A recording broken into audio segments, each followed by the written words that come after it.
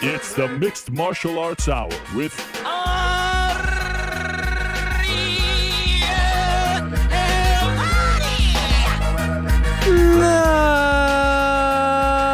Mixed Martial Arts Hour is back in your life on this Monday, March 18th, 2024. Hello again, everyone, and a happy belated St. Patrick's Day to you. Yes, as you can see, we are covered in green here today.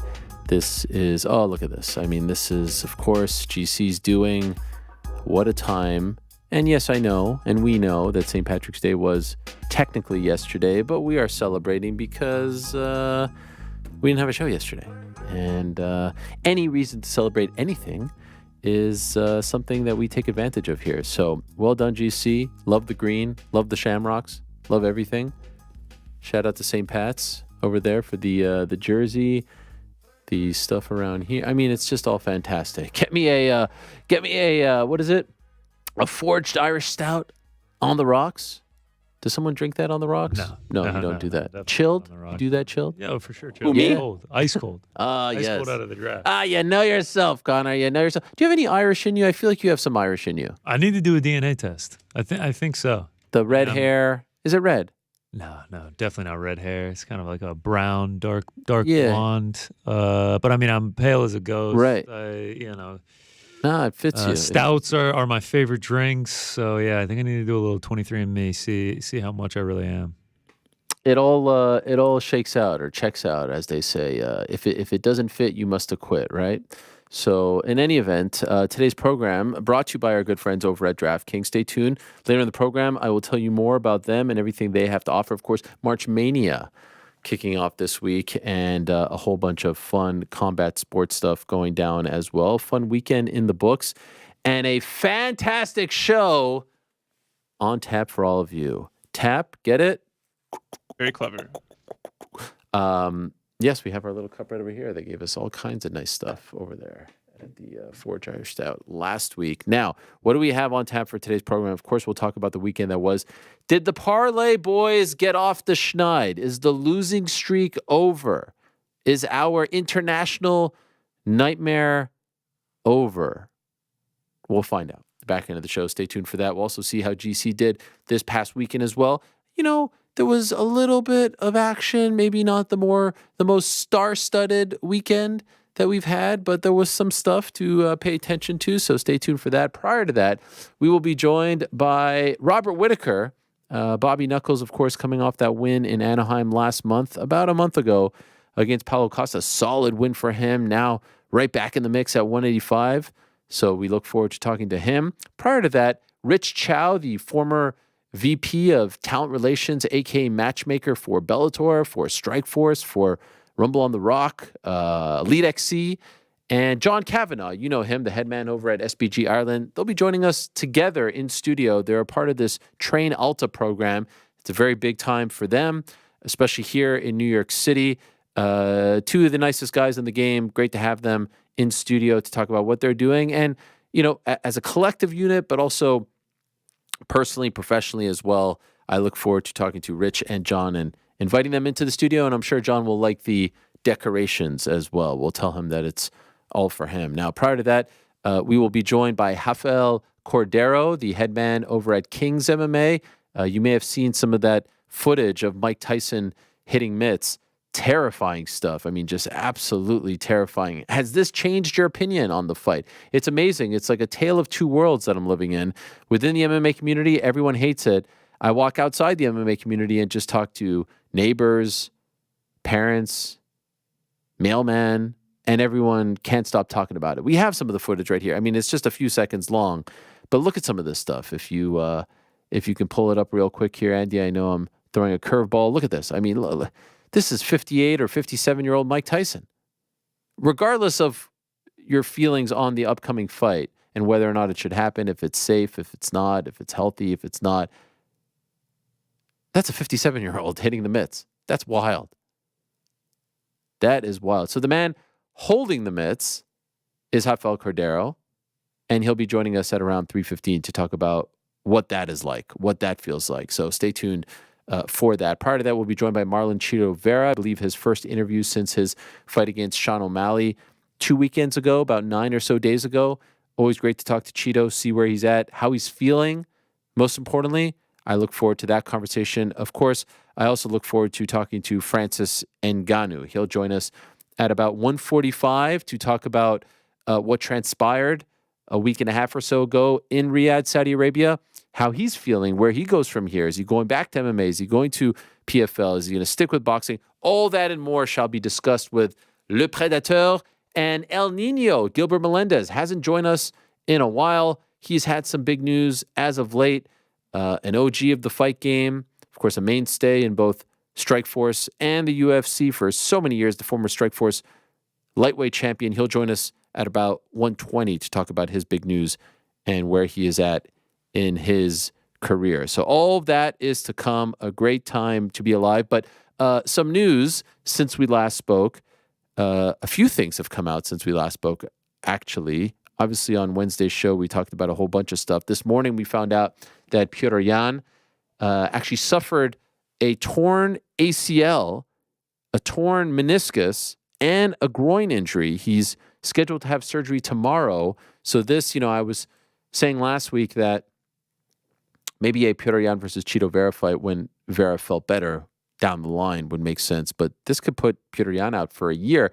This coming after he had announced, well, actually, he hadn't fought in a year. Remember, the Merab fight was last March. Takes a year off, gets back on track. Very nice win 2 weekends ago in Miami. And now he's probably going to be out for another year. So a bitter pill to swallow for one Petr Yan.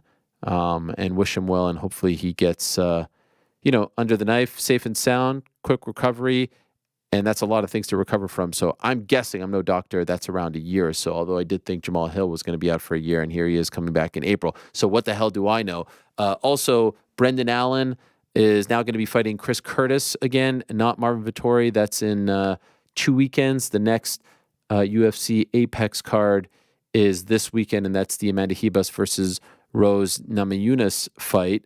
Vettori out. But perhaps the biggest news of all came on Friday afternoon, my friends. Friday afternoon, we found out that UFC 301 will in fact feature a title fight, and it will in fact be a UFC flyweight title fight. We were debating, would it be Brandon Moreno if he beat Brandon Royval in New Mexico, or not New Mexico, in Mexico City. Obviously, that didn't happen. And then we wondered if it would be Brandon Royval against Alexandre Pantoja in a immediate rematch for Pantoja because he just beat him in December. And obviously, that's not happening. And then we were wondering, is it going to be Muhammad Mokaev because he's undefeated in the UFC and is on that long winning streak and has some buzz and some hype around him. And it's not him as well. Who is it? It's Astro Boy. It's Steve Erceg. It's Steve Erceg versus Brandon Royval.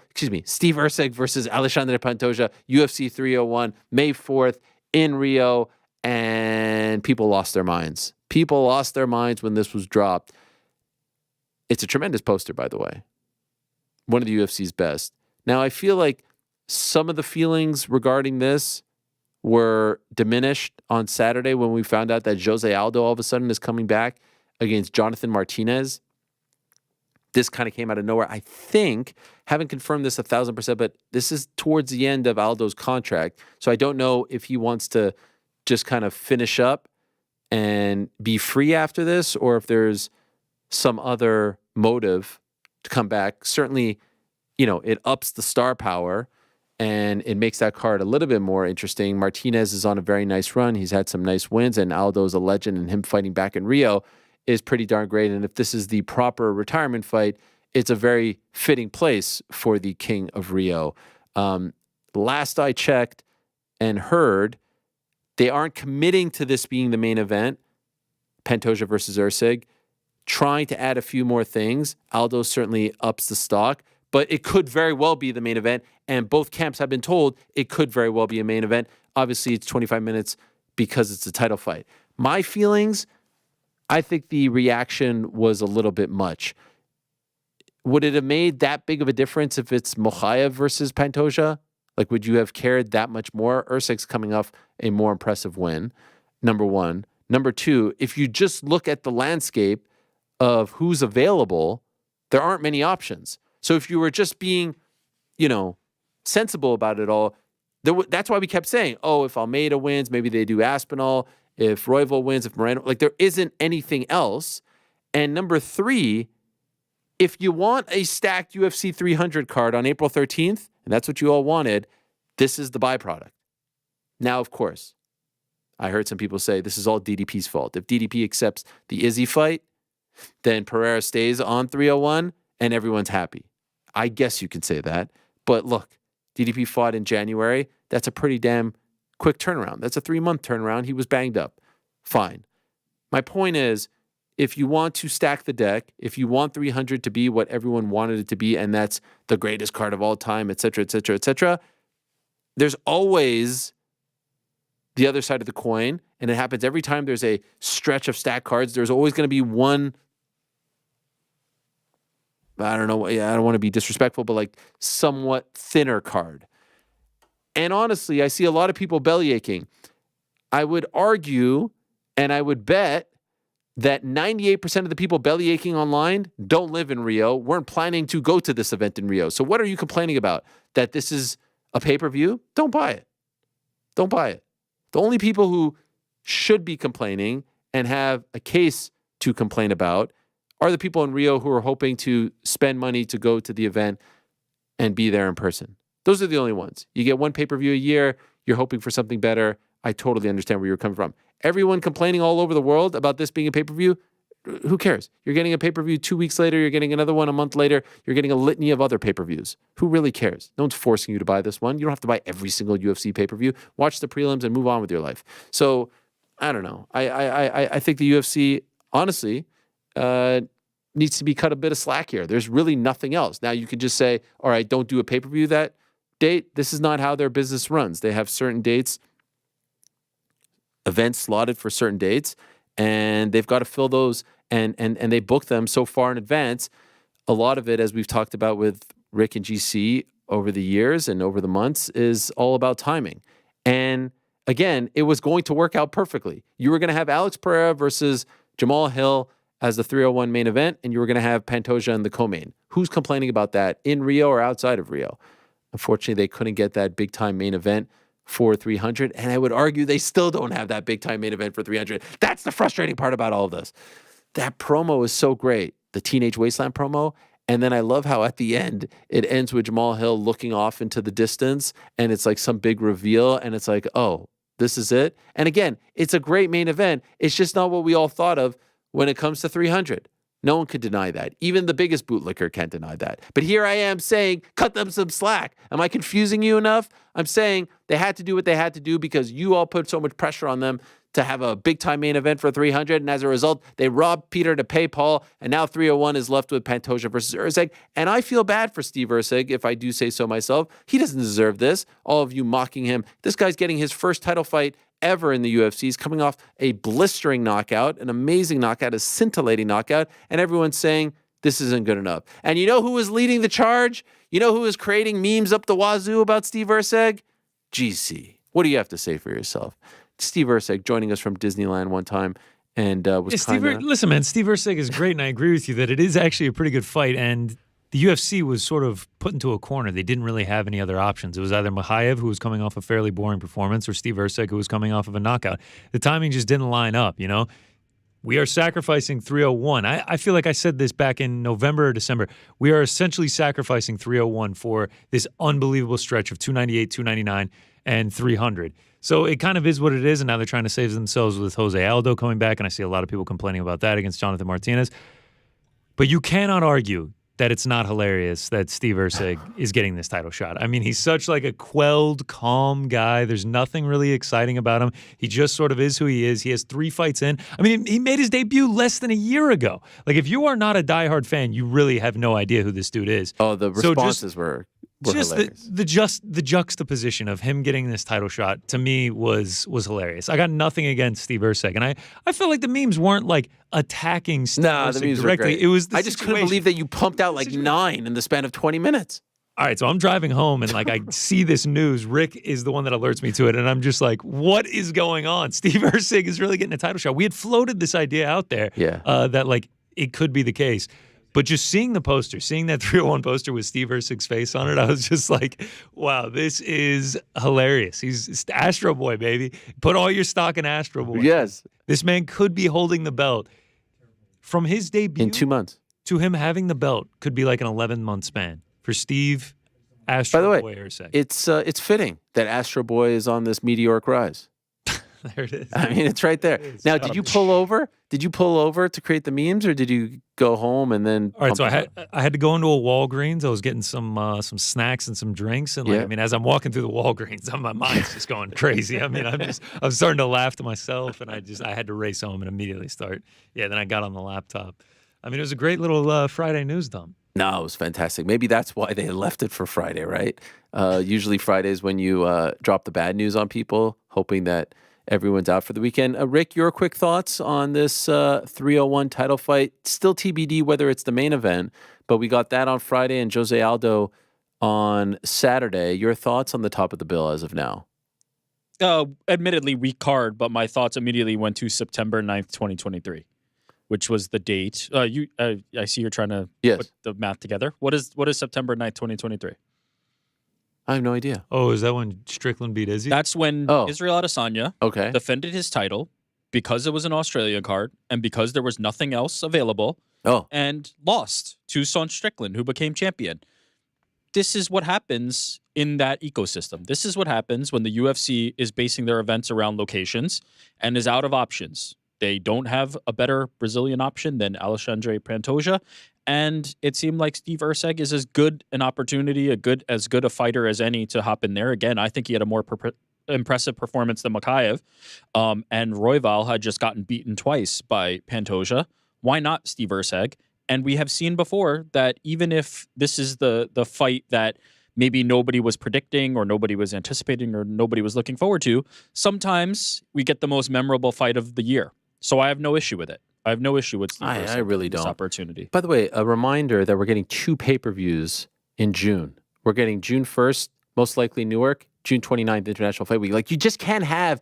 Now, you can have a larger discussion. There's too many shows, blah, blah, blah. But, like, if this is what you want, if you want big shows every few weeks, there's going to be a lackluster one mixed in there. My biggest question is, who did you want them to book? Yeah, there was on 298, 299. Well, I think people are still holding out hope that Alex goes out there, absolutely demolishes Jamal Hill, and then all of a sudden is headlining. I mean, that's a dream. That's the new, like, who's going to headline 300. It is crazy though that you got guys like Bilal out there, just like, you know, Marab begging for title shots, 10-fight winning streak stuff, and Erceg just waltzes right into it. Like, again, nothing against Steve Erceg. It's not like he has supreme star power. When it comes to this, it's not like he's Alex Pereira and he has this, you know, deep-seated rivalry with Alejandro Pantoja. No, it's amazing. That's why I love so much. He's about just it. working out for him. It is. It is entirely a product of the location. There's no other way to. It's not just location. It's really location plus 300, 299. They stacked the deck with 299, 300. But if it was happening in any other location, if this card, there's no one available on the back. Well, I mean, Leon and Bilal could potentially fight somewhere. There's other big main events that are possible to make. It is strictly because this is happening in Brazil. And then you break down, like, Royval had to beat Brandon Moreno for this to happen. And then there's the whole Amir Albazi being hurt situation. And then Makhachev has a sort of a lackluster performance, and like all these things, Manel Kopp with the weight issues, all these things had to fall into place for Steve Erceg to get this shot. Like, I love it. I love everything. And imagine if he capitalizes on it. Imagine if he goes. Why can't he? Wins. Why can't he? He very well could. He's so crazy. Steve Erceg is not a low-level fighter just because he has not had the number of reps that somebody else has had. I think this is a fine fight. This guy was like a plus 300 to David Dvorak in June of last year, and now he is fighting for a UFC title. One win away from being champion. It is amazing though. If they book any other main event for 300, anything, Leon Bilal, DDP Izzy, then no one complains about that. You have Pereira Hill, and then this is the co-main event, and people are like, all right, great. Yeah, and no one would have complained if it was Izzy, DDP, or even. Ultimately, if it was Leon Bilal, I don't think anyone would have complained about 300. Like the promo is great, but the end, you watch it, you're like, oh, this is the payout, this is the big reveal, really? That fight made a lot more sense on 301. Like, absolutely. A million DDP finished Robert Whittaker. There was a rip in time and space. Yes. It changed everything. We'll talk more about this throughout the show, and I'm sure throughout the week and leading up to May 4th as well. Fascinating time in combat sports. And in the middle of last Wednesday's show, I got word from our old friend Gilbert Melendez, El Nino, that he was getting back into the fight game, but not as a fighter, as a promoter and an owner as well, with an old familiar face, Scott Coker, the two Bay Area legends coming together to bring a new player to that scene. And so I was very curious about this. It's been one of the best scenes in MMA history, and it's great to see it coming back to life. And so I wanted to talk to Gilbert about it all. He's kind enough to join us. There he is, Gilbert Melendez, my old pal. Hello, Gilbert. How are you?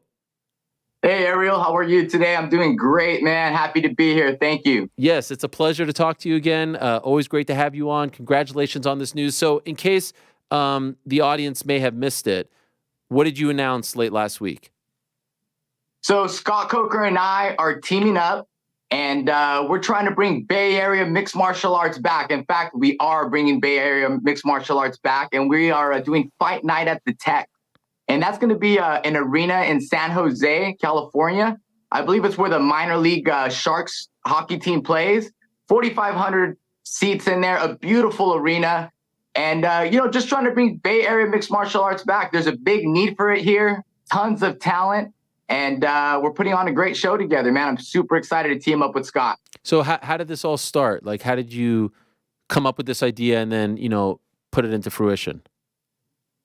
Well, since about last year, I've been pushing Scott a little bit. Maybe we can get back in business. Maybe I'll fight. I expressed I really wanted to get in the fight business and promoting shows, and was really asking his advice. And and once upon a time in MMA, there was no mixed martial arts in California. And Scott Coker's the man who actually brought MMA to California in 2006. And in about 2012, it kind of went under. It went under, and there's been a need for it. And so I've been pushing him. I have a lot of amateur fighters. There's a lot of great fighters here that need that opportunity. And then he started planning his own show a little bit, and I kept pushing him that I wanted to do mine. And as he was in the works, he pulled me aside and said, "Listen, Gil, let's team up. Let's do this together." And I was super excited to get that opportunity to team up with him. And now we're going to be side by side working together. I have a lot to learn, but I get to be by Scott Coker's side, and we get to blow up this organization together. I love it. Now, are you the sole owners of the organization, or are there other people involved as well? Well, there's other people involved. Scott Coker's the executive producer. He's the money guy. He's the brains. He's been behind it. He's been in the sport for a long time. I know what I bring to the table. I've been in the sport. I'm a champion. I'm a commentator. I've done a lot in the sport, so I'm going to be the spokesperson. But again, I'm also going to say it. I'm going to be Scott Coker's apprentice. I get to work side by side by one of the greatest promoters in combat sports history. So we're teaming up. There's other people involved, but it's going to be him and I. And I have a lot to learn, but I'm excited to work side by side with Scott Coker. I had heard several months ago that you were contemplating a comeback, maybe in MMA and bare knuckle. You were weighing a few things. Is there any chance that you'll fight on this promotion? I think there is a chance I may fight. Okay. I would love to come back. I think my interest is boxing. And as fighters, boxing is very tough. It's a tough sport, but we all know it's better than getting kicked in the shin, getting kicked in the arms. So, maybe we'll do some boxing with our show. We're martial artists. We want to do, like, this first show is going to be a Muay Thai, kickboxing, and MMA. But who knows what the future holds? And again, this first conversation with Scott and I, when I started talking to him, I was like, "Hey, man, let's get me back in the fight game." And, we're throwing ideas around, but we did come to the conclusion, let's start with this fight show. Let's bring some eyeballs back to the talent here in the Bay Area. So the first event is May 18th, right? And as you mentioned, Muay Thai, kickboxing, and MMA. Is that why, correct me if I'm wrong, the fights will be held in a ring, not a cage? Yeah, Ariel, the fights are going to be in a ring. We're super excited about that. I'm pumped about it. Someone who's fought in Shudo, someone who's fought in Pride, that's kind of, to me, the roots of mixed martial art. I think it has a really classy look. And more importantly, it increases the action. I think there's an art to cornering a fighter. And there's also an art to being elusive and getting out of the corner. So if you can be elusive in a ring, then rightfully so. I feel like I had trouble in that large octagon for people sticking and moving. I think people like Mark Hunt would have succeeded in MMA in a ring. People like Nate Diaz, people like myself, aggressive fighters have trouble in that large cage sometimes, or the circle more so. And with corners, I think you can actually tactically corner your fighter. And if you can escape a corner, you tactically escape the corner. So I think it's going to improve the action. And again, I'm just a big fan of Pride. I thought that's where my career was going to start and end over there. It has a real classy look. And yes, we want to do hybrid shows. And that's why we chose the ring. What I always loved about Strikeforce back in the day, and I got to go to those events like pre-Showtime, like the ones that were on HDNet Fights and whatnot. There were people that the MMA fans outside of the Bay Area had never heard of, but it was very clear that they were selling a boatload of tickets. The business model was brilliant. Like I remember one event in particular was headlined on TV by Bobby Southworth versus Babalu. And then that event ended, or that fight ended, and then these two guys, one was 1-0 and the other one was 0-1, and they had fought each other. They were kickboxing legends from the Bay Area, and they come out and the place erupts like it's Nate Diaz versus Conor McGregor. And I'm like, oh my God, all these people are here for these two guys. You may even remember who these guys were. And I had no idea who they were as an MMA guy. And so I'm wondering, are you going to try to do the same thing where you just tap into Bay Area talent, or are you open to anyone outside of the Bay Area as well? Man, I love that you said that, right? Because like Bay Area is one of those. I'm from Southern California originally. I moved to the Bay Area in 2000, and there's so much Bay Area pride here. You could see it for their sports teams and just how the people show up for their community. And yes, that's exactly what we want to replicate. In the Strikeforce days in 2006, March was the very first one. I was on it against Harris Sarmiento. The main event was Cesar Gracie versus Frank Shamrock. Nate was scheduled to be on it. Kung Lee, I believe, was on it. That's all Bay Area talent. And there's a bunch of history here, Bay Area gyms. And now there's like descendants of these fighters. They're students in a bunch of gyms out here. And that's exactly what we want to replicate, man. There's been like huge fights. Like, for instance, like you said, I fought Clay Guida, co-main event. It was crazy in there. The main event was Alistair Overeem versus Vitor Belfort, but I don't believe it was televised, but there was like 14,000 people in there, and it was going nuts, So the Bay Area, we love a party, So I think we're going to focus on that Bay Area mixed martial arts, really develop the talent out here. There's so much great talent, Ariel, and it's unfortunate. This is an expensive city, and just alone, it's fortunate for all mixed martial artists. I think sometimes they give up on their dreams because there's really no platforms or no avenues or no opportunities out there.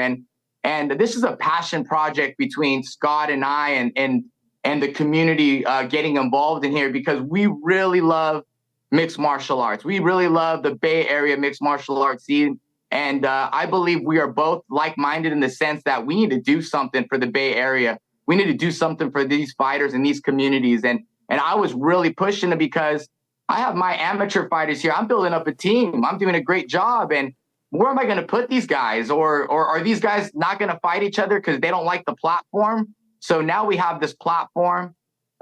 We have where people are going to be willing to challenge themselves on this platform. They're going to get some eyeballs on it. It's going to be worth the risk. And you know what? It's also important to have like your Josh Thompson. Like I'm Gilbert Melendez. I have my Josh Thompson right down the street, an hour down the road. My rival, and we lifted each other up. We needed each other to become who we are.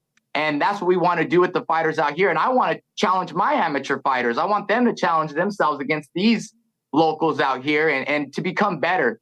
And I've been around the sport area. We see it. And some of these fighters now, 2-0, 3-0, I'm going to take easy fights. They're trying to do the boxing model to make it to the next level, and that's not where MMA should be. It should be like beating the right guys and climbing the ladder and challenging yourself and improving, so that's what we're really focused on. I love it. Are you in charge of putting together the fights, or do you have people that will be helping you as well?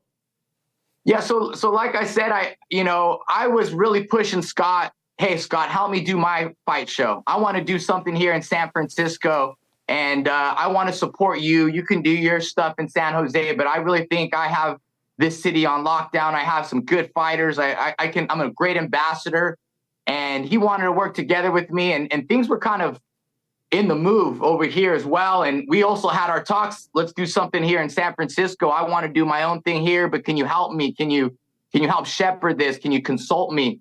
But to my surprise, he pulled me aside and said, you know what, Gil, let's join forces. I want you to be my spokesperson. I want to show you the ways. I think you're the right person for the job. You truly love Bay Area, MMA the way I do. I want to show you how it's done. And basically, Gil, you could be my apprentice. I'm going to show you this game and join forces with me and help me blow up Bay Area mixed martial arts again. And, I said, man, Scott, you do that for me? And he said, yes. And I said, wow, this is, let's do it. So there is a team, Joe Tanadora is a promoter out here. He put some fights together. I made sure I got some of my amateurs on the card. I do plan on having more and more involvement with the matchmaking. I'm learning more about the Bay Area fighters. And let's be honest here. It's going to take time for people to understand that I'm going to try to take Scott's role, but that's my goal. That really is my goal. And it's going to take time for the Bay Area to recognize that and for me to get their respect in that department. But I'm a fighter, Ariel, and that's what I do, and now I'm going to put my fight energy into this and building Bay Area mixed martial arts with Scott. So yeah, my goal is to learn everything, but also I get excited but I have to take Scott's lead, and he's going to tell me which way to go. And of course, he's all ears to my ideas as well. So if you're outside of the Bay Area, can you watch this on any type of platform, streaming platform, anything in the works there? So yes, there's things in the works. I can't announce nothing now. But I believe we will have something announced where people can watch, stream, or get it on some sort of a platform to watch. So we do want the whole world to tune in and see the talent. But as Scott says, he said, back to the basics, Gil. Let's sell some tickets. Let's blow this place up. Let's get all the Bay Area community. And I do know a little bit about the fight game, Ariel, and I know how the game works. People are providing content, and that's how they make their money, which is great, but I believe this promotion here, hey, we're in the Bay Area. Things are more expensive, but, we're selling tickets for $100 here. And, which I think is fair in the Bay Area for great seats. We got front row seats for $300, all you can drink, but the goal is to go back to the basics and get that whole MMA community behind it, and we want people to come out here 4 times a year and show out and just, the battle of the Bay, battle of the gyms, and just have a fight night at the Tech and just display our skills to everybody. So is that the goal, 4 events a year? Yeah, that is the goal, 4 events a year. And I'm trying to tell them to come to San Francisco, but San Jose looks like it's our home base. And you know what? Rightfully so. So much magic in the SAP Center, HB Pavilion, whatever it is now, where the Sharks play. And now we're in the minor league area where it's that 4,500 square foot. But I think we do belong here. That's where the roots are. And it's a perfect Bay Area location for all the fighters. I saw just this morning, Jessica Rose Clark is on the inaugural card. Yes, that's true. That's true. I believe she's doing some Muay Thai. And yes, she's an Australian, but she's now like a Bay Area native, right, training with Kieran Fitzgerald at CSA. And again, we're martial artists. I think it's amazing that she's succeeded so much in MMA and a heavy grappler and getting better in her striking. And I know she wants to explore the striking dimensions. And now she's, I believe, doing Muay Thai on this event. Okay, I love it. So some recognizable names, but also I really miss those days, man. I don't know if it's just us getting like older or whatnot, but like I think back to you versus Josh #1 in June of 2009, I think it was. Like those were magical events. It was really a special time. And I don't feel like we have like these sort of like these territories anymore in MMA. And I hope that this is the beginning of reviving that area, because there was no better territory, in my opinion, better than Vegas, than the Bay Area back then. No, absolutely. You know, and that's really our mission. Like I moved to the Bay Area in 2000. And, you know, and there was the legendary Fairtex here. You know, Alex Gong brought the ties, all the ties from Thailand to San Francisco. Ralph Gracie Jiu-Jitsu, Cesar Gracie Jiu-Jitsu was huge, you know, at that time. You know, and this area was thriving with mixed martial arts. And then again, like I said, in 2006, Scott really took it to the next level when he brought Strikeforce here. And all that talent was here. And I really believe that talent is still here. And it's sad to say that some of that talent, you went a different direction because of the lack of opportunity. You know, Bay Area mixed martial arts hasn't really been the same since 2012. I think 2013 was the last day when I fought Benson Henderson in the UFC. That was like the last Bay Area representation. Since then, like Scott will say, like the Bellator cards weren't very Bay Area. You know, they had a lot of, you know, international fighters and the energy in the crowd just wasn't the same, you know, and because we didn't highlight the Bay Area fighters. And these gems are here. There's some diamonds in the rough here. I believe I have some diamonds in the rough here, and they need that platform. They need that experience. And again, there's so many gyms out here, so many great coaches. Coach Kane is like around the corner now. You see myself coaching, you know, Dave Terrell's a coach. Uriah Faber's a coach. There's just like these old generation of guys who fighting our coaches now. And there's some talent here, and we want them to pursue their dreams and continue on their paths as mixed martial artists and not quit and get that day job and hang up the gloves. What are the chances you fight on this May 18th card? No, not fighting on this May 18th card, you know, and I think that's going to take some time. Okay. This is my fight right now, you know, but I do want to fight. You know, I would love to fight one of these days, and I stay in shape all the time. I train with my team. But right now, like I'm in the giving stage of my life. Like I know my fight career is done, right? I would love to fight for myself now, which would be fun, but I'm in a giving stage. And again, that's why I was pushing Scott so much. I have these really good amateurs. I have 2 on the card, Skyshin Jones and I have Antonio Vasquez, both undefeated prospects. I have some more on the sidelines that I hope to develop. But I just really wanted to help them. I'm like, you know, what Scott did so well, and what I told him we need to do is we need to bring back this Bay Area ecosystem. And we had such an amazing ecosystem where we all fed, we all ate on it, we all challenged each other. Some of us didn't like each other, but we respected each other, and that was super important to create. And as I was building my team, I'm like, man, we need more to this ecosystem. And, you know, that's where I started pushing Scott, let's do something. Let's bring more sports back, or let's bring MMA back. And, you know, and that's where I'm at. I'm in a giving phase to my community. And now I'm trying to extend my reach to the MMA community and not only promote my guys, but promote the talent out there, because that's important for the growth of my guys too. Right, Ariel? It's like, we need that competition to grow. So, you know, and to get, you know, on a platform to challenge yourself under a huge stage, I think that's huge. So I'm in that giving phase, but I love training with these guys. I run, I stay in shape, and, you know, I'll be ready to go, Ariel. You know what's up. I love it. By the way, a couple weeks after that event, your old friend Nate Diaz returns. How do you feel about this boxing match against Jorge Masvidal? Oh, I feel great about this. I'm glad you asked me about that, because, man, you know, I've seen people talking about, you know, Nate's career and what he's done in MMA, and you know, Nate is such a savage, and he's a warrior and fighter. And, you know, and I look back on I've been in his corner quite a bit, and I've seen all his fights. And I always feel like the time has always been against him. You know, you go back to all his victories have been great and finishes, but a lot of these losses on his record, you know, people were talking about him like, hey, man, he was on his way to winning. He just lost scorecards, never lost the fights. He's a warrior. We saw what he did to Leon Edwards at the end. He always finds a way to win. So if you look back at Nate's record and all that, he's done so much. And if there was 2 more rounds, he would have beat most of those guys. You know, I remember Clay Guida, Joe Stevenson, all these guys. Oh, he was on the verge of beating him. Time ran out. But fast forward to this fight, I'm super excited for Nate. What a huge fight for these two. I had the chance to fight Jorge Masvidal. He's a great striker. He's a sniper. He sticks and moves. He's explosive.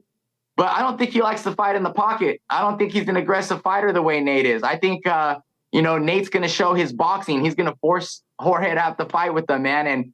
And Nate is a pace pusher, I like to say. And Jorge's not going to have any other skills to fall back on. He's going to be forced to box. He's going to be in a ring. He's going to get cornered, and he's going to have to bang it out with Nate. And I'm super excited. I think this is great for the sport. There was once a time over a decade or so ago, you were one of the most sought after free agents in the game.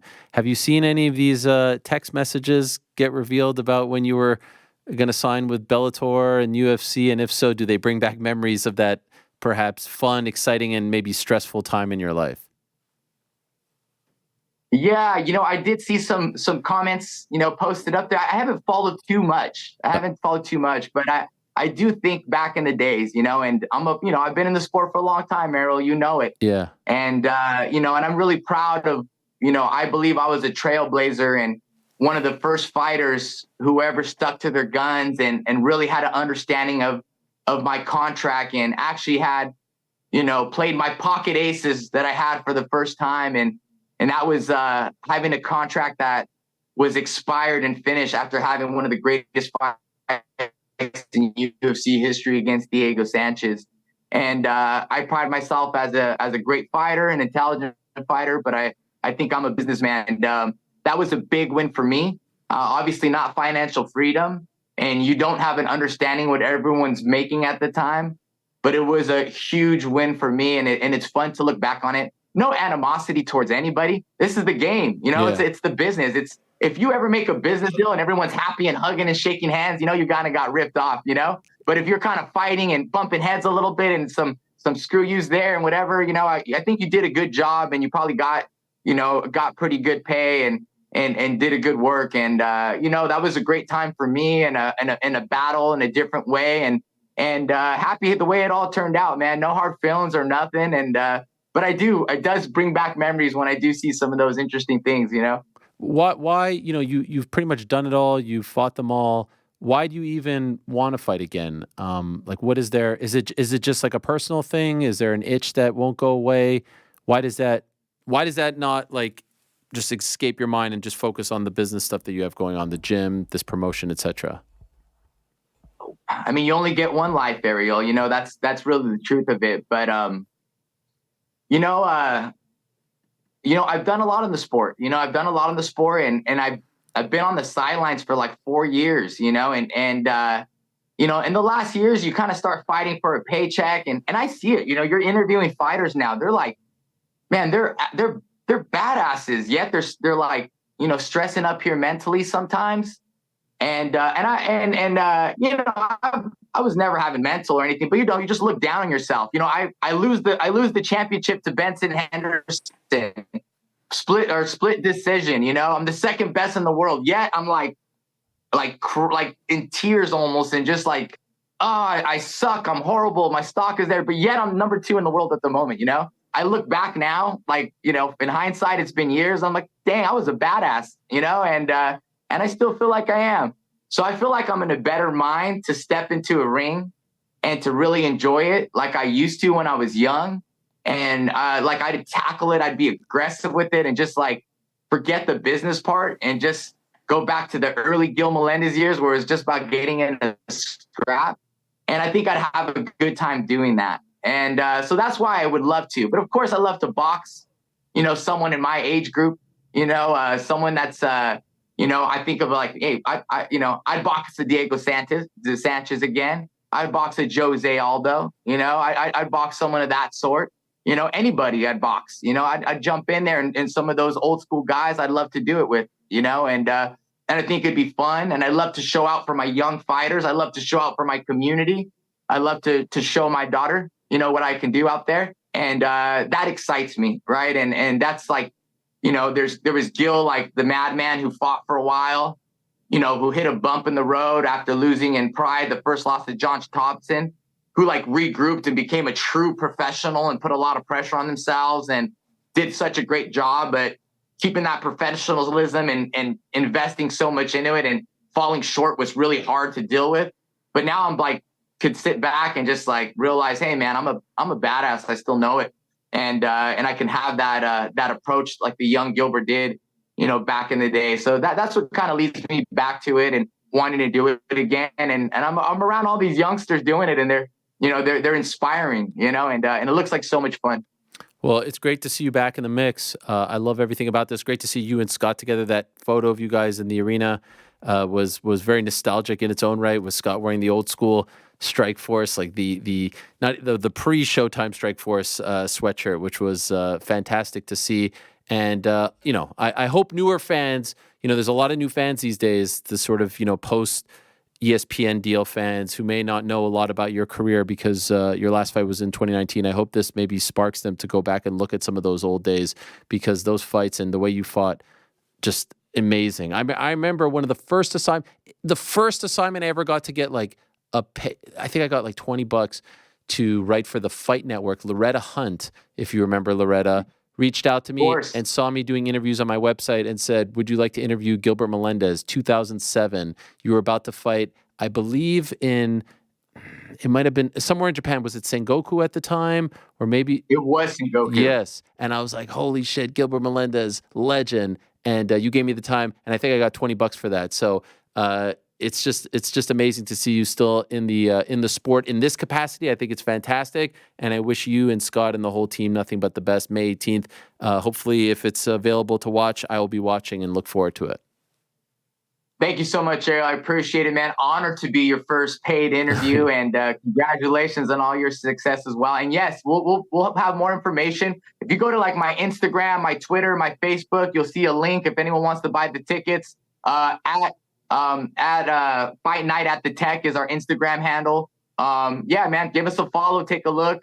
Bay Area, come out, man. Ariel, hopefully you can make it out here as well. I look forward to that. Thank you, Gil. Good luck and congratulations. Thank you. All right, there he is, Gilbert Melendez, El Nino, an absolute legend of the game, and very excited for him, for Scott, for the Bay Area. Like I said, there was once a time, no better place to watch MMA, no better fan base. If you're in the area, go check them out, May 18th. Fight Night at the Tech. All right, very excited to talk to our next guest. Obviously, needs no real introduction, Le Predateur, making news left, right, and center. We last saw him a little over a week ago, 9 or so days ago in Riyadh. He has done an Instagram Live. He put out a video on his YouTube channel. Go check that out as well. But he is kind enough to join us to talk about everything that transpired in Riyadh, and perhaps most importantly, where he goes from here. There he is, Francis Ngannou. Hello, Francis. How are you? Hello, Arya. I'm doing good. And yourself? I'm doing great. Thank you for joining us. I appreciate it. Where are you off to? Are you coming to join me in studio? Is that where you're coming? Is it a surprise? I'm on my way, but I might be there in a couple months. Okay. I'm in Paris. Okay. Home of the Olympics this summer. Very nice. All right. So yeah, great to see you, Francis.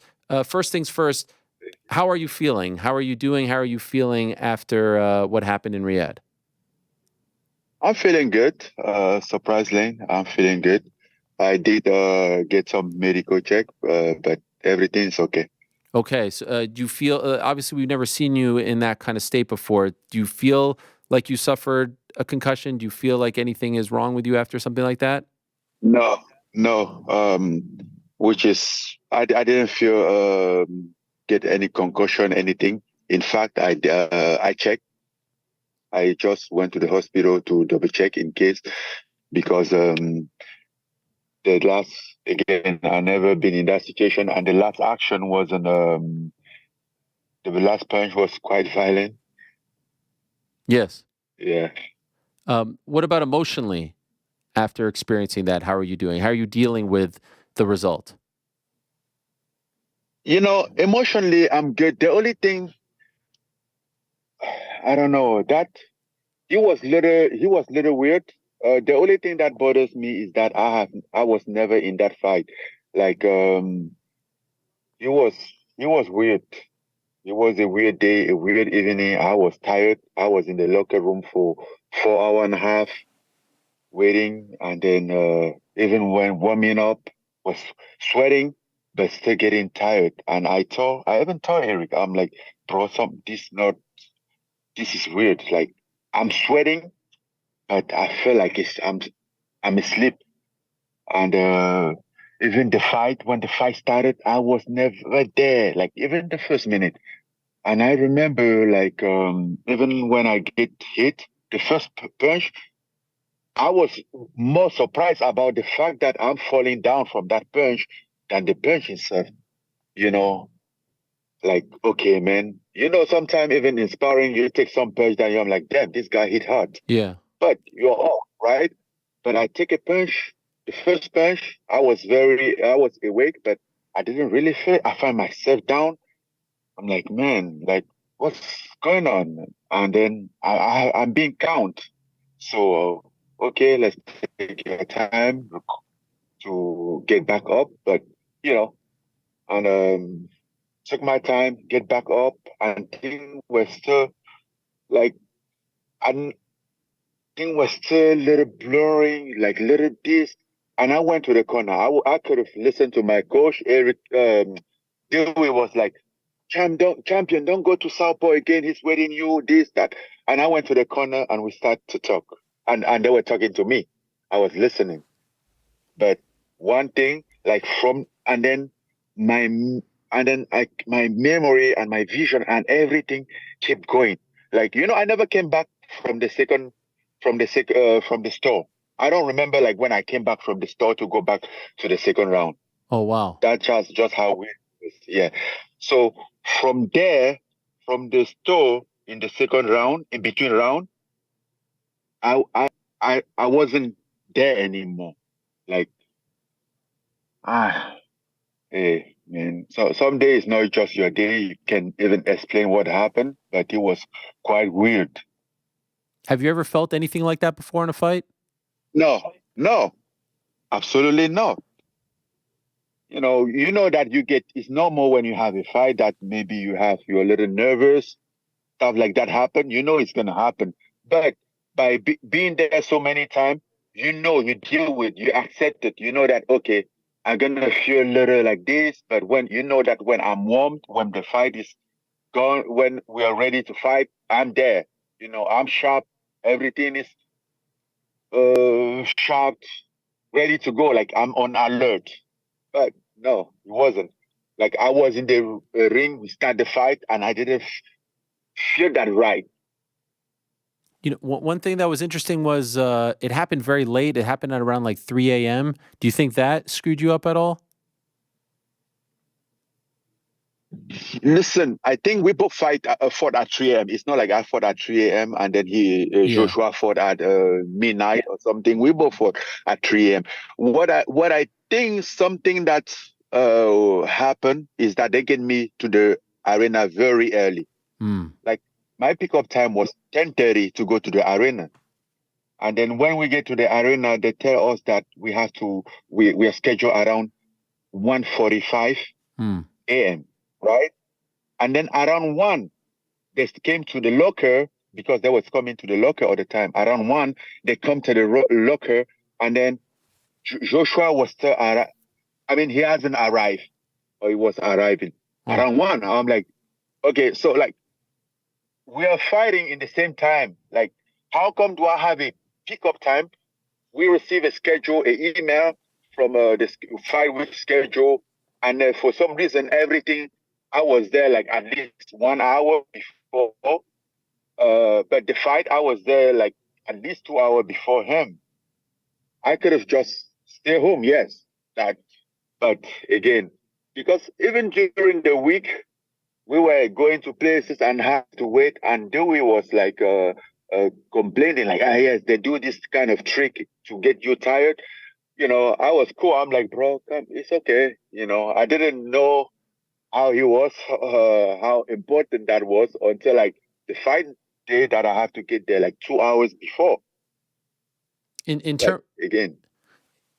terms of how you felt in the locker room, in addition to what you're talking about now, as opposed to the Tyson fight, did you feel more nervous this time? Maybe because the title shot was at stake. How would you compare the two?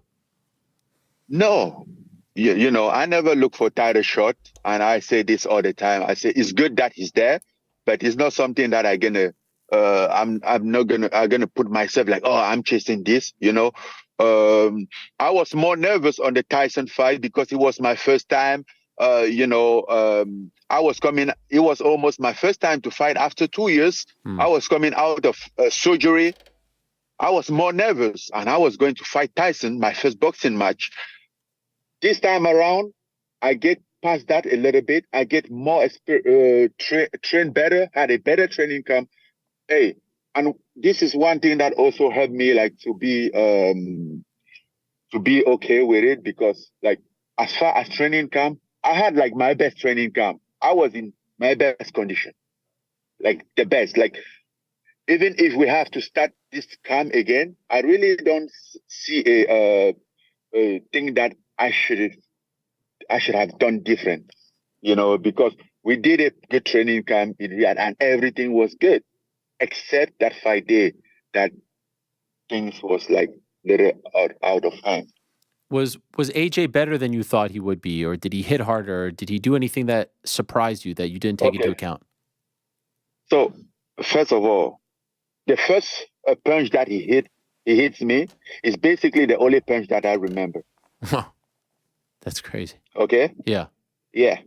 That was the only punch that I remember. The second punch, I wasn't there, and I never remember being there for the second time, right? But the first one, he wasn't hard. It wasn't that hard. He wasn't like, oh man. It was like, really, like, am I tripping? Like, am I slipping or am I falling from the punch? No, I'm falling from the punch. I was surprised from falling for that punch, from the first time. I mean, obviously, then when you see the fight goes on, I was in the same place. I was static. So yes, he loaded his forces, but at that time I wasn't feeling anymore. I was somewhere else. Have you watched it again, the whole thing? I watched. Usually I don't watch my fight. I never even the Fury fight, I never watched. Really? Sometimes I just see highlight, because I used to, I record my fight in my mind and I know every single step of the fight, like every single. So most of the time I don't have to go back to watch. I know exactly what happened, and I don't really like enjoy watch my fight. So even the Fury fight, I never really watch, but this one I watched multiple times, okay, trying to understand like what happened. Like it wasn't until I get back to the locker room that later on that I know that I get knocked down twice. Wow. Before the knock. Yeah. But one thing that reassured me, since I get up inside the ring, since then I remember everything. Like from the moment that I look around and I saw the doctor was in front of me trying to talk, and then I could sit on their lips, talk to me, and then I look next to the cage, I saw my little sister, and then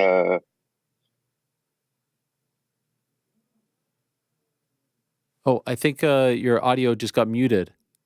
Is that possible? We just lost your audio. That's what happened, yeah. Did you mute your Zoom? Hello? Oh, yeah, you're back. Okay.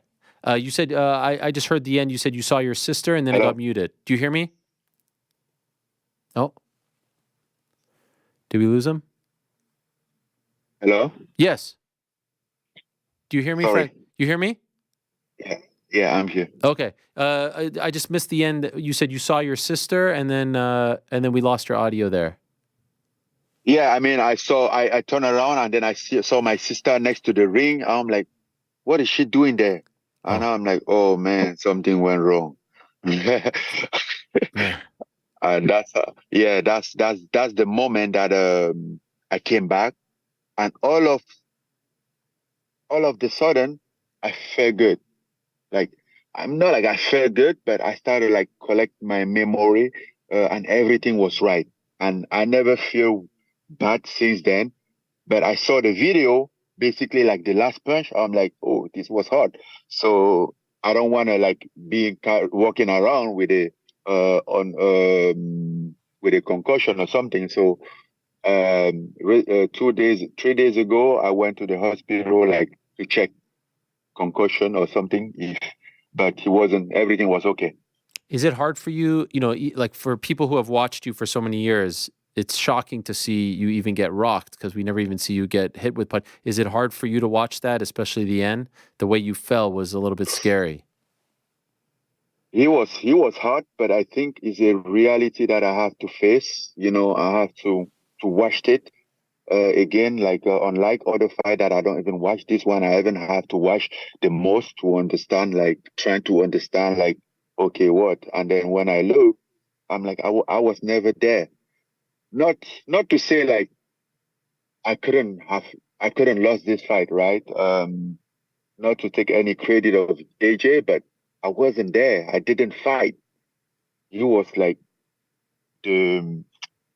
but hey, listen, it is what it is. It happens, we take it and we move on.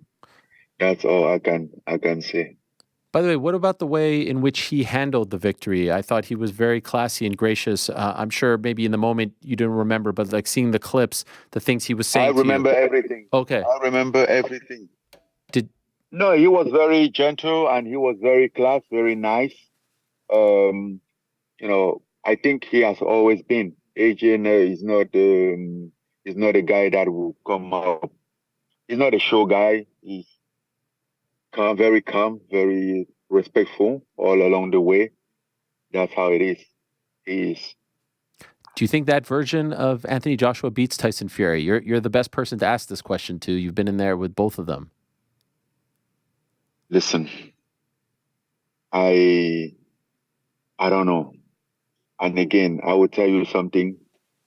It wasn't me that fight Tyson Fury that was there fighting AJ. Right. It was somebody else. He was definitely somebody else. So yes, I lost this one drastically, but still can make that kind of statement.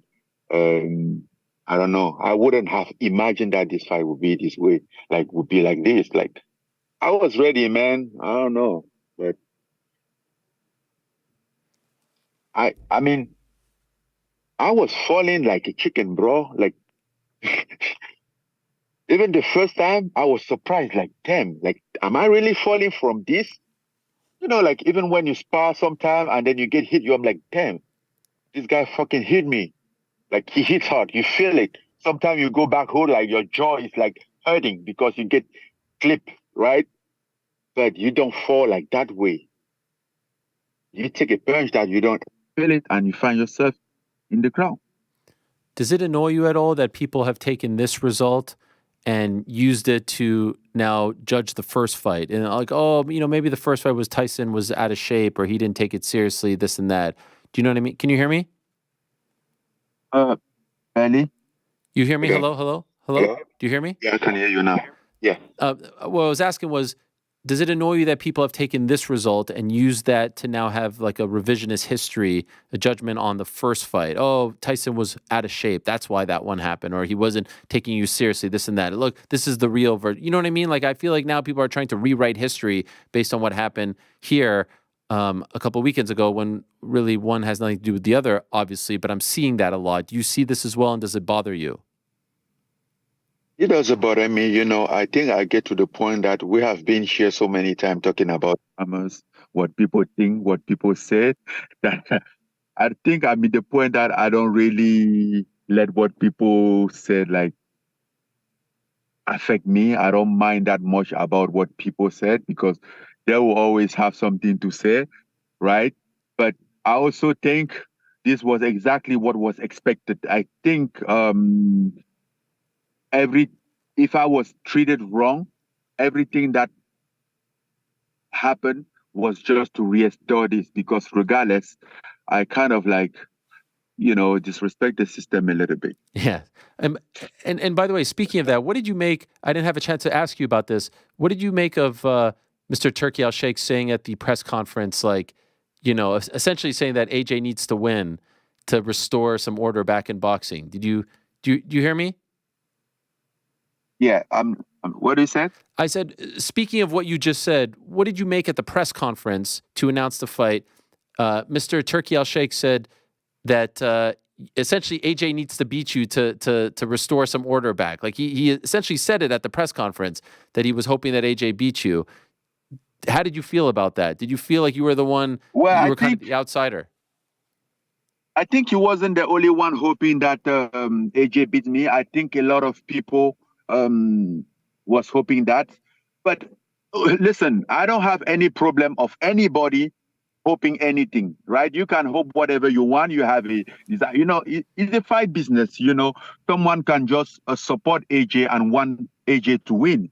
I really have no problem with that. It's okay, but not to help me, not to help him, or maybe as long as you don't help somebody, help him, or take anything out of me, I'm okay.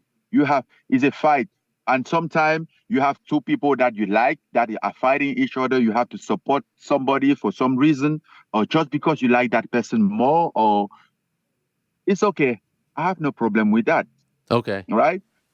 My only problem is if something stand on my way and stop me from performing. I mean, I go there. You think I really walk in the ring to fight AJ? Like, oh, I'm going to beat AJ. No, I'm going to fight AJ, and I know that fight can go either way. So, and I don't have it. I mean, if you're thinking rationally, it makes sense that you think that AJ can win, or will win. A lot of people been watching AJ for a long time. He stands for a lot in boxing, so I truly understand. I'm intrude here, yes. And I have no problem with that. I'm an intrude. I know that I'm an intrude, and it's okay, right? It's okay. Was this the biggest payday of your career? Really? Are you serious? Well, I don't know. Maybe. Well, I don't know. Tyson, this one is this bigger than Tyson? I think it's the most disappointed fight of my career, because no, maybe not, but I don't see it as payday. My payday is up to come. Okay, all right, fair enough. I just was wondering if it keeps getting bigger, right? We know about the Gane fight, we know about the Tyson, so I just want to see if Hey, listen. Last year I was 36. This year I'm 37. Next year I'll be 38. So of course we'll keep getting bigger. Okay, fair enough. What are your doctors saying as far as when you could come back, and when would you like to fight again? No, I'm good. I'm healthy. I just want to give myself some time, but to start training. But I'm good. I'll take some time, enjoy life. I don't know. We will see what's happened. We would take vacation. Then the past 2 months was very intense. Basically, we were all in Riyadh, me and all my team. But ended up the way that it ended. I feel like we need to rest, take some time off, and then come back after. What are you leaning towards? Next fight, MMA or boxing? I'm not going to hold you to it, but what is your heart saying right now? Right now, I don't know. I started to feel like boxing is now owe me something that I have to claim. What do you mean by that? Where the way that this fight happened is not the way that he is supposed to, or that he should have.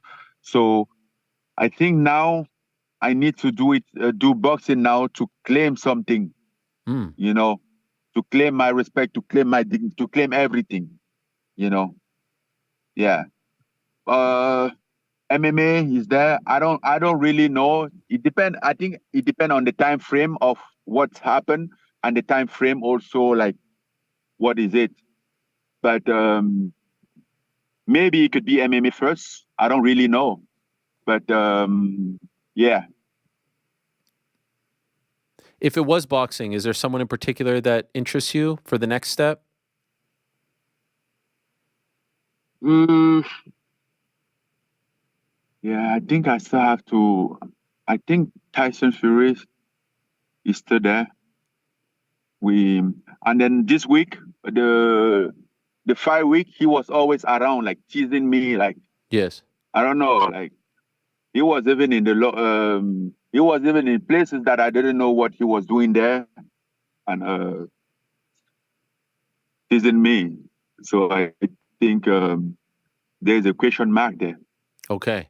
I have to ask, maybe you can weigh in or not, but I had heard that maybe you weren't 100% happy with the way the announcement was made of the winner of the Ryan Bader-Renan Ferreira fight was put together, and that's perhaps why you didn't go in the cage after. If I was unhappy? Yeah, like you maybe weren't told before, and it all kind of happened very quickly that you had to make the announcement on that Thursday before the fight. Is that true? Were you upset about that? Upset about what? I didn't hear exactly what you're talking about. That you remember a couple days before the Bellator PFL card, there was an announcement made that the winner of the Ferreira versus Bader fight would fight you. And that you remember this announcement was made on the Thursday before, and that this kind of happened very quickly and a little rushed, and maybe you didn't love the way it was handled, and that's why you didn't go into the cage on the Saturday after he knocked out Bader. No. Okay. Of course, like he was a surprise. For sure. I mean, he came really fast and didn't let time to process. But I talked to P, and that wasn't a problem. I didn't go in the cage. Like when the fight finished, I was there, and everybody go to the cage, and I was there by my own. I mean, I don't know. It's not my show. I don't like decide to walk and go into the cage or something. I sat there for a little while, applaud Renan Ferreira, and then that was it. Then at some point, I was by myself. I realized I should leave. That's what happened. But it's not like I was unhappy or something. No. Okay, no one told you to go in the cage. You would have gone in if you were asked to. No, nobody told me to go to the cage. Okay. And I wasn't just going there like, oh, let me go to the cage or something. No, nobody told me to go to the cage. I never refused to go in the cage. Does this fight interest you? I mean, he's a great fighter, but let's be honest, not on the same level name-wise as Tyson or AJ or any of these guys. So do you get excited about the idea of fighting him? I think I still get excited of the idea of fighting MMA, you know. Unlike MMA now is like not like the easier one, but it's like the used one. It's now like the grassroots. You know, I know that at least, I mean, in any fight you can lose, but at least in MMA there's a lot of things that I understand, a lot of things that can be controlled than boxing, which is a Wild West. Right. And it's a little bit more comfortable for you, right? You've been there, done that. It's a little bit more comfortable, to be honest. Like, yeah. Do you have to fight in MMA this year? I have my own experience there. Do you have to fight in MMA this year per your contract with PFL, or does it not have to be this year? Everything can happen. I think it's all depend on the time frame. You know, at first he was like, okay, because the winner of my fight and Anthony was scheduled to fight the winner of Tyson Fury and Usyk, which is then he was like, okay, if I won the fight, which I know it wouldn't be the ideal scenario, at least for some people. But if I win the fight, then maybe I have to fight that first.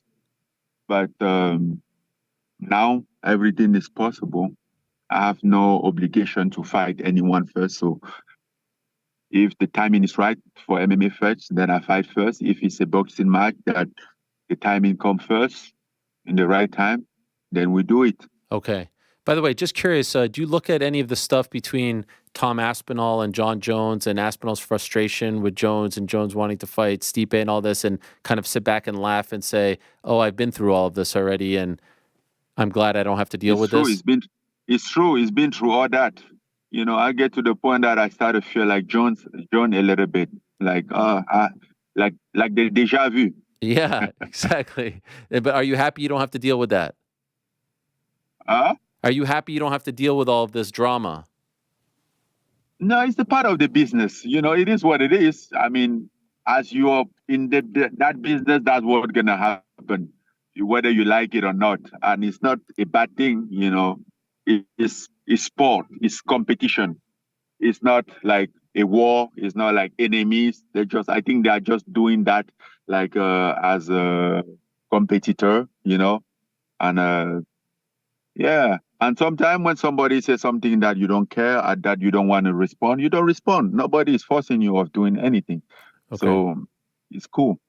Do you have any regrets about, obviously the way you felt is the way you felt, you can't change that, but is there anything you regret about the AJ fight? You know, we had AJ's coach on last week, and he was talking about when you switched to southpaw, they were waiting for that, and they felt like they could exploit that, and you just mentioned Dewey.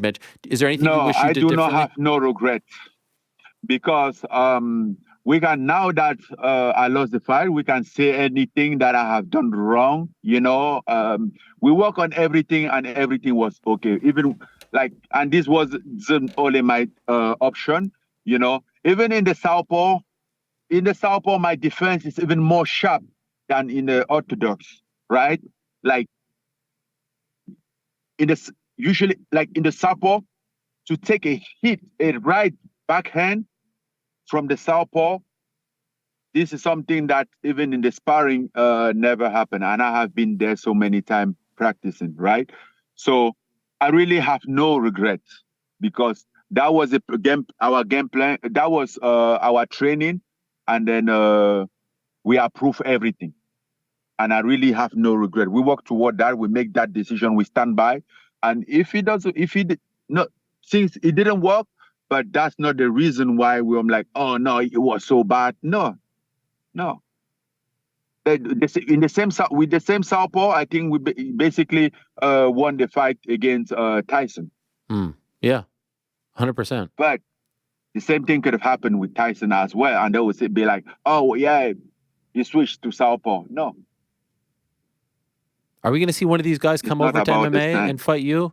That would be a nice little wrinkle, right? One of these heavyweights come over to MMA. Say it again, please. One of these heavyweights come over to MMA. Any chance of that? One of the heavyweights from from boxing come to MMA now. Do you think you could get any of them to do that? No, come on, bro. No, come on. No chance. Why would I do that?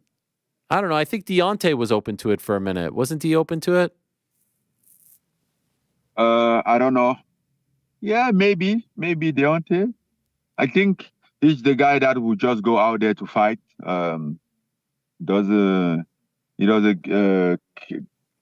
He's not calculating everything like that, you know.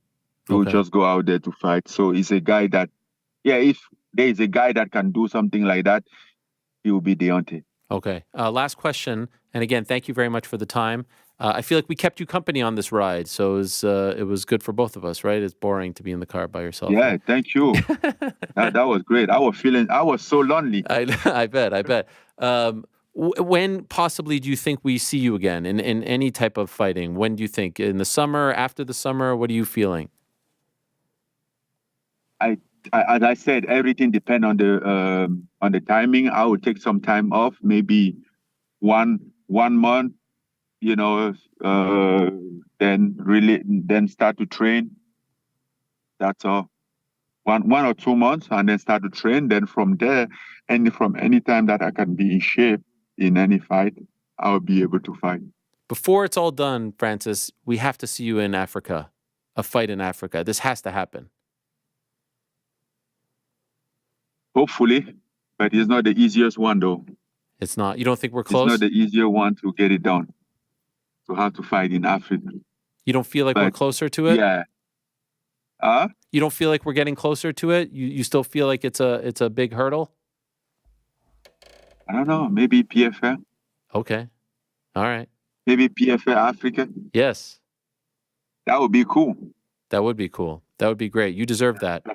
But if I get a fight to PFL in Africa, I think, that would be cool. Well, I'm happy you're okay. Well done once again on dreaming big, daring to be great, and looking forward to when you jump back in there. It's always exciting with you. It's always very interesting, and always appreciate your time, Francis. Thank you so much for coming on and sharing your feelings. I know it wasn't a very pleasant experience to talk about, but means a lot, and I appreciate it very much. So thank you. Thank you, Arya. I appreciate you. Okay.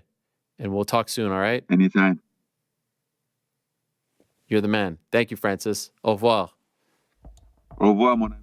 There he is, Francis Ngannou, the man joining us from the streets of Paris, where I'll be in a few months' time for the Olympics, and seems to be handling it well, in good spirits, seems to be in a good spot, and seems to be, I would say, open to any different direction, seems very eager to get back to boxing. I think that line, they owe me something, is interesting. And of course, the good people at PFL are probably hoping that he returns to MMA so they can get that fight, at least one of them, this year.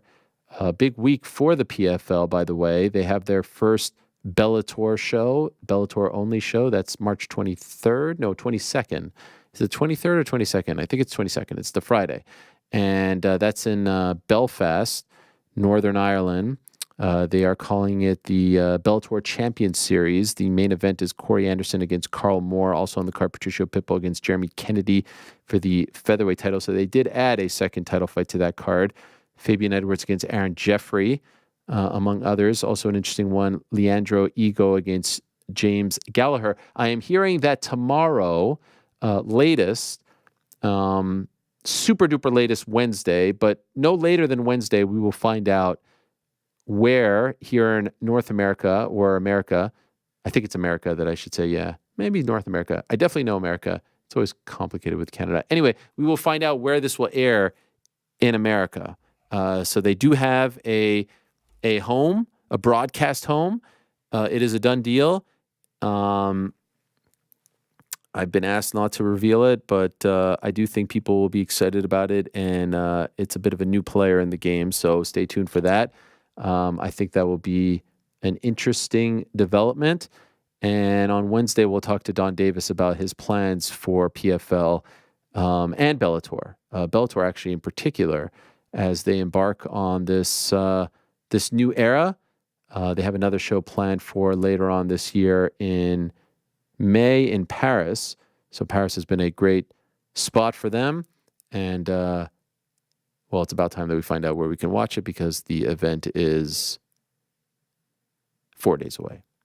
All right, so great stuff there from Francis. We're going to be joined by Chito Vera in about 8 minutes. But speaking of John Jones in the heavyweight division, did you guys see this interaction, first time, between Tom Aspinall and John Jones? It was at a fitness expo in, I think, the Arnold's in the UK over the weekend.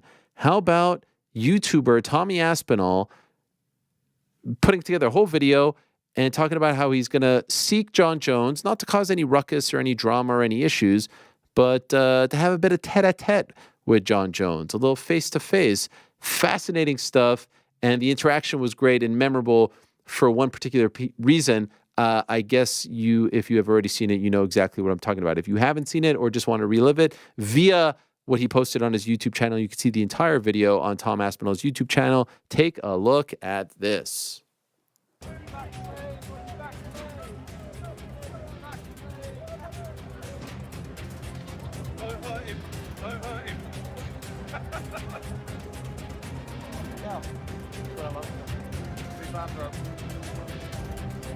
Charlie.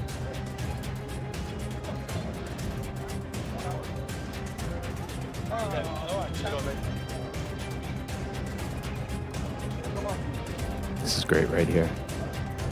So he sees John coming up to him. Yeah, John's ready. John's ready. Just saying hello. Just saying hello. What's going on, man? How are you? I'm all good, man. And there's the move. Hand on the shoulder. John promptly removes it, unlike Sergey Pavlovich back at his career card. It's a great edit right here from Tom. We're gonna do this thing. I would hope so. I would love to, man. I would hope so. Respect, man. All the best. Respect. All the best. We'll do a quick picture. Sure. Yeah? Let's get it. A face-off. No, just no, okay. No problem. No problem. No problem. No face-off. That's great. Thank you, guys. Thanks, John. Appreciate it. Nice to meet you, Tom. I would love to have the honor one day. I would love to have the honor. Maybe one day. Hope so, man. All the best. All the best. How's everything? It's healing. So slowly but surely. Okay. All the best, man. Thanks. Thank you, man. Thanks for letting me come up. Thank you. Double dap up at the end. Yeah. Gave him one big one and then went in for another one. Class stuff Yeah, there. it was good, mate. All peaceful. Aftermath. I want to fight him, but I don't want to fight in an event. I want to have a UFC fight with him. So I just asked if he'll give me the opportunity one day. He said he's healing up good, so we'll see. We'll see what he does. Class stuff there from Tom Aspinall. And it is worth noting, John does have a surgically repaired shoulder. Perhaps that's why he didn't want Big Tommy putting his paws on the shoulder. What do you think, GC? You think that was the reason, or do you think he was trying to alpha Tom Aspinall? I think maybe Tom was trying to alpha him, do the move that he did on Sergey, feel out there, and John just wasn't having it. Okay. It was great, though. Everything about it was great. Also, how do you feel about the "I would hope so" line? Like, it almost felt like a kid going up to a superstar and be like, sir, maybe one day I could be just as good as you. And he's like, yeah, keep dreaming, kid. Maybe one day he'll be there, right? Yeah, I mean, I can see it from both people's perspective. Like, I see it from John Jones' perspective of like, oh, I'm finally getting to meet the guy that was kind of coming after me on Twitter, and I'm considered the greatest mixed martial artist of all time, and he's just up and coming, just an interim champ. So, like, I see why John Jones, like, feels the way he does.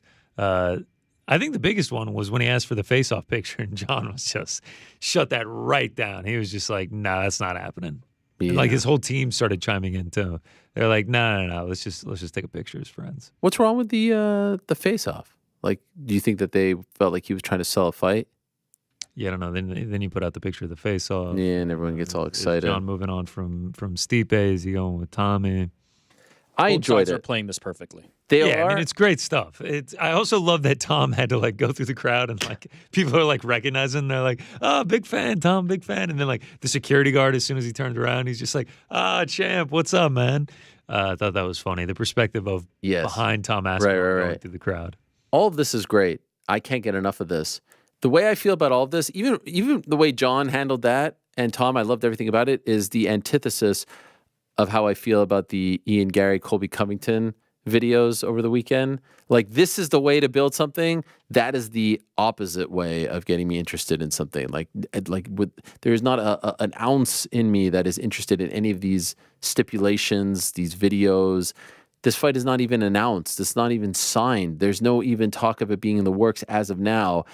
And well, neither is John and Tom. Yeah, I know, but this is getting me more interested, even though I didn't really need more. You know what I mean? Like, there's two ways of going about trying to, like, build a fight.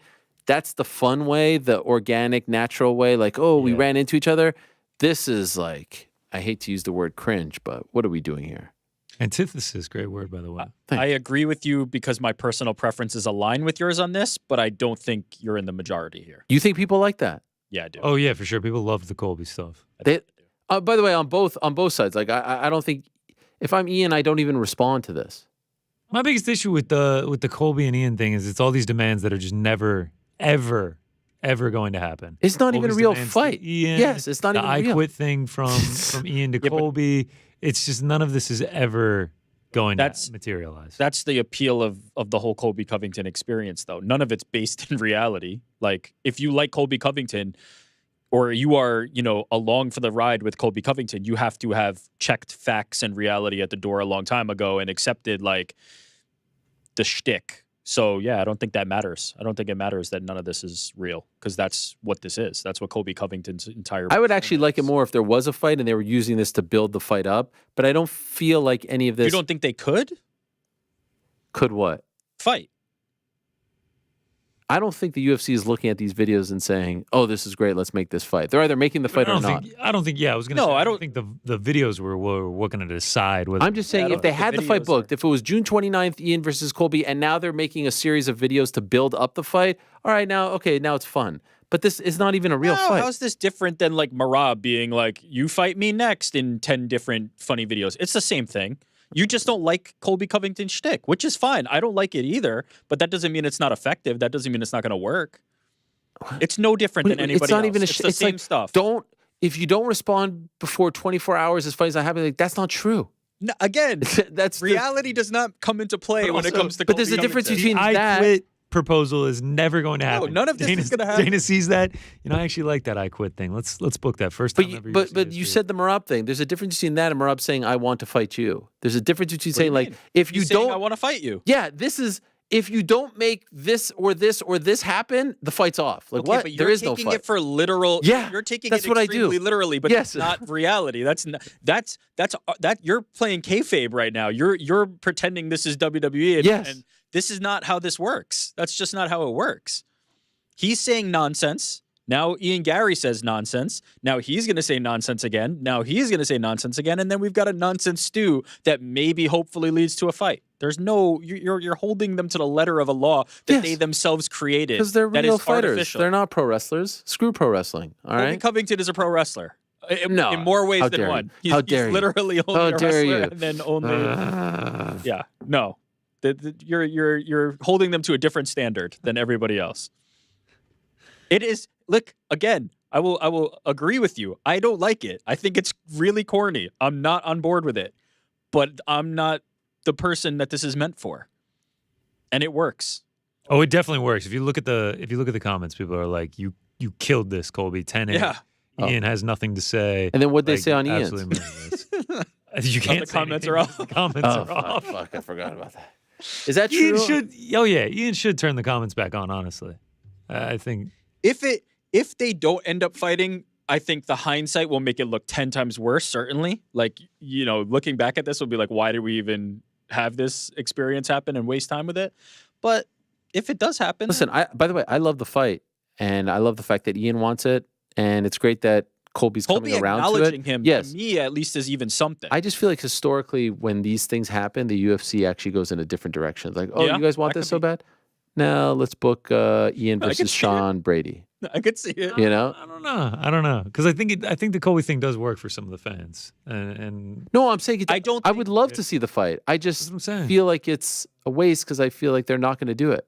I don't think that this impacts it one way or another. I don't think that this makes the fight more likely or sinks it either way. The UFC has their plan, and if they're going to do it, they're going to do it. But, I mean, again, it's Colby's thing. Who would be the favorite in that fight? Oh, Ian becomes the baby face, I think. No. Who would be the betting favorite? Like who? Do you think? Oh, I think probably Ian Gary would. You think so? Wow, that's crazy. And you think Ian's the crowd favorite? Okay, so it's interesting. No. If this happens in Florida or something, he ain't the crowd favorite. I said the baby face. Colby has a lot of fans, dude. A lot of fans, and Ian Gary is the European is not going to be the crowd favorite. No, I'm not saying that he will be the crowd supporting him. What I said is he will be the baby face, right? He will be the quote unquote good guy in this fight, and Colby will be the one who's the villain. Now, will they want to root for that guy more than the good guy in this scenario? Probably. Yeah, I could definitely see that. That's probably the way it goes. I think people will be cheering wildly hard for Colby. Yeah, I actually think that's right. Colby will be the baby face in this, and if he gives Ian Gary that's not first baby loss. face.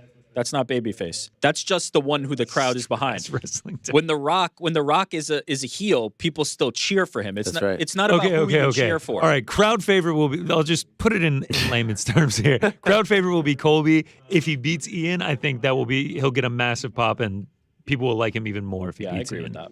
Yeah. Well, depending on where it happens, right? Sure. If it happens in London, which I don't think so, but if it did, then I don't think. If it happens anywhere in America, it'll be strong for Colby, in my opinion. It would be interesting. I mean, it would probably still be pretty strong for Colby, even in Europe. Because honestly, but just about anywhere other than Dublin. Yeah. Yeah, it's true. Which is wild. All right, so we've sold this fight, yes? Okay, we're in. We're in. Now, is it an I quit match, or is it a false count anywhere match? For the fight, but like the I quit. Hardcore. You have Hardcore match. match. To answer. Layla had to do his next betting promo. Hell in the Cell. You guys are trying to hold Colby Covington to a promo. Like, are we gonna go back and dissect every other promo he said nonsense for and be Listen, like, he throws out stipulations. I take it seriously. Okay, I want to know. Here we are talking about it. It's working. That was Ian who said that. But Colby had his own stipulations as well. Yes, of course. He's the one that kind of started it. That's great. I mean, here we are talking about it. I've actually completely turned. This is great promotional Let's do it. All right. Let's move along now and welcome in our next guest. Appreciate him joining us. Last saw him the day after that Francis Ngannou fight in the main event of UFC 299. Another fighter who needs No introduction, always generous with his time. He is the pride of Ecuador, Marlon Vera in the house. There he is, the man. Hello, Marlon. How are you, my man? I'm good. I'm alive. Very disappointed looking back and, getting the opportunity for goal and didn't win my way. But overall, health is on point. I mean, I'm a health junkie. So after every fight, I go brain scan, I check everything, and the guys were tripping. I'm like, dude, after that fight, you have nothing. I'm like, well, it's the way I live my life, right? So I do take pride on that. I invest a lot into my health, and I maintain a really good lifestyle year round. So thank God for that. And here we are, back at it. And,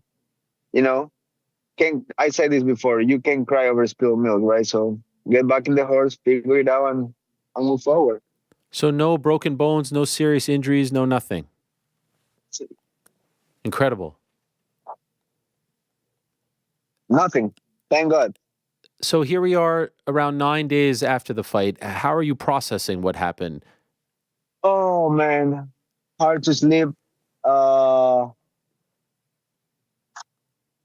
Really, my goal, like my whole vision was to wrap around that bell around my oldest daughter, because she's really the reason when my life changed, when I started making the right decisions, and I just went, I'm going to do everything for you.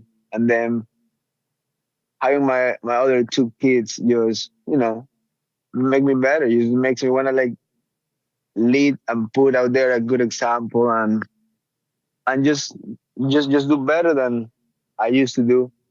And that thing kind of kills me a little bit, give me it's a hard pill to swallow, but I'm still in my prime. I'm young. I'm not going anywhere, and I'm in the top 5. So if you see the big picture, I'm a fight, 2 fights away from another opportunity, and focus on what you can control. Mm-hmm. I lost a fight, fair and square. I am no bitch. I'm not gonna come up with excuses. Yeah, keep going, move forward, head up, and get back to the horse and keep digging. Have you watched it?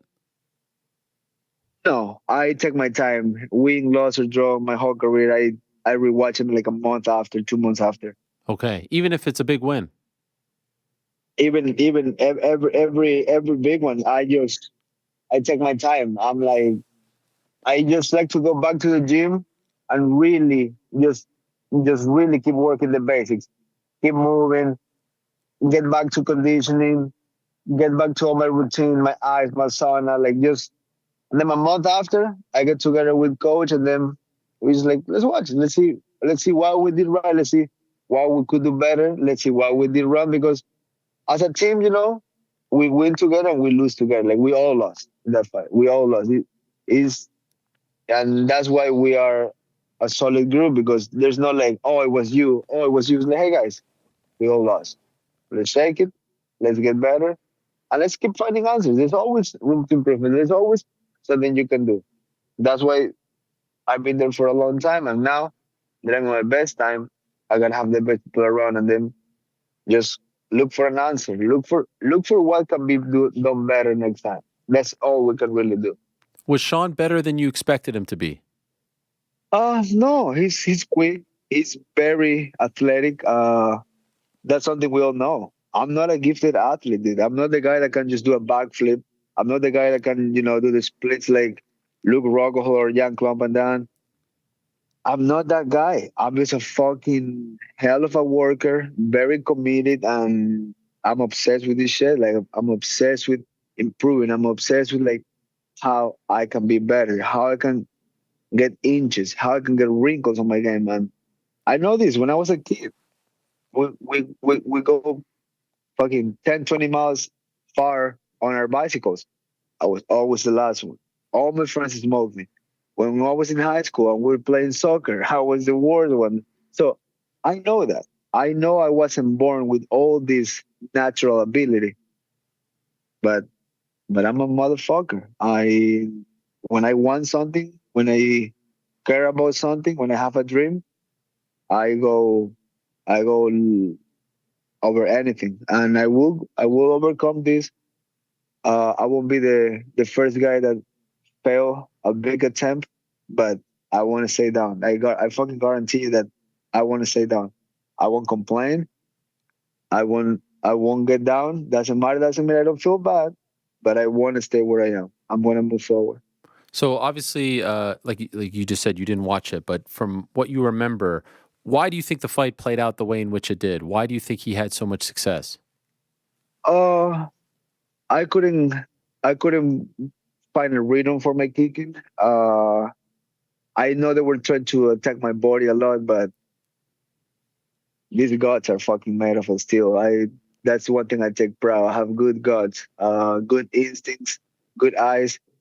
He was just a better athlete than me, and I knew that. But I still think I can catch him, and I did touch him. I did touch him a few times because there's a reason he have 2 casts after the fight. I just normally I get to people and I clinch them and I wear them down from them. That's the only thing I did complain about it, and I'm not afraid to speak it. When I braid my hair in the past, and if you braid it in a normal salon, they put an extremely big amount of pomade, gel, whatever they use, right, to make it nice and tight. When the UFC lady did my hair before the franchise, which is the main person that does everybody, she didn't use nothing. She just went a little bit of water, and when I finished the fight with Frankie, I was dry. Every time I was grabbing Sean, it was like grabbing a fish out of the water. It was just like boom. And maybe he didn't attempt it too, but he was extremely greasy on his hair. And that's why when I heard him at the end of the round, I grabbed his head. That knee slip. All my knees slip by really close. And maybe if it would have been dry, I couldn't hurt him. Maybe not. I'm still where I am for a reason. I lost the fight, and I'm not gonna find excuse. But matter of fact, his head was extremely greasy. Even if you see the post-fight interviews that you can go to MMA Fight or MMA Junkie, his face was shiny. And after a fight, the Vaseline is over. It's really over. I've been in 23 fights inside the UFC. Once you get out of the cage, after you sweat it out, there's no Vaseline. He was really shiny, and that can be something. Do you think that was on me purpose? In one area. I don't know, man. I'm not gonna get conspiracy here. I don't know. Maybe whoever bred his hair just use it not knowing, or maybe they know what they're doing. I don't know. I can tell you that. So, yeah. There was that body shot at the end of the 5th round, and I know it was some. How much more time do you think you needed after that? Oh fuck, dude! That body shot just land at the wrong time, but it fucking landed good. I mean, props on him because he did hurt my eye, on my vision on the 5th round. When the 5th round, I say, "Fuck it, I'm just so fucking gonna go. I'm gonna give it a go and see how hard it can go." And early in the round, one punch. After all the punches I already took, one punch hit me in the eye.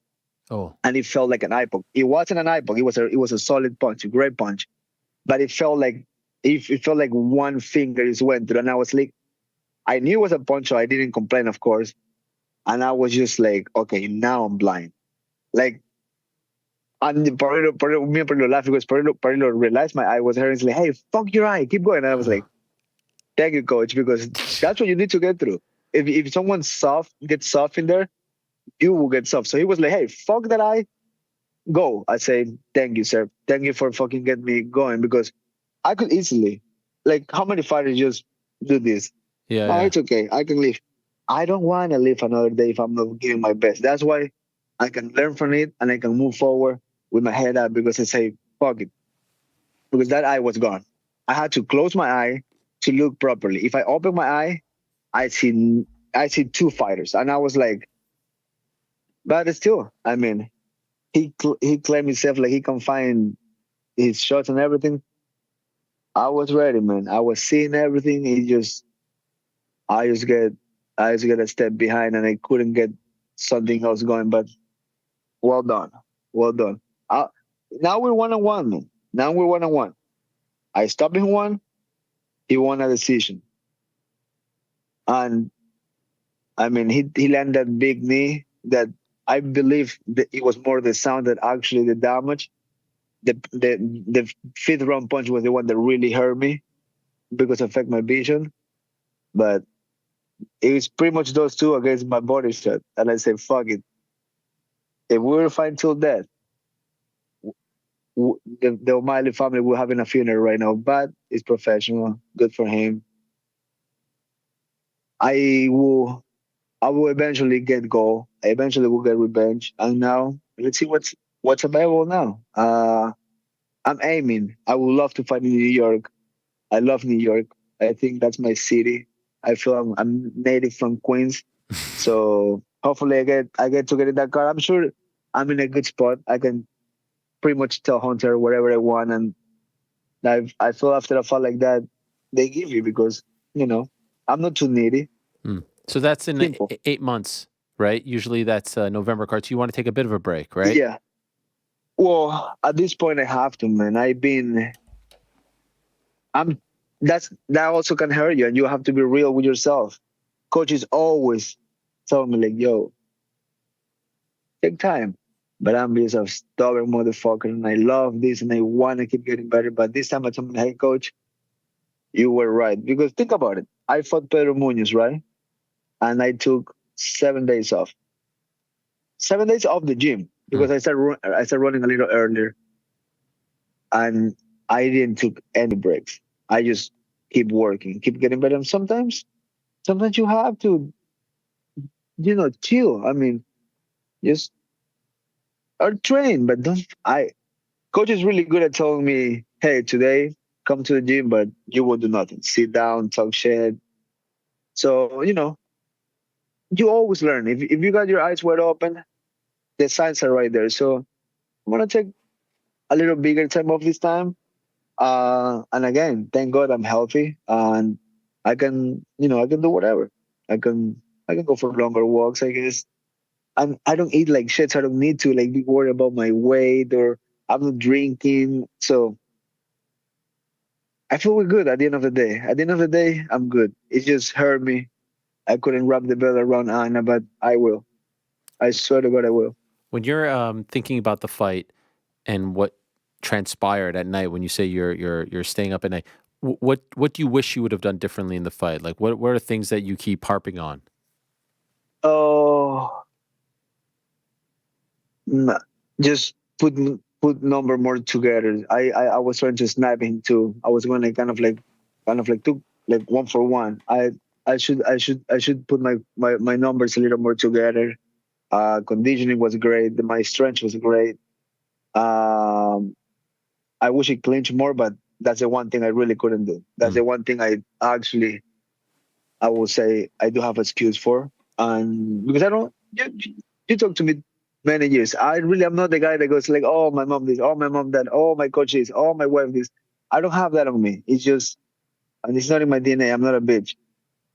But, a little more clinching. I know everybody have an opinion. I saw the top 3 douchebags in the UFC. We saw Cejudo saying something, saw some Hagen saying something. Then Jan is also calling me out, but I guess he have like 20 fractures. So now it's like, how you want to fight me? Now he's not available now anymore. He called me out on fight week. He called me out after the fight. I was like, okay, do you really want it? You declined twice, but whatever. So, everybody have an opinion. So if you ask me, activity, but not just the regular activity, like just put more numbers, because I really use my eyes a lot. So I'm really like very calculated in there, but you learn. We will rebound, regroup and do it again. And we will do it better next time. It seemed like the correct me if I'm wrong. The Sanhagen comments bothered you. It didn't bother me like in a way that affect me, but I'm like, dude, I just fought, dude. It didn't went my way, and you make your whole fucking douchebag YouTube videos. I'm like, dude, stick to fighting, dude. You're not a fucking influencer. You look like a fucking idiot, but I get it.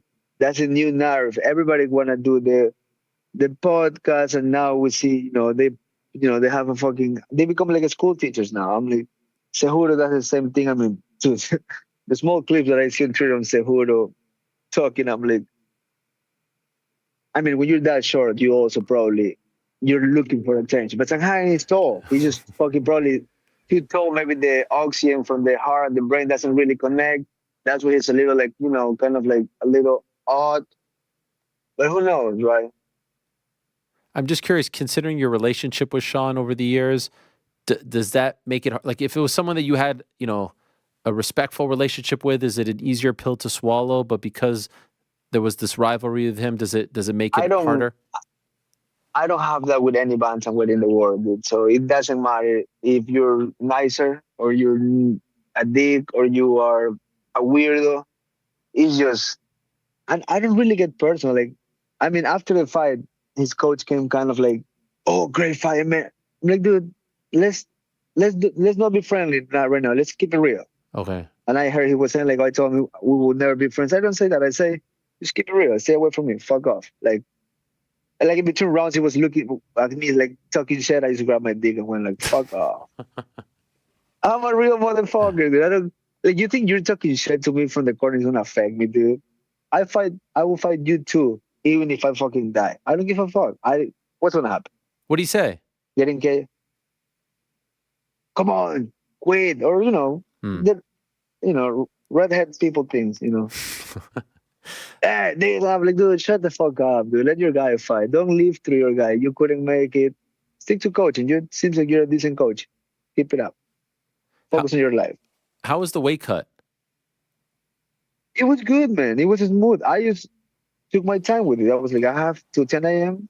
Why I'm gonna make weight at 6 a.m. and be dehydrated for 4 hours? I went straight from the bath to the thing, and people were, again, I'll just say something, people start thinking, and then every little sign you see, oh, he had a bad fight. Oh, he did. I'm like, it's all narrative. Right. It's all, it's a movie. If I go and say crazy shit, I mean, for example, if we're talking about narrative, talking about excuses, which I don't do. My house got broke in. I find out the morning of the fight, which is not a good day to find out some fucking piece of shit. Break your beautiful French door, take your safe with some money on it that it doesn't cost cheap, roll it through my front yard, all on video. Fuck. It's fuck. It's fuck to wake up like that on Friday, but again, it's life. You deal with it. I mean, what I can do? My whole life, it's online. Everybody knows I'm out of town. And these things happens. Fuck. So, have you found out who did it yet? Have you found the person? I have a video of the guy. I heard who he could be. I have a picture of a suspect. I give everything to the police. The thing I just don't understand is like, if we have a suspect, how hard is to go in the database, which they have everything, go to this person, be like, hey man, you've been accused of something like this, where you were. They can do that, I don't know why. But if I myself go, which I can find the guy, I can really find the guy if I want to. I go and I beat the fuck out of the guy. I guarantee you, the cops will call us straight to my house, put me in handcuff, take me to jail because I did something wrong. And I did tell the detective that, and he's like, yes, you're right, yes. So I'm like, who the fuck set up the fucking law? Because that don't make sense to me. If you walk into my house, you with a hood in the lantern, they fucking shot you, I go to jail. So, I don't know, dude. Politicians gotta fucking figure it out because that's not my job, but someone gotta figure that out because that fucking bothers me, man. I mean, I thought you found out when you came home. You found out the morning of the fight.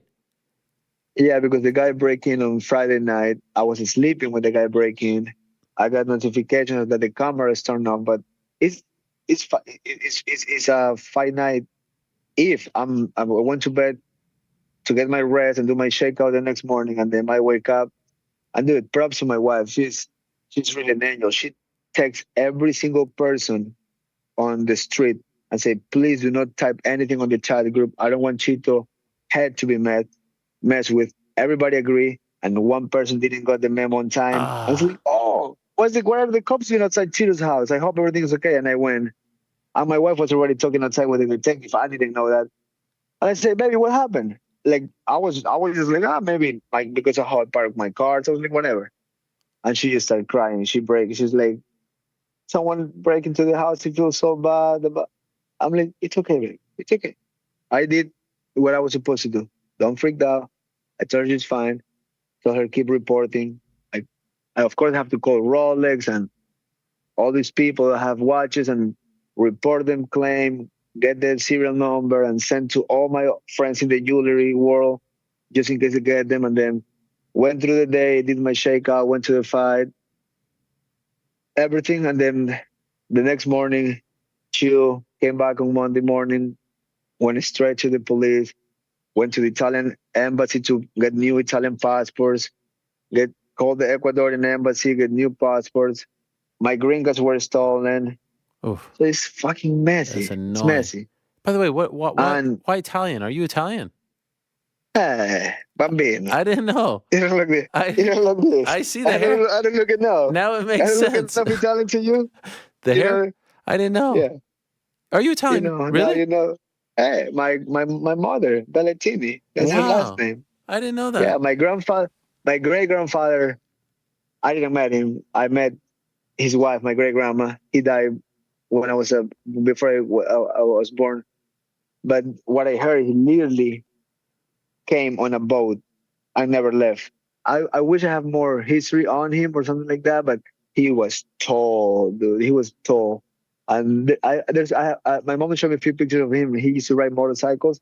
Dude, his legs were like 8 feet tall. He was a huge guy. And my great grandma was like fucking 5 foot tall. So that's why I'm lanky but not too tall.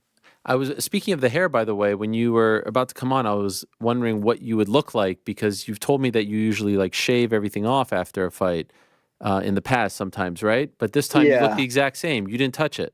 I actually look pretty cute, so I keep it this time. Yeah, the slick back is just way too good on me, and it's working. It's working, man. What I did, I shave off the rest. I did like the four pieces I have on my chest. I took this off. Okay. The 3 pieces I got on my nipple, take this off. My stomach, I got like 4 pieces. So I take this off. So I did shave something. Okay. So you're not gonna do the whole thing where you take everything off again. I don't know because I really fuck with this look. So I might scissor the side to make it actually perfect. Okay, fair enough. Chuck Norris on his prime, Yeah. No, for sure, it would look good. By the way, trim my beard a little bit. What about those fans? I mean, I know they love you, and I know you're the pride of Ecuador. But I have to admit, I saw those scenes, man. Those people dancing with the jerseys and the flags. It was unbelievable. Were you expecting that? Dude. I don't want to say like this, but in a way, I'm humble. I wasn't expecting that. That really filled my heart on another level, dude. But also that's why I fought my ass off because I can hear that people. And those are real fans. Normally when a main event is over, because I fought few already, the arena empties out when the second guy talks, when the guy that lost talks. They were there for me until I finished talk, and I said, "Thank you guys, I'll be back." And they fucking felt it, and they all cheered me out. That won't be in vain. I'm gonna give these people the bell. I'm gonna bring it to Ecuador. They don't understand how grateful I am and how that type of support get me through this loss a little better. Like, of course, I have my direct family, my wife, my son. Lily hugged me a little extra every day because he knows how hard I'm on me, and he's just like they just come and they say I love you, and I'm like, I'm in a good spot in life. That's why I'm gonna overcome even more of this. And that amount of support I get from that people, dude, the streets of Miami were packed. We sold out that arena. We, the Ecuadorians, we put those numbers. You don't have those nerds from YouTube cheering you on like that. There's like bullshit and the new shit. We sold that out. That in the history books, I'm part of that record because it was my people. They weren't cheering me out. I just couldn't execute the way I would love to. That's on me. I'll be back. I get it better. But from now, it's just the amount of the grateful I am for them to do that.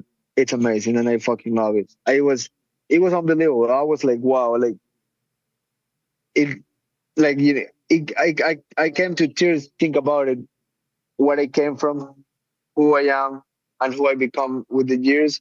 That was fucking powerful. That will make me come back in a way more powerful and impactful way. They have to figure out an event with you on it in Ecuador, right? I mean, like it would be such a shame. I feel winning this belt was the key for that. No, but you're still beloved.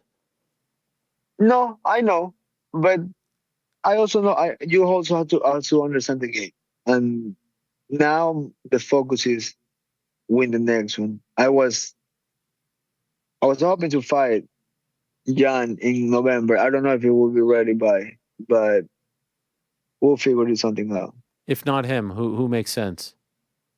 I don't know. I haven't gone through the rankings, but I feel that's a great fight. Yeah, and that fight makes sense. The former champion, he beat up and comer really good talent in Son Yadon. So, I mean, hopefully, maybe he heals in 8 months. I mean, he's the one really asking for it. So you want it?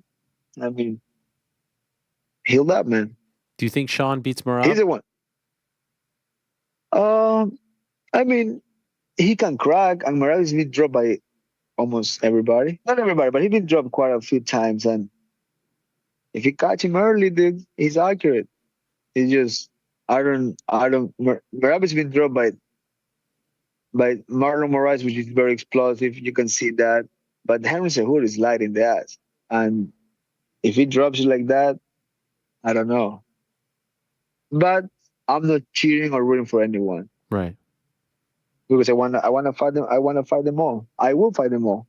I mean, look at my resume. I fought everybody, and I will keep on doing that. I'm not gonna get tricky. I don't run away from a challenge, and I like to keep it real. By the way, and before I let you go, I was just curious. One thing, and not to make you offer any excuses, the gym changing and all that. Any of that a stress in your life? Let's say no. Okay. Because why getting in? You know what I'm saying? I was thinking about this even before the fight. That it's probably not ideal. I know. It's not ideal, but it's also life. What I can do. I mean, the big company got sold. Yeah. Everybody pretty much went, hey, fuck off. We don't work with you guys. So what can you do about it? But I'm working today on getting my own private space. So. Oh wow.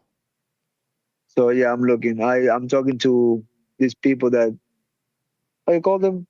Investors? The one that, no, like real estate people. Fuck. Okay. So I have a guy right now looking in the area for a warehouse, so I can have my own private gym for me and coach. And you know, we don't need much. You need a cage, mat space, few bags. You're right. But it would still be with Coach Perillo. Oh, Coach Perillo is with me, and we're solid. We're solid. He's still one of the best. He still get me ready. But again, because we keep it real, we both lost this fight. Mm-hmm. It was on him, and he would tell you the same. It was on him too. But we're together on this, and I believe on him. I haven't lost any hope. I know he will get me there, and I know we will get it together. One last thing, the T-shirt you were wearing in the locker room, I think your son drew it, the Kobe Bryant T-shirt that you were wearing. Can you tell me about that? I'm a big Kobe Bryant. He likes to draw. He's really a kid that he goes like that. he want to do things on the wall. I'm like, no, not on my walls. I love my house the way it is. I have a great house. I'm like, I give him my white tees. When my white tees, because I'm a white tee guy. So when my white tees get a little wear down, I'm like, okay. And I give him free will. I'm like, do whatever you want. I'm going to wear it. So I personally for 5 weeks, I'm like, can you make me a Kobe jersey? Because I'm a big Kobe guy. I believe in the mama mentality. And that's one guy I look up and rest in peace. And I want to, when it's all said and done, I want to be a guy like that. Because that's a great guy to be like. So my son, that shirt was actually pretty cool. Yeah. And I did a piece with High Beast. They came and filmed with me, and he made me a different for that one. And I was wearing my friend's restaurant, Burgers 99 tee. They used to have a cheeseburger on the chest. So he made a cheeseburger. He put on fire like the T-shirts, all his cool shorts. And I was like, dude, that was like when I showed up to the gym for that video, the guys were like, dude, where you get that? I'm like, my 8-year-old did it. They were tripping. I was like, I was doing it out of the love of my son because it's cool to me. But everybody was like, dude, that's a cool shirt. That's a cool shirt. And I'm like, maybe the fucking kid got a future. You know what I'm saying? Like, I'm just playing with him. I'm like, I like to draw myself. I draw a lot in the garage, and eventually I'm gonna get into canvas and just express, just freestyle. But he's like me in that sense, because when I was his age, I was actually in painting classes, on art classes. And I love it. I used to early life, you have a 1,000 dreams, right? One of those were being a painter. They just keep painting. After school, I would go to paint classes and just paint and do things on canvas, use sponges to do clouds and pencil and mix it up and give texture. So I like that type of shit. That to me, that's cool. And everything is art. Anything you do out of your own cool is cool. Much love, Chito. You're the man. Appreciate you, brother. I'm sorry it didn't work out, but I hope you get that moment with your daughter in the future. And you fought your ass off. What heart you showed. Never knocked down, kept on going, where you were in it in the final seconds as well. And I know everyone who supports you and your country is so proud of you and will continue to support you. And that was really amazing, the love that you received. So well-deserved, well-earned, and happy that you're taking some time off, but can't wait to see you back in there, hopefully in this great city later on this year. Appreciate you. I'm gonna do my best to be in that car. But as business as usual, the opponent gotta make sense and keep moving forward. Keep moving forward. Aim for the best. Life is good. Amen. Much love, Chito. Thank you. Appreciate you coming Likewise, on. Really appreciate it. Anytime. Okay, there he is. Marlon Chito Vera, the pride of Ecuador. You know, you don't... I know some people don't realize like those interviews and not just the interview here, like saying yes to the interview, coming on the show. Francis, Chito, don't take those for granted. That is rare stuff. That is special stuff. And those are the tough ones. It's easy to come on after a big win. It is not as easy to come on and talk about what transpired after a really tough loss. That's a title fight, a lot on the line. A lot could happen as a result of a win. And I really appreciate both guys coming on and talking about difficult evenings for them. But they have had setbacks before, both individuals, and have no doubt that they will be right back in there in the future. Obviously different paths, but very curious to see where they go from here for many different reasons. Love Chito, love Francis. Have no doubt that they'll be back and really appreciate them coming on. In about 5 minutes, we're going to be joined by Rafael Cordeiro, the head coach for one Mike Tyson. I'm seeing something here, some breaking news regarding boxing. Keith Thurman has suffered a bicep injury, and he is withdrawing from the March 30th bout against Tim Tszyu. It's now Sebastian Fundora, who's like 7'6", of Spain, who's going to be stepping in. And this is according to Mike Coppinger of ESPN, and especially significant because this is the first PBC on Amazon Prime Video card, pay-per-view card, March 30th. So a bit of a bummer. In fact, just yesterday I watched their new All Access. It's called Gloves Off. It was pretty good. You got to work hard to find it on the app. You literally have to search for it. I could not find it just scrolling. That's my biggest complaint with the Prime app at the moment. I feel like everything is just buried. It's very hard to find things. But that is a bit of a blow. To me, this card was always about Tim. So the fact that he is remaining is good. And Fundora is a fun matchup. Thurman, I think, is a little bit past his prime. The co-main is a good one as well. That's Rolly Romero against Isaac Cruz. So some breaking news there.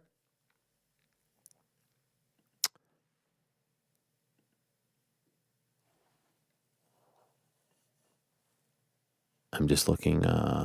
And I mentioned the Curtis news. I mentioned the Jan news. I mentioned briefly the Aldo news. That one came out of left field. I don't think there was a lot of talk of him coming back. And this is against Jonathan Martinez. I think there was some talk of him fighting someone else for a minute. But I just didn't hear a lot of chatter about that one. I think that's good for the 301 card. What do we have so far? They announced a bunch of fights for 301. Yeah, I feel like we have like the entire card. Yeah, they announced it like all in one fell swoop, right? Yep. You like that matchup? I just think it's cool that Aldo's coming back and he's going to get to fight in Rio. I mean, Jonathan Martinez is going to be tough, but... Did they officially say on the broadcast that it was the main? On Tapology, it has Coleman. Pantoja. Yeah, Pantoja Hersek, Astro Boy. Did they say that was the main on the broadcast? I think for now. Yeah, because I see on Tapology it says main, but who knows? Martinez, last 1, 2, 3, 4, 5, 6 fights he has won. Beat Adrian Yanez. That was impressive. Said Nurmagomedov. Yeah, that Nurmagomedov one was impressive. Yeah, this is a tough matchup. I think this is the end. The leg kicks are scary. It's a battle of leg kicks. I think this is the end of his deal. So obviously you want to try to build someone off of Aldo. But it does kind of come out of nowhere, especially since he's been doing this boxing thing and it seemed like he's really been enjoying it. His last boxing match was in July. Prior to that, he had another boxing match on a Shudo card. Prior to that, in between those two, he had the Jeremy Stevens draw last April. So I wonder if this is Aldo wanting to play out the contract so that he can just be a free man and move on. The other fights that were announced: Paul Craig against Kai Boralio. I'm totally butchering that. Bohayo? No. I mean, he's been around. I think it is Bohayo, yeah. Bohayo, right? The two R's. It's the two R's that always screw me up. Anthony Smith against Vitor Petrino. Michel Pereira returning relatively quickly against Mahmoud Muradov. Joaquim Silva against Drakkar Klose. Alessandro Costa against Kevin Borjas. Dion Barbosa against Ernesta. When I'm going down the line, I'm like, why am I still doing this? Because it's just going to be trouble, you know? Joe Anderson Brito against Jack Shore. Yeah, I got Jack Shore getting in there. By the way, there's a lot of freaking fights announced for this. Karolina Kovalkiewicz against Yasmin Lucindo. Orobai's back. Yeah. There's a lot here. Yeah, I mean, it's one cool part is I think every single fight is Brazil against the world, which is a nice little touch. Oh, yeah. I got Jack Shore going. It is Brazil against the world. Yeah. I mean, it's not the best pay-per-view card I've ever seen, but just kind of is what it is. Going up against Canelo. Yeah. Same night, right? Yeah. Yeah, it probably won't be the most purchased pay-per-view in UFC history, but it is what it is. We roll along. Hey, Rafael, it's Frank in the control room. Are you able to hear me? Wait. What is that, Frank? I hear you. What's going on? I was wondering if you guys heard that as well. Frankie, what's happening? Is that the voice? He's trying to check in. Is that the voice though? I think Rafael heard it on the air as well because now he's laughing too. What is happening? Hey, but why does he do like a plane voice? We're traveling at 20,000 feet. Sit back, relax. Is that the Frank voice when he invites guests on? When he welcomes the guests? Well, typically it's Joe. Joe's picking up. Right. Guests right now. It's a lot going on. But yeah, that was definitely Frank's phone voice. I didn't realize that was the voice that he uses. We're cruising at a altitude of 10,000 feet here. Sit back, relax. Thanks for choosing United. We appreciate your... I speak to Frank Lenz. Yeah. Yes, this is he. How's it going? Oh, man. Well, I guess that means... Oh, boy. Oh, there you are. Hi, how are you? Yeah, I'm great. What happened? Lines crossed? The switch was covered up by a screen, and I assumed it was one, and it wasn't. Anyway, he's ready to go. Okay, all right. I just... is it always that voice, or is that... Oh, that's my... Hello. Yeah. That's the voice that I use You with sound every like cast. a pilot. That's right. 10-4. I like it. Nice. All right, let us move along. Our next guest has been featured in viral videos that have been seen by millions upon millions upon millions upon millions of people at this point. He's holding mitts for the legendary Mike Tyson, who, of course, is going to, in fact, fight on July 20th against Jake Paul on Netflix at AT&T Stadium in Arlington, Texas. But MMA fans know him as one of the greatest of all time when it comes to coaching. He has his gym in California, King's MMA. He has been in there with legends of the game, and he'll be in there once again with another legend of the game, the great Iron Mike Tyson. He is Rafael Cordeiro, and he's kind enough to join us right now. There he is. Rafael. There you go. How are you, my friend? My brother. Good to be with you. Thank you for all kind words, my brother. Yes, always. Thank you so much. I don't remember last time then we talked. I don't remember. I think it was around, honestly, the last Mike Tyson fight, if I do remember. And now you are back, and I see you on these viral videos, my friend. It's a crazy thing to see. So could I ask, from your perspective, how did it all come together, being a part of this particular camp for you and Mike together? For me, it's like a dream come true. I'm a blessed guy. I have worked with the guys. I have worked with a lot of champs for all my career, as you know. And now I have a pleasure to train one more idol guy that I've been looking for since I was a kid. It's the second camp. Then we are working. And be with Mike is something much.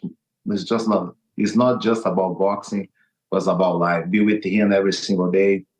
See the way he see his life is amazing. I learn every single day.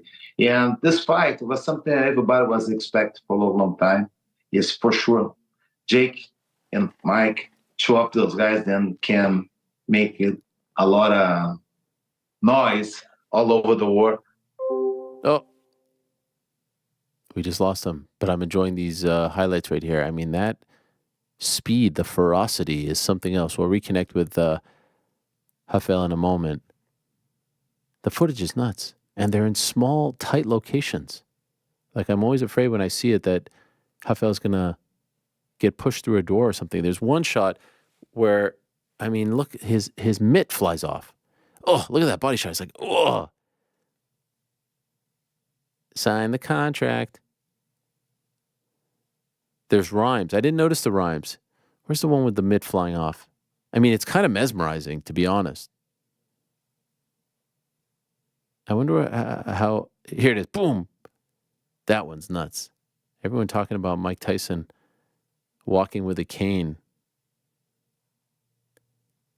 Doesn't look like he needs a cane doing all that. I reckon he knocks me out with one of those punches. Rafael? There he is. There he is. Sorry about that. No problem. So can I ask, when did you first hear about this being a possibility? How long ago was it? A few days ago, Mike was training hard for a long time. And a few days ago, he contacted me.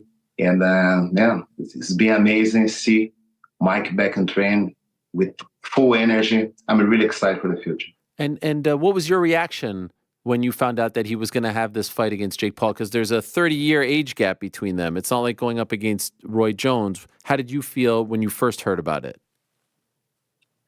People have to understand. You have to see Mike the way he trained. He trained exactly the same way the new generation trains, sometimes more than that. So it's no news for me. I was expecting to see Mike at least fight 2 more times. This is what we're looking for. And then when we hear about Jake, I say, man, Mike can fight against anyone. I see with good eyes what I can see in the gym every single day, his energy, the way he put his training is unbelievable. The people they have surrounded him, Mike can fight against anyone. It is what we believe. He never going to put his name in something True believe he can go there and put a great show. I believe Mike gonna put a great show. He trained hard every single day. When he put focus on something, it's amazing to see. Like I said before, I learn every single day. I see his reaction about everything, and you guys can expect a great show. As you probably know, there are people who are concerned about the age gap. What do you say to those people who say this is too much? 30 years, 57 years old, soon to be 58. This isn't safe for Mike Tyson. There seems to be a lot of people who are concerned about his health and well-being. I believe people don't have to be concerned about. We talk about the guy who was 2 times world champ. The guy didn't have 20 fights in 2 years. And he knows how to fight. He fought against the best guys in the world. When he steps inside the ring, he knows what to do. It's not something new for Mike. And this fight is no different. He worked hard every single day to go there and try his best to knock Jake out since the beginning to the end. This is his style. Nobody has to teach Mike. Nobody has to teach Mike Tyson how to fight. And he's gonna prove in July. He's gonna still the same. You can see fire in his eyes when he trains. He's never gonna be less than that. I truly believe it's gonna be a great show. And Mike gonna step inside the ring as the old Mike Tyson, as the old time, and he's gonna try and knock Jake out since the beginning to the end. Those videos that we've seen online the last few days, how recent are those? Are those training sessions that happened last week? Okay. I just come back from Seattle. We spent last week over there, and Mike just hit the bags, hit the meats, hit the bags. He did his strength conditioning, his diet. He had a group of people around him. I'm one of those guys that work with a lot of people around. And we have Erica, we have a Mike Angel, we have a James, we have Kikis, Mike's wife. She takes care about everything. So it's a great team. It's a great team. I'm super excited. It's a professional team. It's not something that just like going to be entertainment. No, it's going to be a fight. This is what we truly believe. Ariel, the way I train Mike is the same way I train my boys to fight MMA. So there's no difference. And sometimes I can see in Mike something that can inspire the next generation, the way he sees the fight. When he put his name, he knows what to do. He knows what he wants. And it's going to be a war, man. This is what I truly believe. So the fight is in a little over 4 months from now. Is he starting his training camp now? No, he already started. Wow. He does conditioning. Isn't that too long for the training camp, or is that okay? No. Mike, as soon as people start talking about maybe let's do one more fight, he's already back in camp. Oh, okay. He's already in shape. He's already in shape. We cut a lot of things. We already start doing rounds in our training, so it's amazing to see the way he hit meets. He's a monster. What I can tell you, Mike is a monster.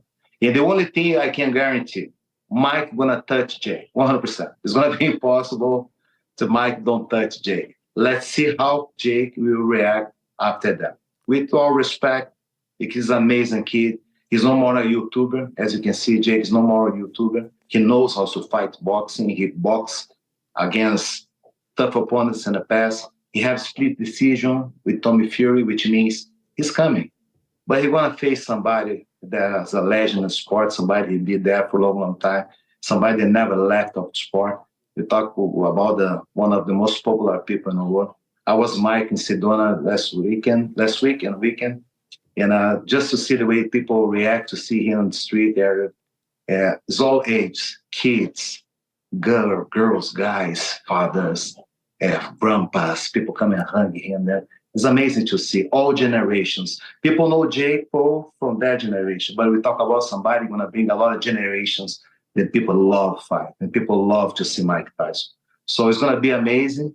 I'm looking forward to see probably it's going to be sold out. Yeah. Probably it's going to be sold out. I can imagine I'm going to see you there 100%. Yeah. And I expect a good fight, my brother. Expect a war. Can I ask, those clips of you holding mitts and he's coming after you, and even one time your mitt flies off, like that to me from here looks terrifying. What is it like staring at Mike Tyson as he's coming to you with that force, that speed, that ferocity? It's something that I have to admit. Hold mitts from Mike is different. It's different. The way he reacts is 1 second from long distance to short distance. Sometimes I want to say 1, 2, 3, he's already inside. If I don't move back, man, it's oh Lord, it's impossible. I have to move. I have to move away from him because he's next to me all the time. It is the way he fights. Mike, from long distance to short distance, in less 1 second, he's there, exploding. This is his style. And we train. The way we train now is to make him more and more active and answer as fast as he can all the time in all situations. So you're going to fight somebody, Jake going to fight somebody, prepare for. It's not somebody, then let's see what is going to happen. No, it's serious. Mike, he never take lightly on the train. He's not different right now. The difference between this, Mike, and the one that we saw 4 years ago against Roy Jones, what would you say is the difference?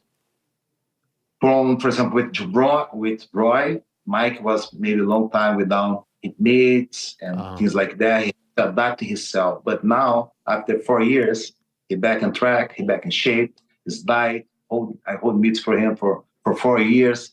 And I can tell, one of the toughest punch that I hold, my swear area, my shoulder, after first year, man, I messed with my shoulder. I could hold meets for at least 6-7 months with my boys in the gym. Wow. Because when Mike is different, my right shoulder was like a big mess. And I stopped for a while for 6 months, take care about my shoulder with physiotherapy. And now you're here again. And probably after the fight, we're back to my physiotherapy. That is crazy. So even after the Roy fight, you were still holding mitts? Like for the last 4 years, you were still working out? He worked with commercials with Mike. He come to my gym and hold mitts. He traveled all over the world because he had to promote It's Tyson Chou, his brand. But as soon as he got here in California, I'm there with him. I traveled to Las Vegas, all over the place to help him. He's still working hard. There's no difference. When you ask me about what's different in the past, for now, the guy then was 15 years without hit meets, started hit meets, and now he's preparing to fight maybe his best fight.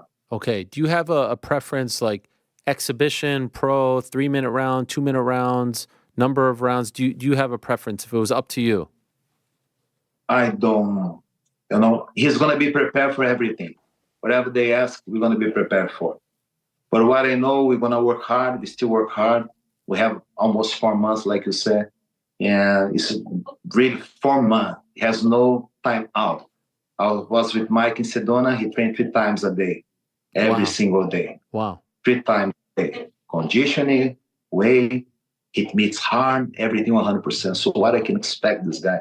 When people think too much about 57 years old, forget this. Forget this. We cannot talk about 57 years old. He does movements that kids with 21 years old cannot do.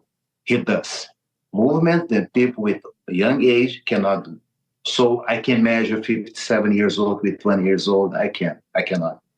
For a guy that come from he came from this world. It's not something then, okay, let's see what's going to happen. He go there to entertain. How Mike can entertain people, try knock people off. How did you first, like, how did an MMA coach with, your historic roster of fighters, Brazilian, how did you end up with Mike Tyson? Who introduced you? Was his old partner, introduced me. He called me one day and, can you figure some gloves material for Mike? I said, for sure. And can you come Monday and hold meets for him? I said, sure I can. I was like, my Lord, here we go. And then from there, I started holding meets for him as just like a play and just to make him feel comfortable back in the track. And then after first, second, third meets, he started training every single day. And here we are. 4 years later, I'm still holding. He's still hit harder than before, because now he's in proper shape to fight. It's just about keep doing what he does every single day. It's going to be amazing. And I can tell, probably it's going to be his best fight of his career. And then this is the reason I can say, okay, stop talking about 57 years old. We have to stop to talk about them. Inside the gym, he does things then the young generation never see. By the way, that first time that you held mitts for him, how nervous were you? For me, it was like a dream come true. I was seeing my idol in front of me. I shake a little bit. And I didn't know why. It was like hold meets for, you know the guys that I have a dream for all. But Mike is different. I can tell. One day you have to hold meets for him and you're gonna feel. I would love to see it. I would love to see it because just the clips are mesmerizing. It's like I can watch those over and over again. It's a class all the time when hold meets for him. I do my things with him as a class, and I learn a lot. And I appreciate everything that they have done for me, and for all community around him. He's such a nice guy that like to share his history. And for me, it's a blessed time be with him, his family. It's a dream come true, Aaron, and I look forward to put a great show on July 20th.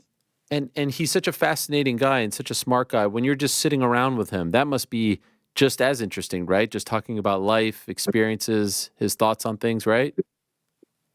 It is. Because if you see, I want to give you an example of the new generation. New generation now, they are based by trash talking, for example.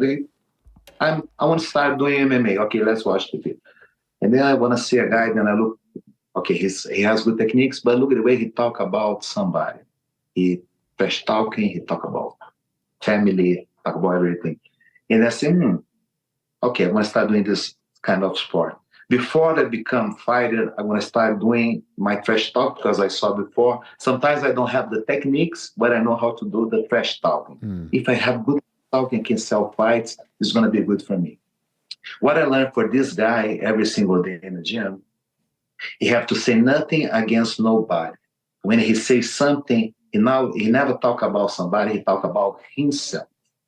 And when you talk about himself, you're going to say the good things and the bad things you see in your life. Not about you. I can't judge you.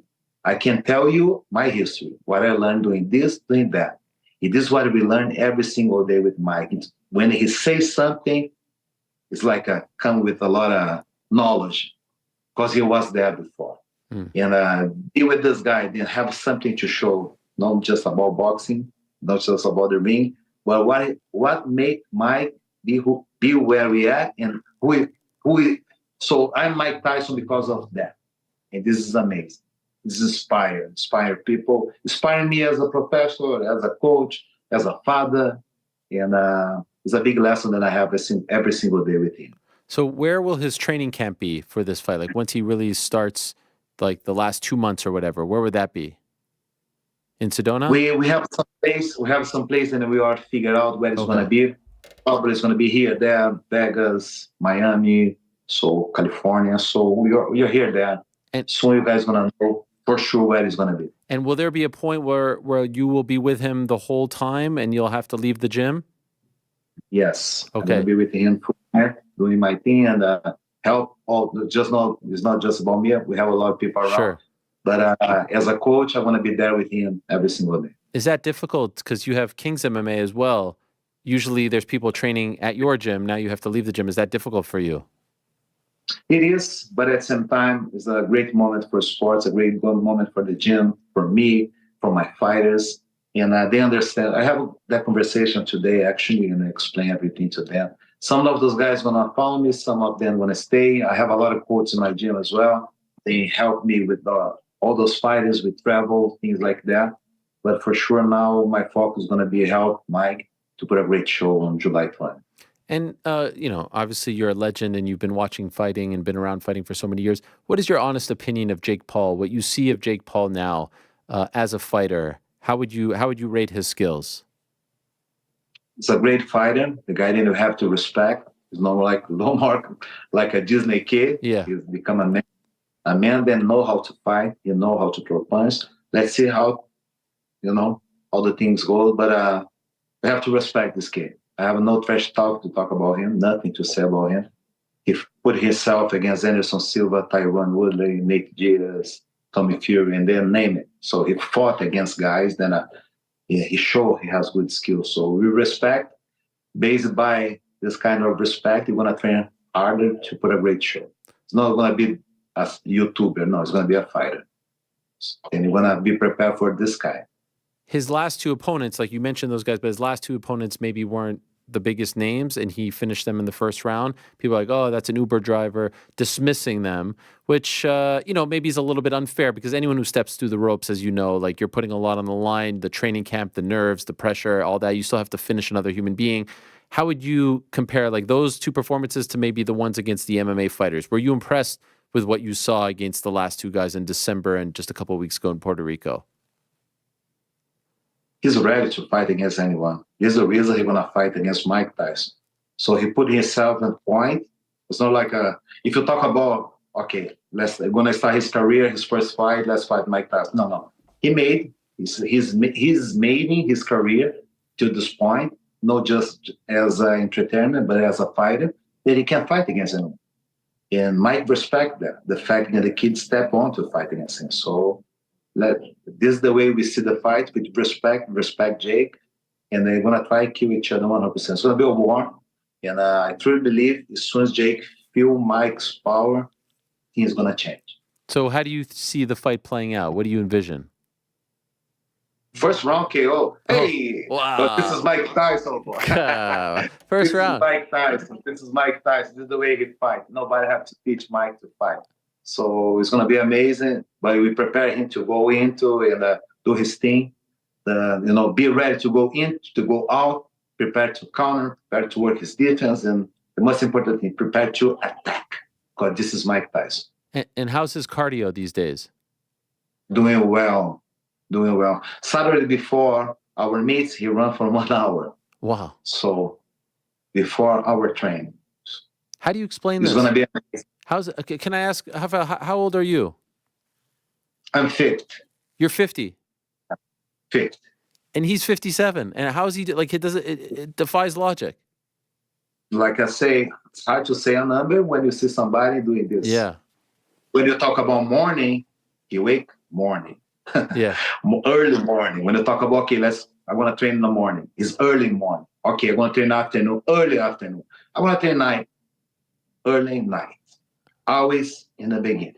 Okay. Always in the beginning. There's no time for, let's see if I want. No, I have to go.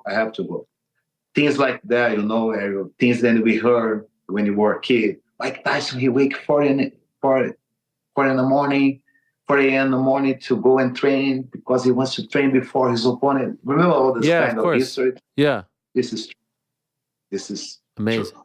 This is perfect. And I put my word there, Ariel. I saw a lot of professional fighters train, but a couple like Mike. Has he shared with you his motivation? Like he seems to be doing well. He doesn't, I don't think, need money or anything. His legacy is his legacy. Why is he doing this?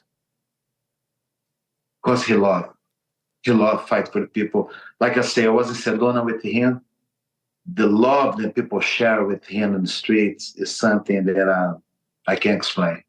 I saw a lot of celebrities, MMA fighters, celebrities, but we have these guys, and then we have Mike Tyson. And Mike Tyson is different. It's different. I don't say that because we are brothers. Yeah. Oh no. If people know Mike, wherever he go, he never have to introduce himself for nobody. Nice to meet you, Mike Tyson. Yeah. He never have to introduce himself for nobody. So show who he is. How are things going at the gym outside of the Mike Tyson business? Everything going well? Doing well. Look forward to see Giga coming up. What else? Urus. Benny, we look forward to see who's going to be next step for Benny.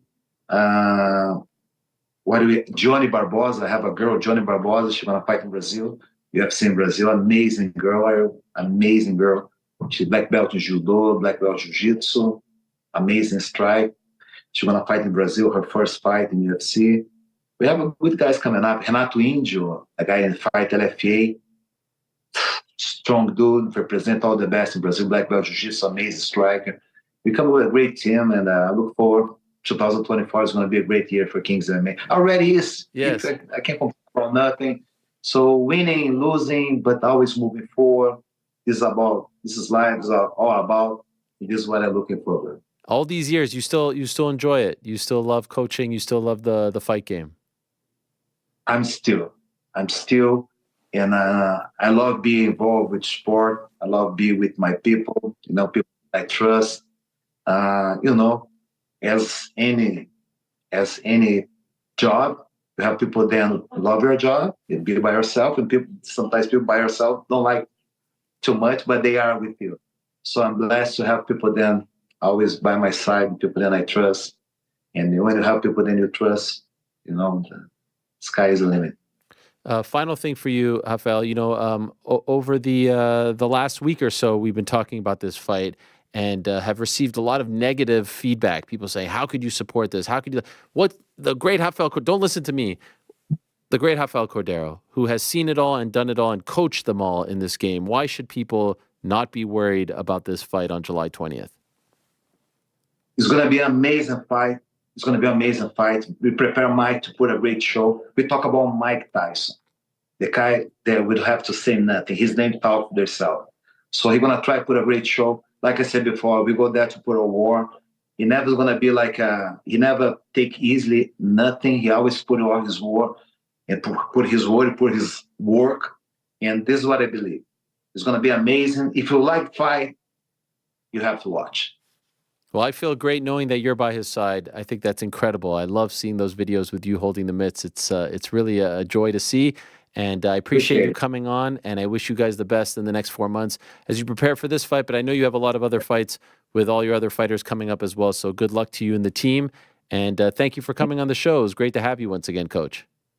Thank you again, Ariel. I forgot to say Neyman Gracie. He's going to fight April 19th. Yes. The PFL, new format. Yeah. So on April 19th, he's going to be there. I appreciate your space, open space for us one more time to talk about sport, talk about life.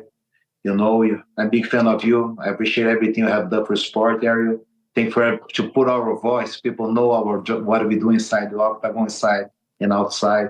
I appreciate everything you have done for sport, my brother. Thank you, Coach. Obrigado.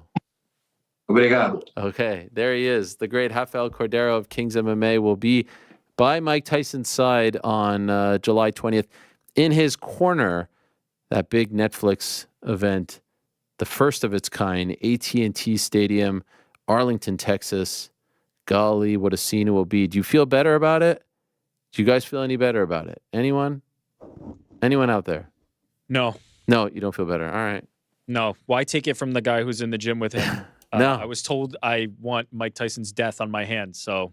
That's what you were told. His blood is on your hands. His blood is on my hands for talking about the fight, so I'm gonna have to take the collective X's word for it instead of Rafael Cordeiro, you know? He's just such a nice guy, Rafael Cordeiro. How could you...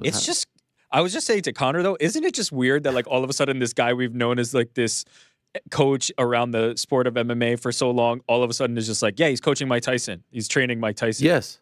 Anderson Silva, Vanderlei Silva, Fabricio Verdun, Benil Dariush, all these guys, and it's like, oh yeah, now he's just there holding mitts. I'm like, I feel like I think I'm gonna get it right. It's the Leo DiCaprio. Yes, the Leo meme. Yes, 100%.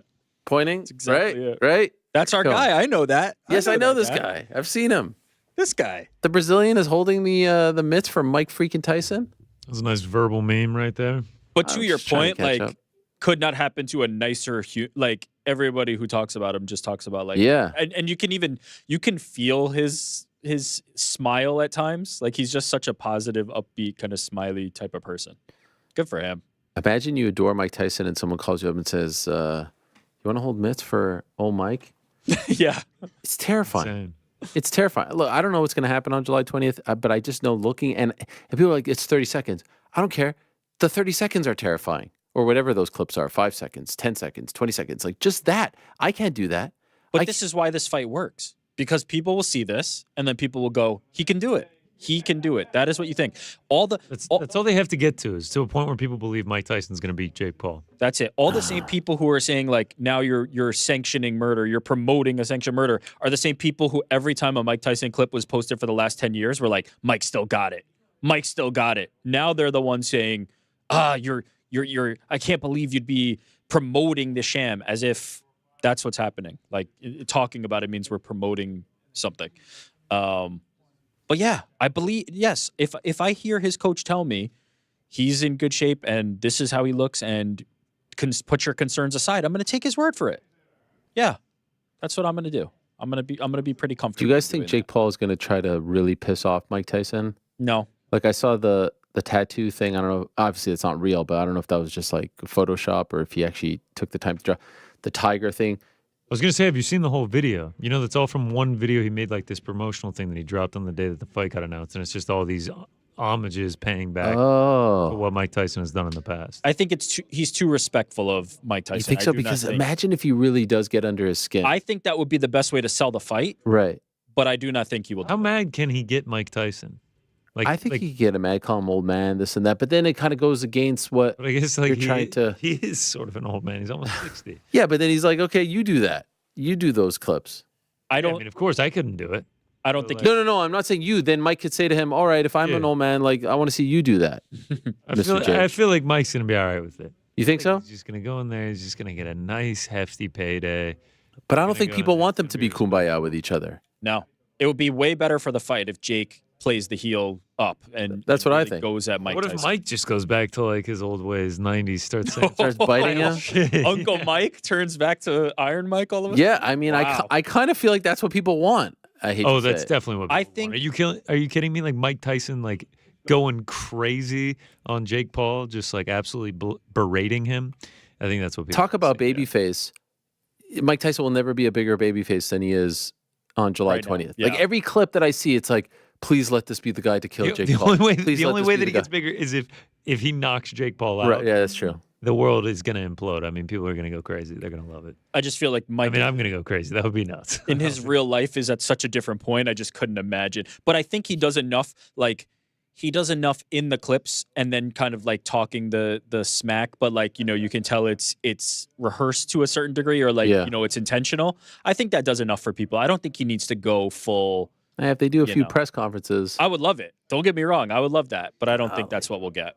I think Jake respects him too much, and I think Mike respects the game too much. He called him Logan like the first time. That would be fun. He should just keep sticking with that. Oh, like when they were kids, right, or something?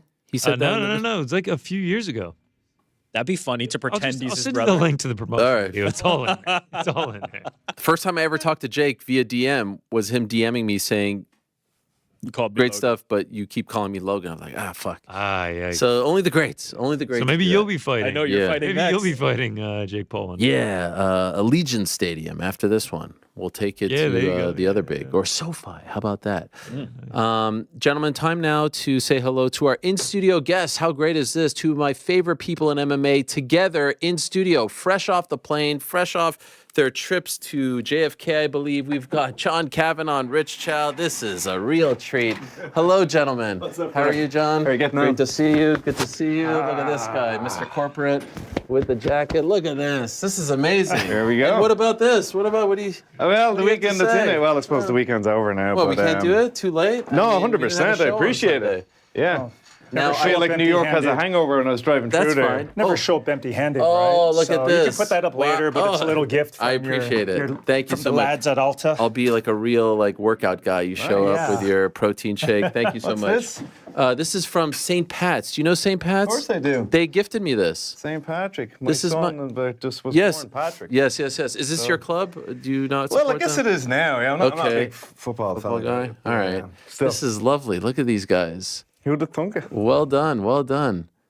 This is a big deal for me. This was This is after all old these hat for years- John. Yeah, this is old hat for John. But you've Yeah, never been in yes. studio. He wasn't very. He wasn't excited. or impressed. No. He's like, it's just another trip to the That's studio. Yes. After all these years, this is actually my first time, my first visit. First time in studio. You've been on the show before. Yes. We've interviewed, but never But even here. all the times we've had events in the city, just for one reason or Yes. another, never made it in here. So this is. Well, you've always been invited. I think you've kind of chosen in the past to be behind the I scenes. wouldn't say that. Really? Scheduling conflicts. Okay, yes, We yes. Just, You are a little bit the guy in the background. Yeah. Fairness. John comes begrudgingly, by the way. Like you almost have to drag him in, kicking and screaming. There's Always a pleasure. a few zingers here and there prior, but we make it happen. So this is a big week for you guys. Yes. You're rocking the shirt. Yes. So explain to the people, because I think, well, obviously on this show, Wim to Warrior was something that we talked about because our own Casey Leiden had his match. Yes. And I actually think that there's a way we can work together, but I will tell you about that in a moment. Tell us why this is a big week for, now it's called Train Alta. You guys transitioned over to a new name. You rebranded, right? Yes. Why is this a big week for you guys? And bring us up to speed on what you guys are doing. So I guess the big one is we're listing on the stock exchange, underneath the ticker Wow. MMA, which I really love. That is wild. Yeah. And our mission is simple. There's over 500 million MMA fans worldwide. In the States alone, there's 45,000 martial arts gyms. which is going to be going up to, I think it's 60,000 in the next year or so. And then worldwide, it's a multiple of that. And we want to help them come together, encourage more people to get that in-gym experience. I know what martial arts has done for my life, same as Rich, and we know what it's done for so many people out there. And these great organizations create all this interest in this sport, and that's been the last decade, has been the interest in watching the sport has exploded in the last decade. And we feel the next decade, it's going to be participation in the sport that's going to explode. And that's right from whether it's looking at some content online, right up into going into the gym. And that's ultimately what we want to try and do. We want to get as many people in the MMA gyms as possible, martial arts gyms as possible. I know how tough it is to run a martial arts gym. I also have a fight team. Most people don't get to the stage of having a very, large professional fight team. That's part of it. But really, it's the mom and dads coming in to do some kickboxing, some jiu-jitsu, some MMA, the kids coming in. And we want to just make that as a easy on-ramp as possible for as many people interested in the sport as possible. So, Rich, when we last did an interview, it was 2021, you were leaving Bellator, and the main thing that you were jumping into was this. Yeah, almost to the day, 3 years ago. Yes, crazy, right? 3 years when I was when you gave me the opportunity to come on and talk about the big transition, and this is it's only fitting to be back to share this moment with you, and it's a pretty big milestone for us. We're extremely excited. There's a lot of work to be done. In many ways, it feels like it's just beginning in some ways. Like this 3 years has flown by, and we've had our ups and downs, and certain times never thought we'd get here, but the scrappy little startup has made it, and at least, to the NYSC. In fact, that's where we're going right after the show, is to present there, and we're on track to list next week. Wow, that is wild. By the way, how did you guys get MMA as the three letters? We still haven't quite figured that out. We're not asking questions. No, we're just thanking you. It was kind of somewhat presented to us, and it was like, oh, would you be interested? Yeah, we'll take that. So just worked out really well that if you want to invest in MMA, you can literally invest in MMA. So you mentioned the 3 years, like the ups and downs, right? How was it difficult, and how was this journey maybe different than you expected? When you leave matchmaking and VP of talent relations and you're helping to run a promotion as opposed to more of a grassroots type of job, right? Things that maybe you didn't expect? Yes and no. I think the challenge came from still embracing the grassroots. Like I still love going into gyms, connecting with coaches, fighters, guys that I've worked with over the last 20 plus years. Like that's the grassroots element that I love. But then, at our core, we're a tech startup company. So I'm having to put myself in some uncomfortable situations as far as learning new things, spending a lot of time with our, the bankers and our finance team learning about this entire IPO process. John and I would always laugh about being white belts in that regard. We're getting close to blue belt now. Perhaps after this week. Yeah, we could give ourselves a blue belt if we get there when we list. There's also the whole tech side of things. So it was really trying to balance something I knew very well and was very comfortable, a world I was comfortable in, and this entirely new world. But that's one of the main reasons why I left, to continue to learn and grow and be in that position. So it's very surreal, but we're here and we're thrilled. We're excited about it. So I don't want to take for granted that the audience knows exactly what we're talking about. So like when Rich is talking about the tech side of things, what exactly is Train Alta? And by the way, would it be Alta or Train Alta? And by the way, yes, that is a gift from the man himself. I want to call it the right thing. It's just Alta. Train Alta is the. And we couldn't get Alta.com. And then there's something about the word, about the way it rolls off your tongue, Train Alta. Yeah. That now it seems to be getting referred to as just Train Alta all the time. Okay. So I guess that's it. You don't complain what your customers are saying. But yeah, like I said, in a nutshell, we want to make that on-ramp for potential customers for martial arts gyms out there. We know how valuable martial arts training is for the average person. There's people that enjoy going to, a gym, running on a treadmill and stuff. I admire that. I just couldn't do it. I'm too lazy. But to go in and learn to be part of this ecosystem, so to speak, whether you're a fan of the sport, you're doing a bit of jiu-jitsu, doing a bit of kickboxing, we want to try and help as many of those get physically into gyms, because like I was saying, it'll only be a very tiny percent of gyms that will have like a professional fight team to the level where they can just make a living off that. If we have 45,000 martial arts academies in America alone, they're mostly owner-operated. They're guys in towns and in cities that are, let's say, maybe struggling a little bit to compete marketing-wise and Google search ads-wise with the local big box gyms, whereas maybe as a team combined, we can help them get new customers in more regularly than they are at the moment. When I ran my first program, back when it was Went to Warrior, and that's when Conor was at a stage of like running through everybody, and I had a lot of interest from because of that, but it still wasn't really translating to regular people coming in and trying out the class. In fact, sometimes I felt it was actually holding me back even more, having like a very big character in the gym in order to, while I was trying to build my kids club and, just regular members. And the first season I ran, I had more people join in that week than I had in the previous 6 months. And that was right around the time of Conor knocking out Aldo. And so I think that's been a challenge for martial arts club owners, is that we know our product is great. Martial arts coaches, they'll stay on the mats all day, 7 days a week. They have a real passion for it, but maybe need a little bit of help on the background stuff, how to attract new members, how to hold on to them, better ways of monetizing. If you have a building and it's there 7 days a week, well, for example, our flagship program, that's run at 6 o'clock in the morning, where usually there wouldn't be classes run then. So yeah, it's to help that inventory of MMA clubs out there be as successful as they can.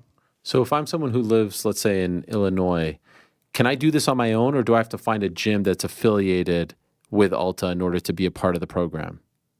No, it's an in-gym, that particular product, so to speak, because that's how the company, that's the roots of the company, is the 20-week training program that you mentioned, that Casey completed and fought at the end. So we've since built off that. Okay. Like it's a great foundation to have that experience, and we've since built off that. And earlier when you brought up, the whole tech component, that's what Train Alta, the website, is now designed for, is to help gyms not only gain new members with our program, but also through our online community and through becoming a member of trainalta.com.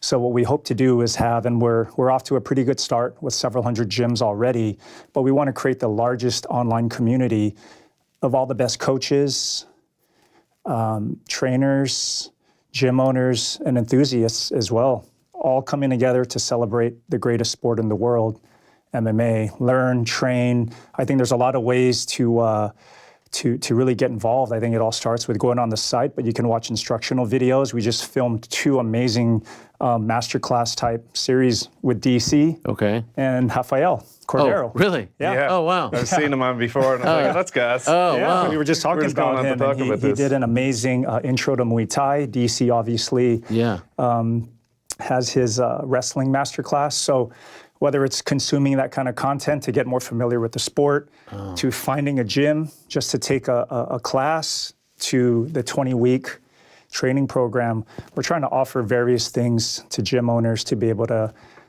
get more members. Okay. I think a good proxy for what we do is, if you think of like typical strength and conditioning gyms 15 odd years ago, there would have been a very intimidating environment for a regular person to go into. Okay, you could go in, maybe guys are already big and strong. They're fine with going in there, but women going in, younger people who are not strong already. And then CrossFit came along and made this very appealing on-ramp, and now you can go into these strength and conditioning gyms and you get a wide range of people. We want to become CrossFit for martial arts. And, because like I said, the perception of training might put some people off, like they look at the 0.0001% that are fighting professionally in whether it's UFC or PFL, whatever the case may be. And it's like, well, I wish I could do that, but that's not for me. And for myself, anytime I'm out in Dublin, for every 100 people that come up to me to say, like, oh, man, I wish I could do what you, but I know you only train professional fighters. Like, no, it's not. That's a very tiny part of what I do. Now it's even easier to say, look, go on to trainalta.com. We have seasons starting all around the country throughout the year.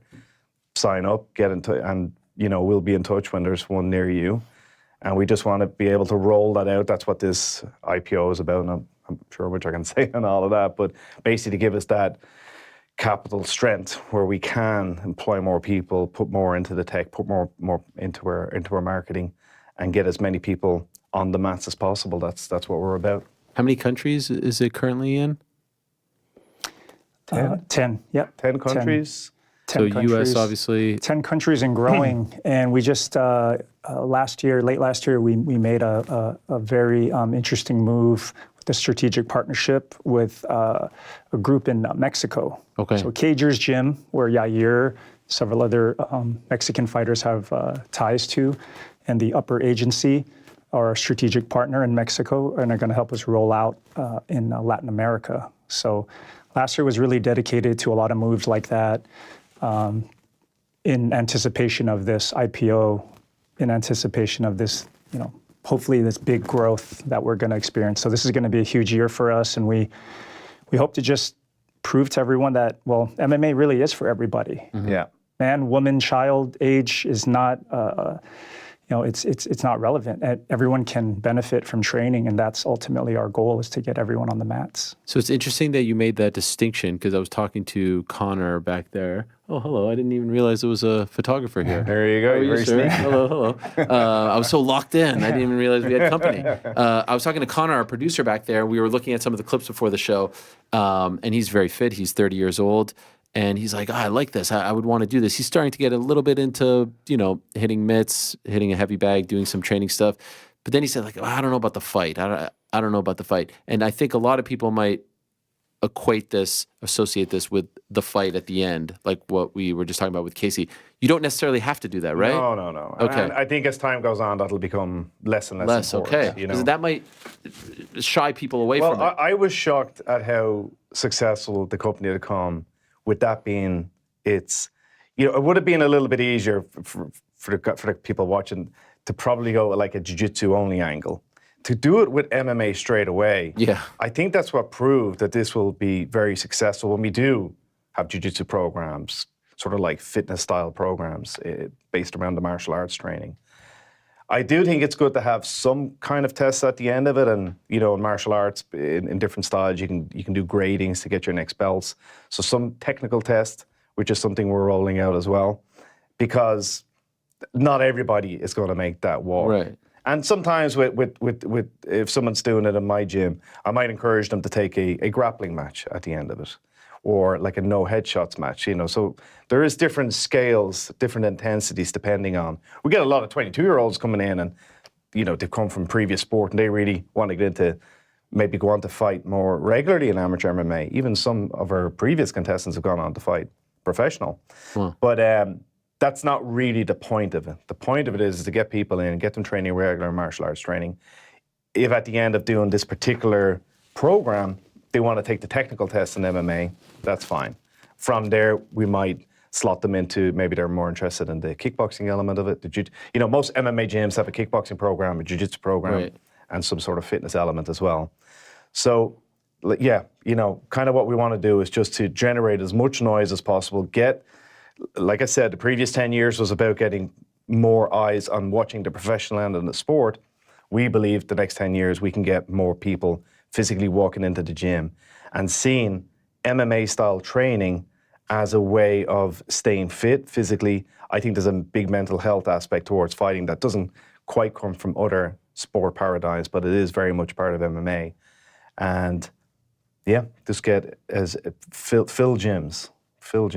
To add to that, what you just said earlier, the original question, it's a big commitment. It takes a lot. You're essentially diving into the deep end with the original Warrior program, right? 20 weeks to the fight, and we realized, well, it is a lot. For those who have completed it and want to take on that challenge, it's tremendous. But there are a lot of people that aren't quite ready for it. So we actually piloted a program with UFC Gym late last year to create a different kind of experience. It's a 10-week training camp without a fight at the end, but you're learning all the skills. You're in that fight camp mentality, and you're being tested at the end. So we're getting ready to roll that out this year as well with the UFC Gym.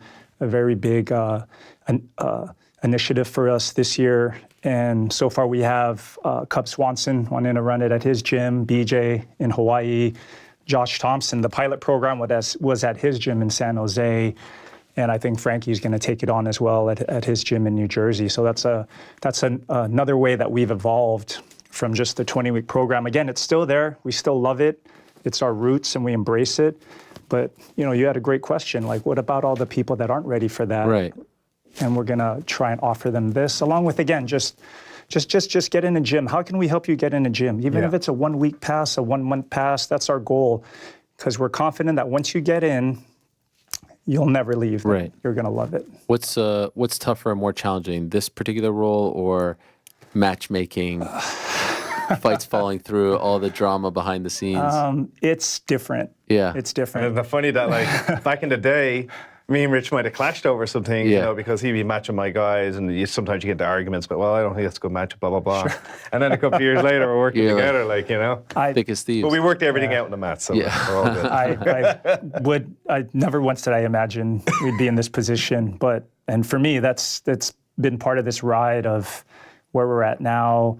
You know, I just kind of look at this wall here, and I recognize so many people that are involved with Alta. Oh, when I see Izzy, Eugene Berriman. Oh, wow. He runs the biggest program He's run in the world. biggest program. Is that true? I've run the second biggest. He has me on that one. Wow. So they're constantly half of New Zealand battling. is on the program at his gym. Really? Wow. So I see that. I see DC's obviously a major brand ambassador for us. He's also been a coach. He's been very open about his passion for coaching average everyday people. Jessie Clark, she's actually the longest tenured coach in America. What? This is crazy. Yeah, I coached the program with her in Syndicate MMA in Vegas. Okay. Many, many years ago. I can't think of how many Francis, Extreme Couture. Yeah, also a Alta partner. It's like a 1 You got degree. Gilbert on. You know that guy? That's Conor McGregor. Yeah. You remember He that trains guy? at some gym in Dublin, I think, with some guy. Actually, I'm going to the movie premiere tomorrow. I will be there too. Will you? Yes. Ah, Debbie. With my wife. Nice one. Yeah. Nice one. I'm looking forward to it. Have you seen it? No. Okay. I wanted to watch it in that setting. That would be great. I can't, unfortunately, he's too big for our little program, so we can't get him on. I know he's in New York. I seen the tweet, and he was like, I'll see you when I'm in town. I was like, oh, no. Maybe he'll be on before me, or we'll drag him on. It's okay. We're just small potatoes over here. We don't have a pot to piss in. How times have changed. That's crazy that you went through GSP. Anything in Canada, by the way? We actually have run the program at TriStar before. Okay. I actually went to TriStar when to kind of get that over the line. And we have to make our way back to Canada. Canada will be back soon. Is there no Canadian presence at the moment? We had to kind of reset after COVID. Yeah. Yes. So Canada was we tough. are, but we are gonna. I think now's the time. I think everything has been a little bit on hold for Yes. quite a while now. And this weekend, today, launching this roadshow is really the kickstart again. And we used that time. We had like our first round or two. We won like 10-8, and we were flying out, and everybody wanted to run the program. Then COVID came along. That's rounds 3 and 4. Gave us a hard time. We didn't tap out. Yeah. We're going into the 5th round now, championship round, and now we're ready. Now we have the team around us. We're going to have the funding by the end of this, and we're really ready to put the foot down and really make this big. How many people work for Alta? What would you say? About 25. That's Okay. 25. Yeah, the main office is in Sydney. Right. So Nick is the founder, right? Nick is in town as well. Okay, today. nice. Yeah, going to meet him now after this. Okay. By the way, do you guys? I should have asked you this off air, but I know that's a big deal. Do you have a hard out? Do you have to be there at a certain time? We're not that far, by the way. From I know. New York Yeah, side. that's It's because I'm at the literally sprint like from the airport to get there. And I was late. Then Orla was like, "Don't worry, Rafael is in studio before you." So I was like, "Okay."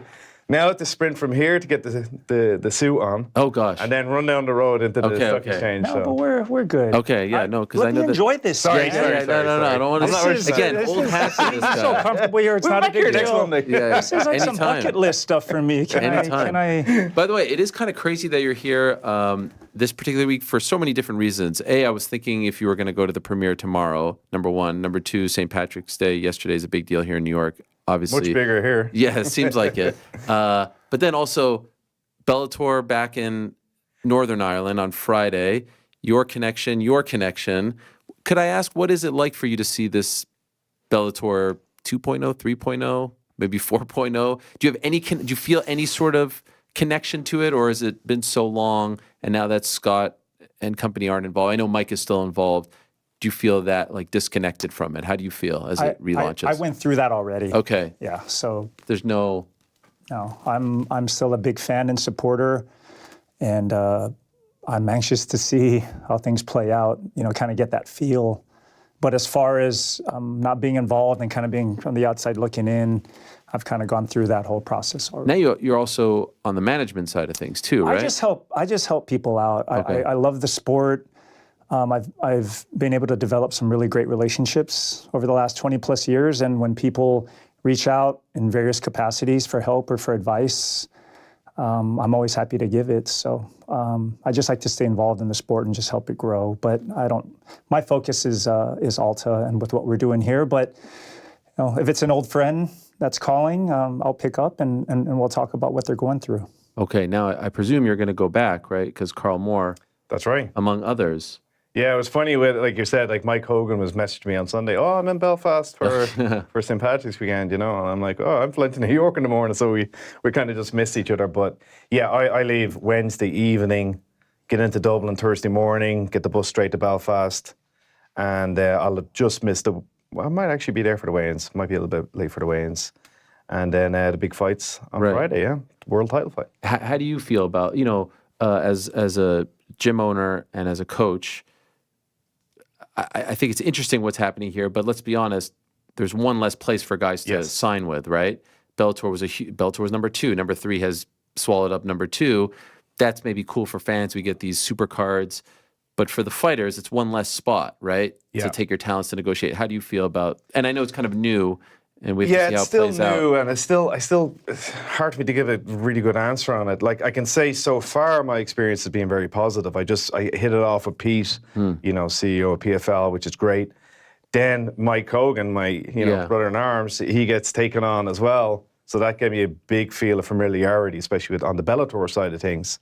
Now I've got, like, let's say one of my fighters, for example, Nate Kelly, that's on the show in Belfast. He's fighting on Bellator, but he's a PFL fighter. So there's an example of a fighter getting an extra fight that he wouldn't have got if he'd only been with PFL, but because he can kind of jump around a bit, he's getting a fight on Bellator in Belfast. So far, I'd have to say for myself, it's been quite positive. There was a little bit of pain. There was a few guys that got released, which is never easy. But I think as time goes on, and, I'm very close with, like, Dan Hardy, for example, and I speak to them about their plans for going into, whether it's the Middle East, Australia, the rest of Europe. So, UFC has always been very, very US-centric, whereas Bellator and now PFL, they seem to be quite open to doing shows around the rest of the world. And my mat is quite international. I have a lot of guys from around the place. So, change is always a bit painful. Change is always resisted, but I'm trying to look at it and see, well, what angle can I take on this where I'll still be able to keep my guys busy? How do you feel about the current state of MMA in Ireland? Very positive. Yeah. Very positive. Feels like we're back, like there's ups and downs, and now we're like back on an up. Am I crazy? I suppose I look at it in ways of, are the teams busy? And it would seem all the pros are getting good opportunities. There's a lot of fans out there that are like, well, if it's not the UFC, it's not happening. Whereas most of my fighting has been outside of the UFC with Bellator and PFL. And I'm very happy with how the guys are doing. I probably at this stage have a little bit different way of looking at it than most people. I joke saying to Orla, I count my success now and many of my guys can buy a house. And that's been a pretty good number. And, it's kind of like a lot of my fight team, I picture in their 40s maybe invite me around to the barbecue and being, seeing then what I'm trying to do now with more of them. And the more people I can get with their mortgages paid off, the more I'll see that as being successful. Yeah, that's a great litmus, if you will. The belts are great, the titles are great, and we'll of course chase them. We have a world title fight on Friday night.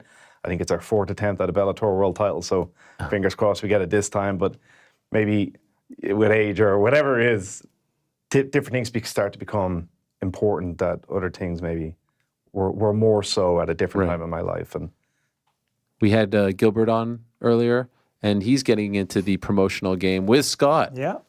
In an area that you know very well, the Bay Area. Him about outside. I was like, what? Scott's back, and then with Gilbert, it's great. It's crazy. How do you feel about this? Because it feels like there was once a time I remember going to those shows in San Jose. Yeah. There was nothing better than those shows, and it was like the best kept secret in America or maybe the world as far as MMA. And you were closely linked, obviously, with Scott so many years. How do you feel about this? And I know this is a little bit more like lower level. They're building it up, but still significant. It's still exciting. Love to see it. Actually, I was in the Bay Area last week. We had the road show in the Bay Area and got a chance to connect with both of them. And so I knew it was coming, but to see the response being as positive as it is, it's great. I think we need more events, as you mentioned earlier. And even if it's small, I know those two will work their way up, and I'm expecting big things out of them. You going to join them? Are you coming back to that? No. I will always support them. Those are my guys. I mean, Gil started fighting. I started working with him even before. Like, he fought for us in Hawaii and Rumble on the Rock. Oh, yeah. And so we go way back. And, obviously, my history with Scott and, how I feel about him. So I'm always going to root for them. And I'm rooting for everybody.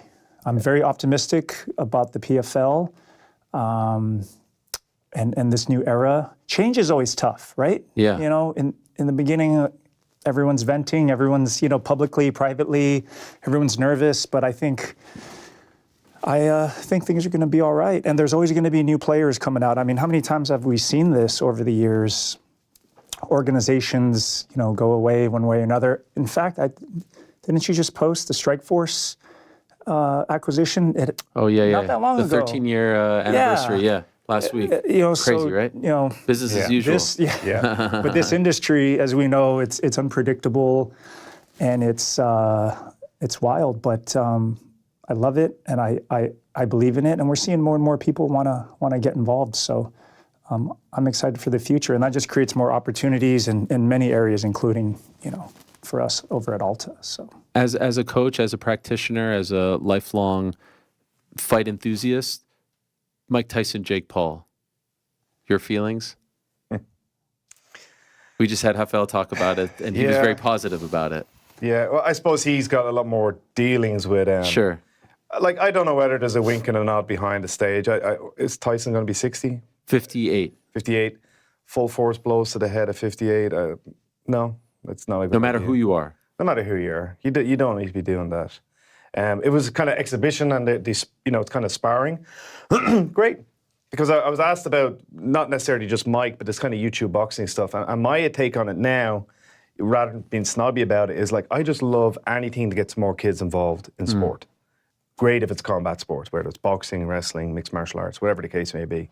And if Jake Paul is doing a good job of filling local boxing gyms, it's a little bit of what we're trying to do. Yeah.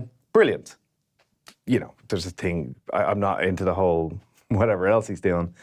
Particularly on that bout, I don't think someone approaching 60 needs to be fighting. It would appear Jake hits hard. He's knocked out a few guys. So I just hope that it is what it is. It's kind of an entertainment thing, and they move around the ring and kind of spar. So as long as it's that, thumbs up. How do you feel about it? It's just such a hot topic right now. And by the way, 80,000 people on Netflix. It's not like it's happening behind, 80 million people. Well, 80,000 people in the stadium, which is absurd, right? It's happening where the Dallas Cowboys play at AT&T Stadium, which is one of the biggest venues in America. Not to mention the 280 million subscribers on Netflix who will get this for free if they're just subscribers. So I understand what you're saying, but can they put on a sparring session in front of that many people? I don't know. I just think the majority of those people are not going to be really high-level boxing officials. Yeah. Like, what are they really watching it for? They want to see a good press conference, maybe a bit of shoving and shouting, whatever else they put on.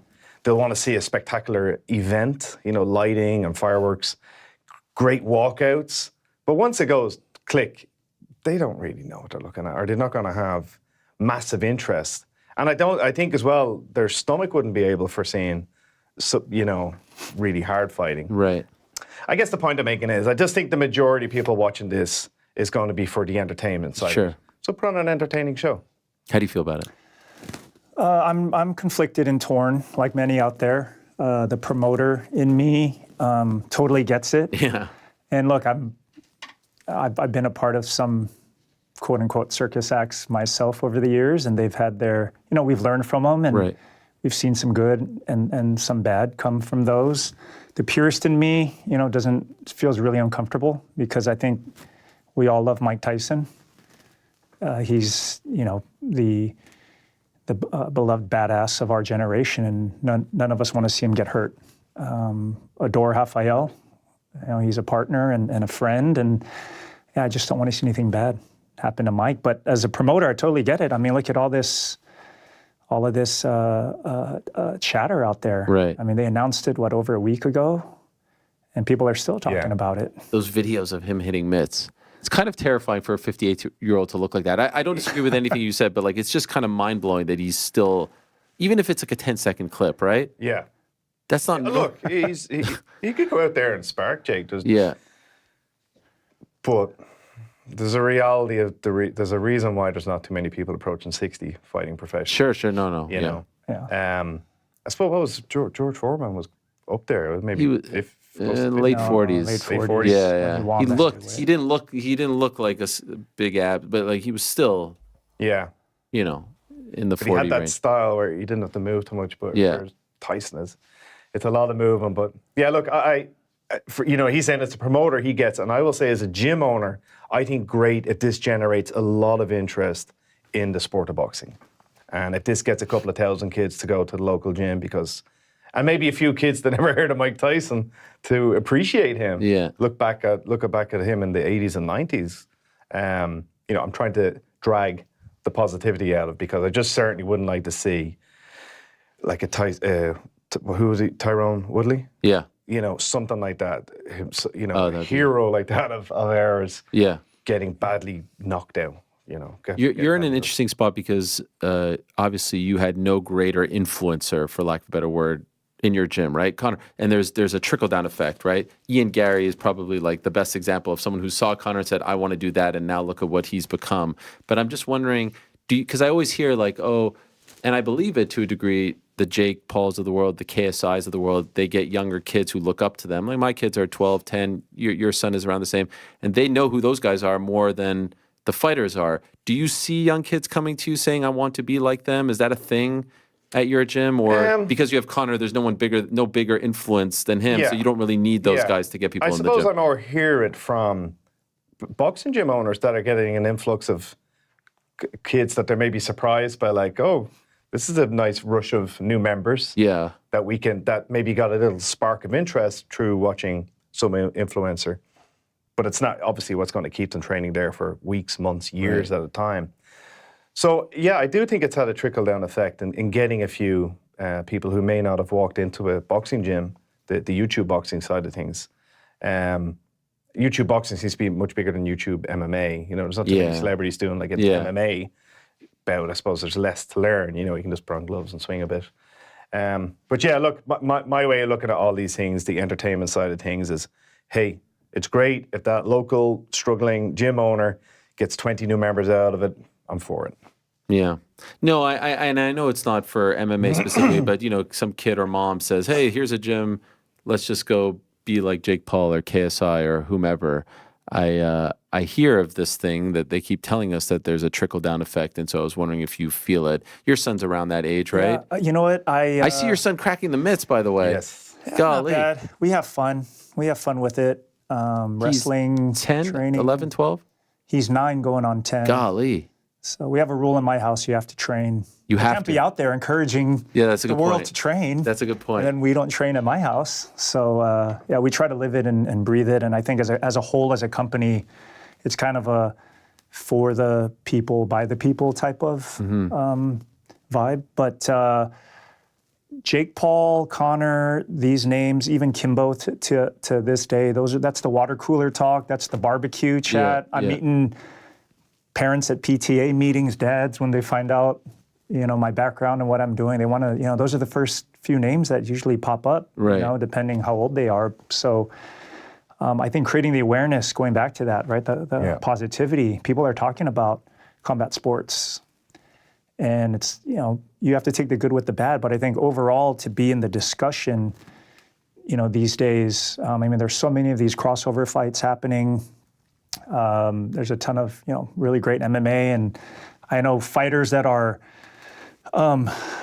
they feel when they get overshadowed by it all. I understand why they don't like it and they're a little bitter about it, but I think overall it's better to be part of the discussion at that mainstream level, because you hope, like you said, someone will find it. Someone will take that interest and then do a little more research and realize, man, there's a whole world of really great fighters I haven't discovered yet. So I think you got to take the good with the bad, and to me, ultimately, that is kind of the gateway to the two sports, right? By the way, for Alta, is there an age restriction? Or like, is it available? By like, say, Ireland, you have to be over 18 to do an amateur MMA fight. Oh, sorry, amateur MMA fight. I should say you have to be over 18 to do an amateur MMA fight with headshots. We do have under 18s MMA as well, but we don't allow headshots. So it's just done by region. New York might have different rules than Ireland will have different rules than Sydney. Right. So whatever region you're in, we're going to operate underneath that rule system. Okay. Now, something we're working on is a Little Warriors program. Oh, love it. So obviously, they're not going to fight at the end. Yeah. But I think combining the positivity of martial arts, the discipline, the tremendous physical attributes, getting them more athletic, just being on the mat is just a really great thing. You learn these movements and coordination that'll help you in any sport, and also integrating an anti-bullying component. I think, so we're working on a lot of different things, again, to bring it to the masses. Not everyone has to fight. Again, that's there if you want it, but whether it's, a fitness-based program to learn the sport, or in this case, bringing it to kids and teaching them a lot of positive things that'll help them as they get older. We just want to be involved, because it sounds so cliche, it's kind of cheesy, but but it's true. If more people in the world trained, the world might be a better place. Yes. That's kind of how and healthier. Yes. Yeah. By the way, who's the youngest person that you've ever had? Like, I was thinking of Nate the Great Kelly, who I remember on his dad's shoulders at the press conference, and then we see him in the cage not that long ago. Who's the youngest person that you've had that now has become a pro? Like, you've been around long enough to where I feel like you can, not to age you, but like Nate was like, what, 9 or 10 when he did that? He was, but he's still amateur. He's still amateur, yes. I think Lee Hammond is a good example. I think he might have been 11 or 12. Then he becomes an IMAF amateur world champion, switches to pro, does well on the season at Tough, and now he's whatever he is, 5-1-ish. Man, we're getting old. That's wild. But it's that total, that constant, like, what's that, the Heraclitus River, where it's, you can never step in the same river twice. Yeah. So I kind of had this constant stream for the last 20 years of guys, whether starting in the kids program, being very young, and then getting invites to weddings now, and then I going to baptisms of their children. So it's great to see. It's great to see. I kind of have my first wave of guys now racing towards 40 that are retiring or getting close to retirement, and then there's the next 15, 16, 17-year-olds. So it's never ending. Do you guys feel this way? Because we're all kind of around the same age, and I feel like from my chair, this perspective is different than yours and yours, right? You were always on the promotional side, coaching side, media side. But like last week, I was feeling this when I spoke to Joanne Wood, aka Calderwood, and there's something about I was talking about on the show, and I don't even know if I expressed it the right way, but I always feel this sort of guilt when the fighters, especially the ones from like 07, 08, 09, when I came in, have to say goodbye. And I know they're going to be around, and she's with Syndicate and her husband, and they're doing great, but like she has to say goodbye, and I get to still sit here and talk about the next event and next event. And I was just wondering if that was something that's just unique to me with my Jewish guilt, or if you guys understand, you know what I mean? Like totally. I always feel every time a fighter retires from that era, and now they're all, they're coming to the end now from that 09, 10, 11, I feel guilty that I get to stay and they don't. You know what I mean? It doesn't feel right. You know what I'm talking about? Totally. And to take that a step further in my, with my background, I mean, there was moments where I grew up like as a fan of a fighter, and you're having to make tough business decisions around the promotion. So yes, I've totally had to kind of grapple with that, internally. Like, man, this is wild. working with this guy one minute that I kind of came up watching and always respected and admired, and now, we have to, it's a tough business, as we know, and so I've been put in that position a lot, to deal with that guilt, and now, I see it, guys come and going, and it's a tough sport, the hurt business. Yes. Right? It's a and tough if I can sport. Somehow drag this back towards Train Alta, I'll say yes, please. Like, if we're being realistic, like I've known one guy to make retirement type money out of fighting. There's probably, for mixed martial arts, there's probably only been a handful in the game, really, that, in mid to late 30s will never have to work again. That's pretty rare in MMA. So what I really love about the Train Alta program in terms of our gym owners is that we're hopefully giving them a little helping hand, a little boost, because what are the majority of MMA fighters, ex-MMA fighters going on to do? Probably coach. Right. Some might get into media like yourself or promoting, but a hell of a lot of them will be reliant on running a gym or working in a gym. Unless they've kind of really worked on a skill set while they were coming, which is what I'm spending more and more of my time encouraging young fighters to do now. It's not just to get, locked in on MMA training, try to network, try to improve your communication skills. Maybe you can pick up a degree while you're training. But again, some of them will end up running MMA gyms and they're in their late 30s, maybe didn't study business, maybe didn't study marketing, advertising. Will coach all day, will get on the mat at 9 a.m. and be there till 9 p.m., but not maybe understand or have the relevant training in how to attract people, hold on to them, expand, and be able to make a good living doing a good thing for their community. And that's something that gives me a real buzz for Train Alta, like nothing else I'm involved in at the moment, to be honest. Do you spend more time on this now than SBG? Is that possible? Well, I'm pretty good at whatever I'm doing 100%. So Monday to Friday, 11 a.m., I'm on the mats with the guys, and it's full attention for the 2 hours, wherever the time may be. Chatting with promoters, setting up fights, then I'm on for that. But then when I'm working on a Train Alta program, or if I'm coaching it myself, or I'm talking with the guys about expansion, etc. So I try to lock out my day that I don't. If I'm talking to you here, I'm not daydreaming about a fight coming up. It's like I'm talking to Mr. Helwani. So whatever I'm doing 100%. Not to mention 2 young kids. 2 young kids? Yes, look at this guy. Young Patrick. Yes. Is he 1? So Connell is 3.5. He's 4 in August. And then Patrick is 2 weeks old now. 2 weeks old, that's right. I just wished you why did he look so much bigger in the photo? Patrick? Yeah, the photo that you posted yesterday. I feel like he looked like he was like 6, 7, 8 months. Maybe I'm crazy. You know what? He's actually long-ish. Like, he was a little bit small. He was 5.5 pounds, 2.5 kilos for the Europeans. Okay, yeah. And but like lengthwise, he's kind of long-ish. Wow. So you're right in you're right in the thick of it here. Well, I'm sure your wife Orla is delighted that you're in New York. Yeah. And this morning, woke up this morning to race to the airport, and what did Patrick have? Runny nose. His first freaking cold. So sorry, sweetheart. Orla's back there looking after him, and hi, Patrick. You should be in bed. Yeah. 9 o'clock. So yeah, that's an experience as well. And it's good, with Connell now being 3.5. It's just what you're saying about the kids, about in this house we have to train. I love that.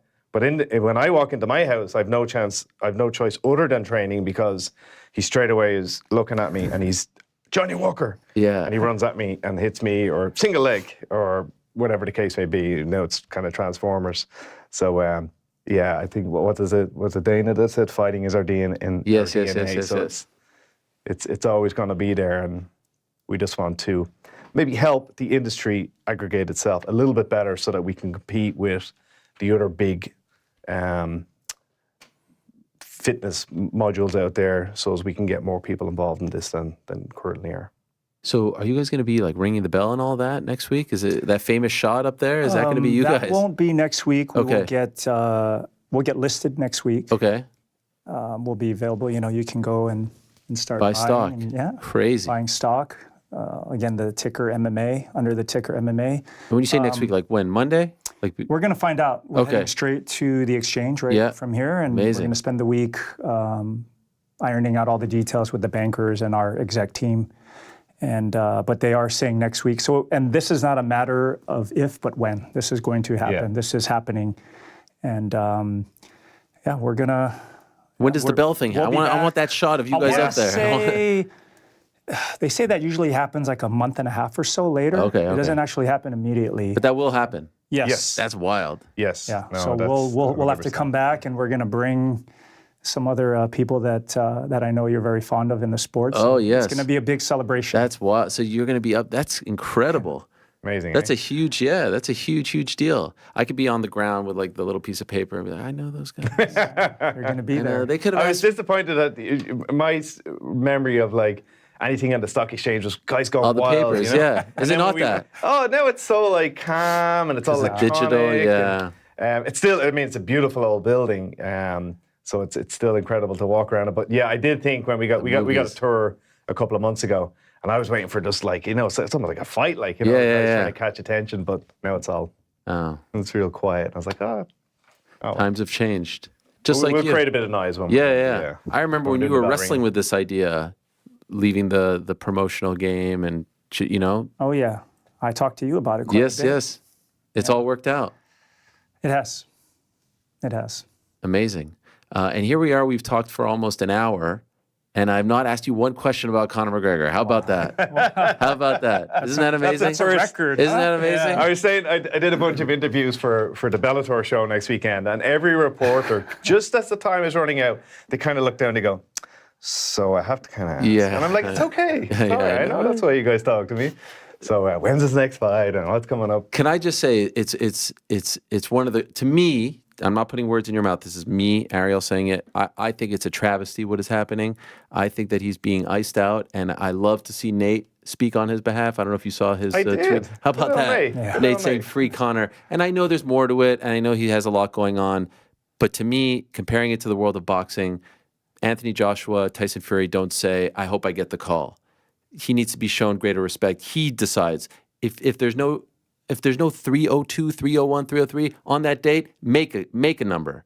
Make a show for him. He has done so much for this sport. It blows my mind. I see him. I saw the interview today with Talk Sport, and it's like I could feel the frustration. I know he's being a company guy, and he's very fond of the UFC, but like the greatest of all time, the biggest draw, the biggest star shouldn't be treated this way. This is me. You could agree or disagree, but it gets me mad to see that because I think he deserves much better than that. And I say this with him not even coming on my show while in New York City. That's me keeping it real. It is. Agree, disagree? It's just the blueberries day. Yeah. Look, I won't pretend to know the politics and what's going on with legal stuff in the background. All I know is like, it seems odd that we're not getting more. But like I said, I really am speaking from a position of ignorance because I actually tried to purposely avoid all that. No, it makes sense. Audie and the team, they do all that and they go back forward with Hunter and the UFC team. But yeah, it's weird to me that for someone to be the star he is and not get more opportunities. He should have fought at 300. Yeah, and he's, He should fight on 6/29.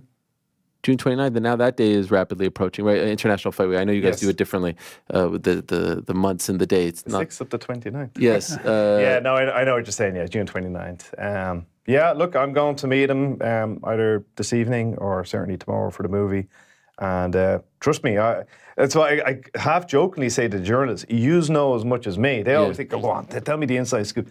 I'm seeing the same clips pop up that you guys do. Yeah. Conor's traveling so much and my head's down so much with what's happening day to day. Like, I'm not really every day on to Conor. Hey, what? I seen an interview. Sure. I just leave him be. Yeah, of course. And he'll come to me when the fight's announced. But I will be asking him, right, come on. What's going on? Up? Let's get to the best of your knowledge, he's ready to go, right? Yes. He looks it. Yes. I see the training. Obviously, we don't, but like, let's go. What are we waiting for? Rich, can you put in a good word? I try my best. You're friends with those guys. I just want to see him fight. Yeah. I want to, just like everybody else, I want to see Conor McGregor fight Michael Chandler. That's your guy. Yeah, he is. Wait, are you rooting for Chandler? What is? I just want to see him fight. I just want to see him fight. I'm trying to create a wedge between this. You are. This you honeymoon. are. I've heard that that's what you do all the time. Like, I've never experienced that. Why do people speak about Hawaii that way? He's such a nice guy. I'm like, you haven't seen him in action. But I mean, you built up Michael Chandler to the point Chandler's great. I think he deserves that fight. 1,000%. And the fans want to see it. And hopefully we can get it sooner than later. But I'll be rooting for, John and also rooting for Mike. Like, just hoping for something crazy and fun to happen in there, which I think will, if they can get in there soon. Absolutely. All right. So where can people find out more about what you guys are doing? I'm guessing it's that URL. There it is. Trainalta.com. Go click on it. But especially you're maybe an MMA gym owner, go on and have a click around, see if there's anything we can do to help you promote your gym, get you some extra members. That's what we're about. And for anybody interested in doing the program, still the same, trainalta.com. Get on there and let us know where you are. We'll then partner up with gyms in that area and help them put on our programs. And let's get the world training and peace through violence. Yes. We will help you start your journey. Maybe we could have Dylan Dennis involved, right? So we'll... We could get Plinio, my guy Plinio. I love Plinio. You know Plinio Cruz, Alex Perez, coach in Newark.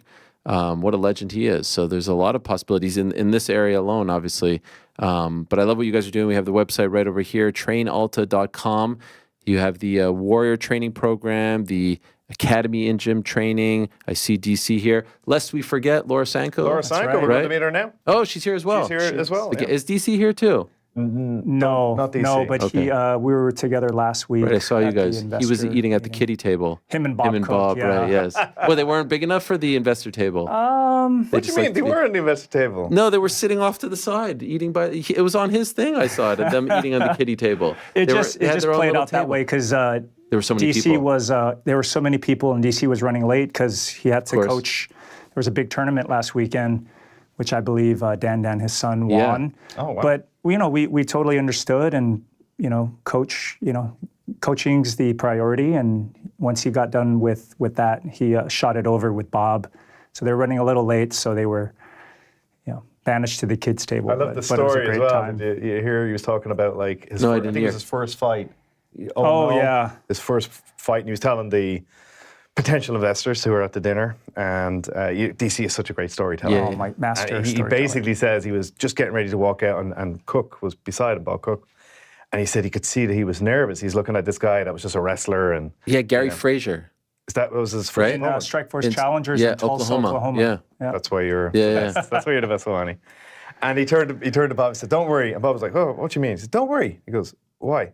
"Because I'm a gamer." And I just love that. And he goes, "What was this?" He went out and he said, 7 minutes later, I was 1-0. Yeah. It was just a great story. I remember that. There's a great Esterlin photo of him punching Gary Frazier very hard. And then he went on that run. I think he went to Australia at one point to fight. Yeah, he won the King of the Cage title. Yeah. Like they flew there for 20 hours just to Australia to fight. Who was it? Was it Tony Johnson? Yeah, who became a training partner later. Yeah. Crazy. That fight, just a quick note, because I brought it up when I introduced him. Bob and I had a good laugh about that first fight. Like that night, you wouldn't think this guy's going to be a Hall of Famer, one of the greatest of all time. But I guess it just goes to show it's not how you start, but how you finish. Right. He didn't necessarily look the part. Not at all. No. Not at all. He says it himself. Right.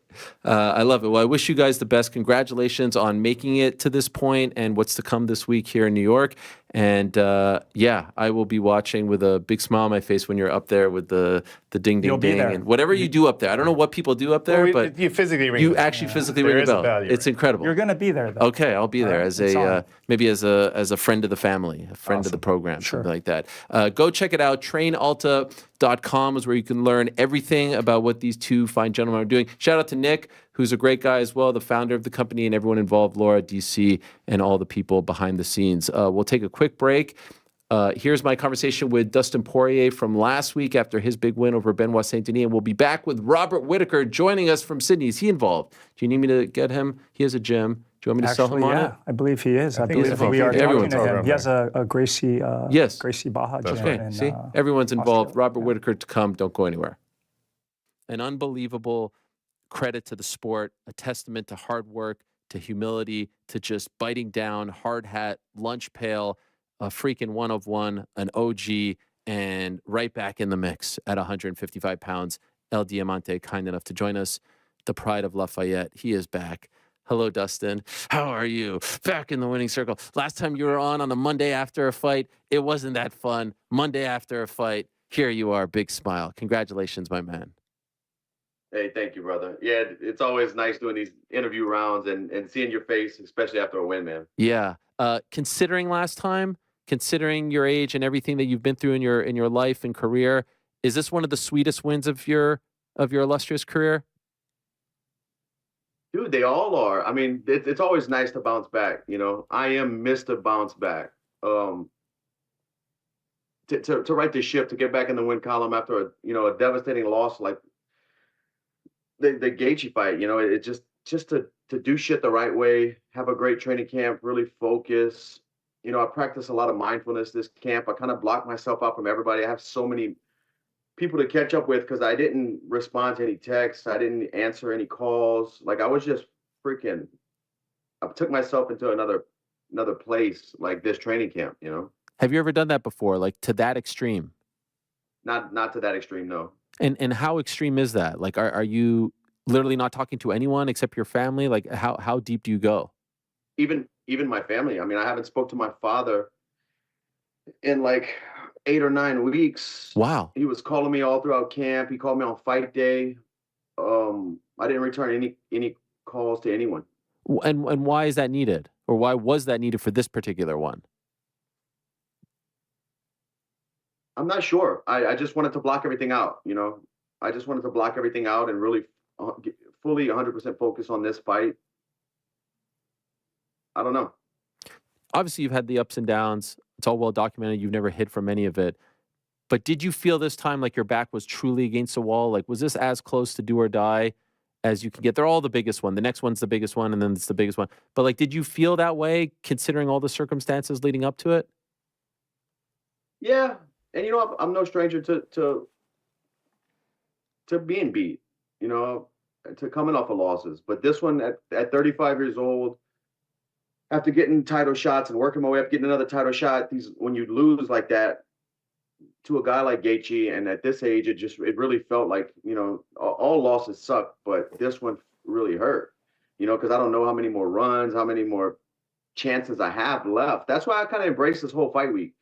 Even in the tunnel before I walked out, this training camp, like I was just more grateful for everything because I really mean it. Like every time I do this could be the last time, and I just want to enjoy those feelings and those emotions. I was telling my wife before the fight, on fight day, like what a life, how grateful am I to be able to experience these emotions. Like even through fight week, through the interviews and stuff, I was like, you know what, I'm getting to experience this. I'm grateful for it. I feel good.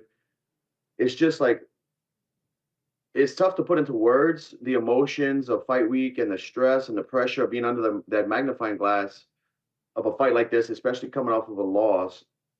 But I tried to put myself in a mind frame where I was just looking at things like an experience instead of, I have to do this interview. I have to do this workout. I was looking at it like from a third person, like outside of myself, like I get to experience these things.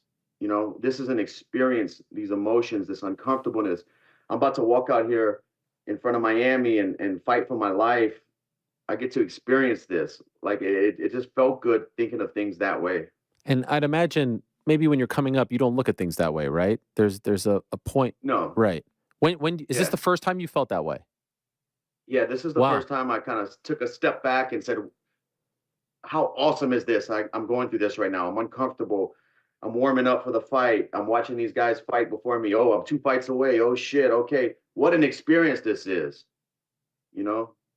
That's interesting because I think some people would be like, oh, shit, tense. I can't lose. I can't afford to lose. Yet it seemed like you were just kind of enjoying it. Like, I don't know, maybe like there was less pressure on you because you had nothing to lose. It made me feel grateful for the moment I was in. Wow. Instead of being back against the wall feeling. Wow. You know, it changed my perspective on the moment, you can say. Interesting. So you weren't like super nervous. You weren't super tense. No, I felt really loose and grateful to be under the stress. Yeah. Grateful to be there. It just really flipped my mindset. What about just like, being the underdog and all the buzz surrounding him and France and all that stuff? Chip on your shoulder? Fair to say you had that? I mean, every fight's a chip on my shoulder. That's just the kind of fighter I am, but just more surprised and wondering why, the odds makers had me at, I think, plus 200 on some websites. Like, why? Maybe because I lost. I was just really like picking my brain. Like, why? Too bad I can't freaking bet, man. Yeah. When you faced off, people were making a lot of noise about the face-off, like, the cold stare, all that stuff. What were the like? We just had MVP on, and he was breaking down like Kevin Holland's body language leading up. Did you take anything away from him? He had never been in a spot like this before. With all due respect to Matt Frivola, like he's going from the prelims to the co-main to one of the biggest fight cards of the year. It's a massive jump for him. While you've been there time and time again, did you take anything away from his demeanor leading up to the fight? Not really. I expected him to be more like aggressive, but he was very stoic. I know he has a strong mindset coming from the things he's done and the training he's had in the military and stuff. But I just thought he would be a little bit more like aggressive, but he was, like I said, he was very stoic. And he wasn't, all fight week, he was respectful. I knew we were into, we were getting ready to see something spectacular. We were in for a treat, as they say, when the war hat made an appearance. Correct me if I'm wrong. Did we not have the war hat in Utah? Did you keep it at home? No, I had it. You had it? Okay, so why don't I saw that thing, and I guess I convinced myself we didn't have it in Utah, so I was like, oh, it's back. They didn't let me wear it to the press conference in Utah. Ah, okay. So I knew. But I had it. When I got to the arena, I had it on. Okay. There's something about that hat. I don't know what it is. What do you feel when you wear it? I don't ever wear it. The only time I wear it is when you see me wearing it for the fight. Ah, sick. I put it in a case. I have a hat case. I don't freaking touch the thing until fight day. What do you feel when you put it on? I feel marvelous.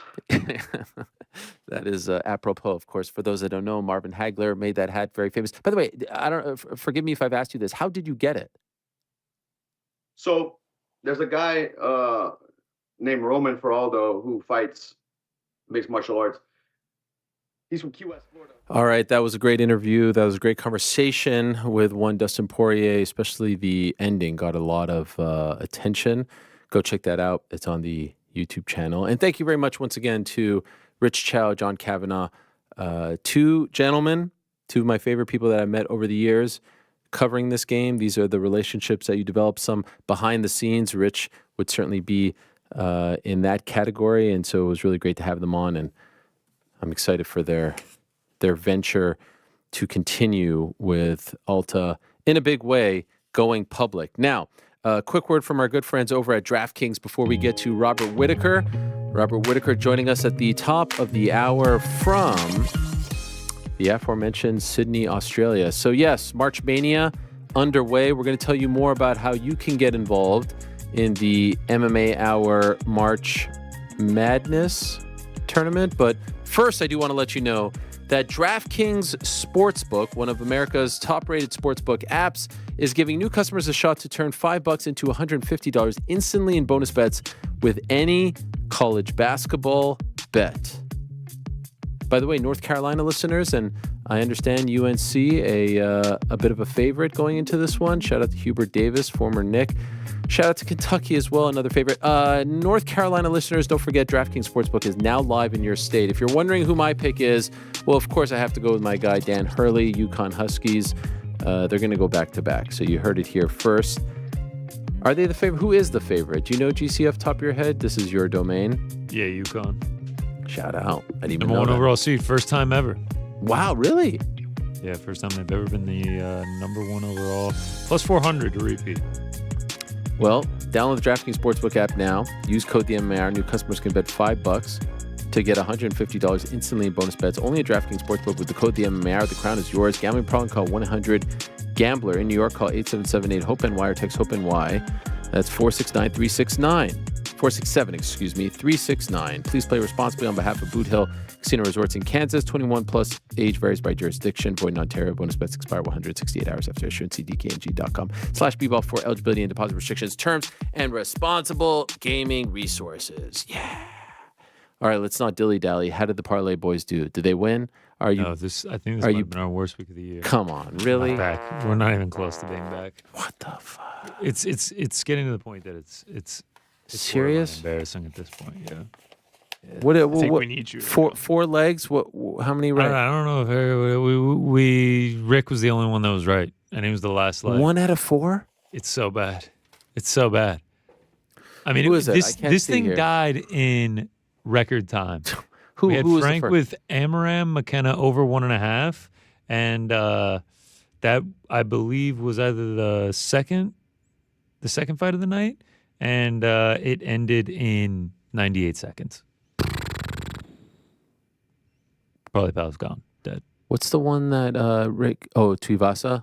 Yeah, under 3.5 for Rick. That's Great a call. good one. Great call. That was great. Poor Ty. Tough loss for him once again. Yeah. Looked good.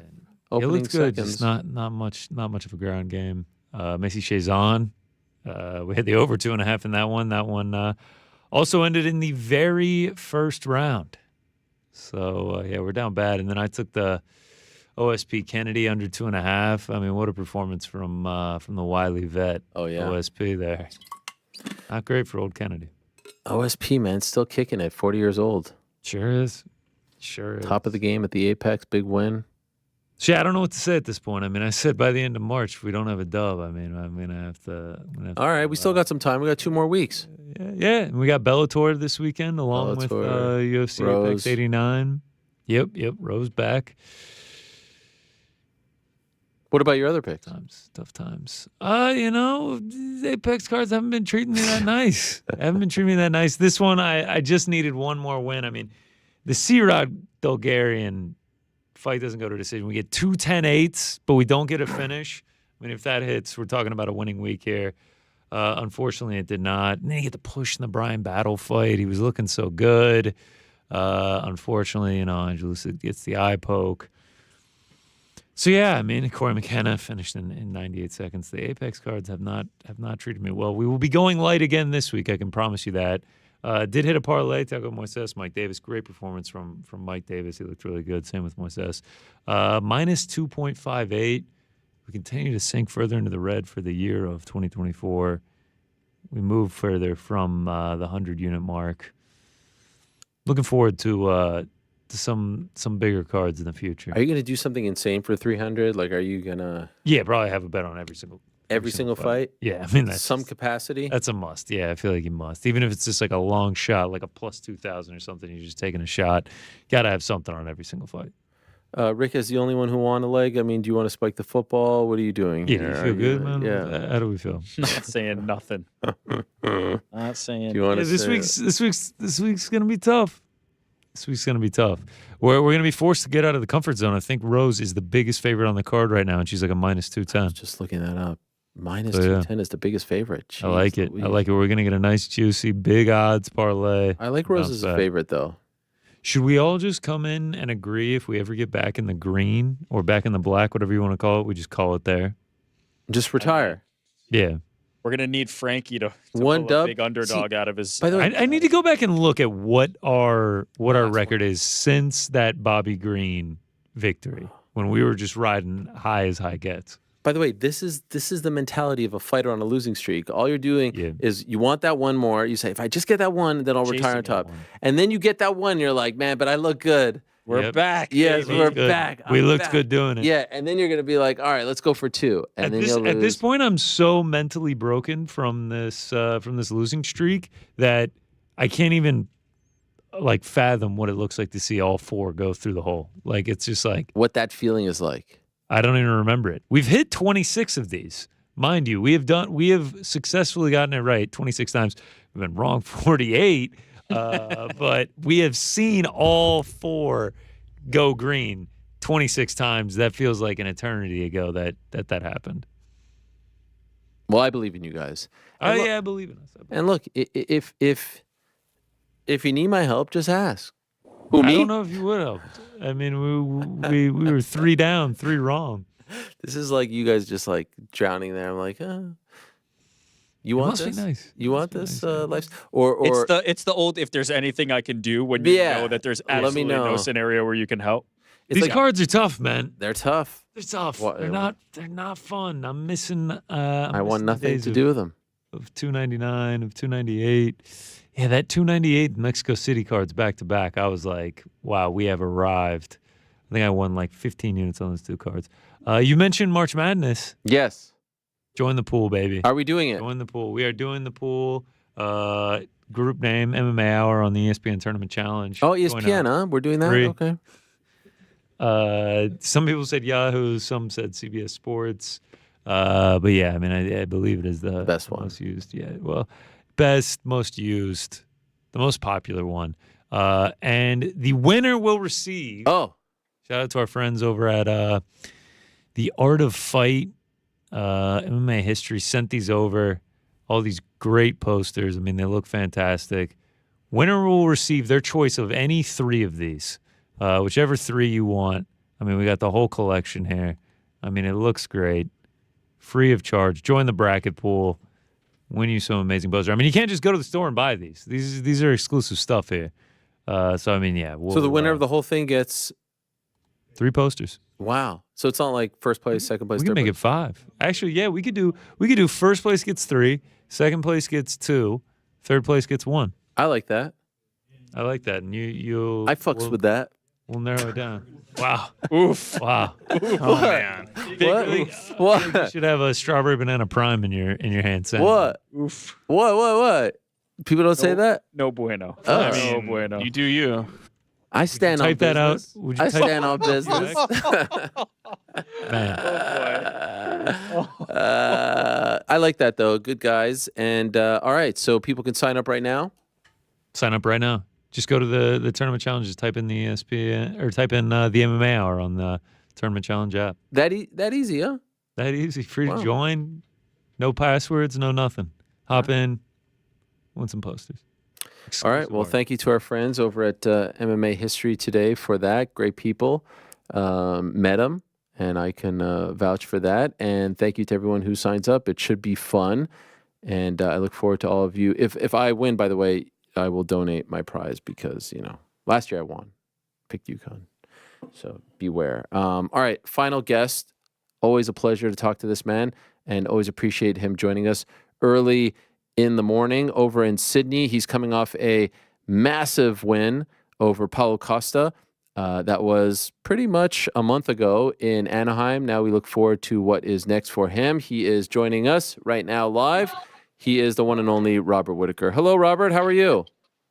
Good, thank you, mate. Thanks for having me once again. And I do have to apologize publicly. We had a bit of a miscommunique a couple of weeks ago where I had the horrible feeling of looking at my phone and you were standing by. That's never happened before. No one knows what I'm speaking of, but publicly I do have to apologize for the confusion. Mate, it happens. It was no stress at all. I appreciate that. By the way, what's going on at home? Is this a crazy time right now with the children? Yeah, it is. So I apologize in advance if you hear some yelling and screaming in the background. Trying to get 4 kids ready for school is something else. Yes. I'll tell you what. I do not envy. I have 3, and I know how crazy it is. Does your wife hate me when you get booked for these early morning interviews? Oh, no. She just kind of looks at me wild-eyed. It was like, yeah, no worries. All good. Yeah, you will pay the price later. So I apologize, Mrs. Whittaker. By the way, what happened to your right eye? Underneath the right eye? Is that from Which the one? fight? This one? Yeah, well, I've been back at training now. This is my 2nd week back at training.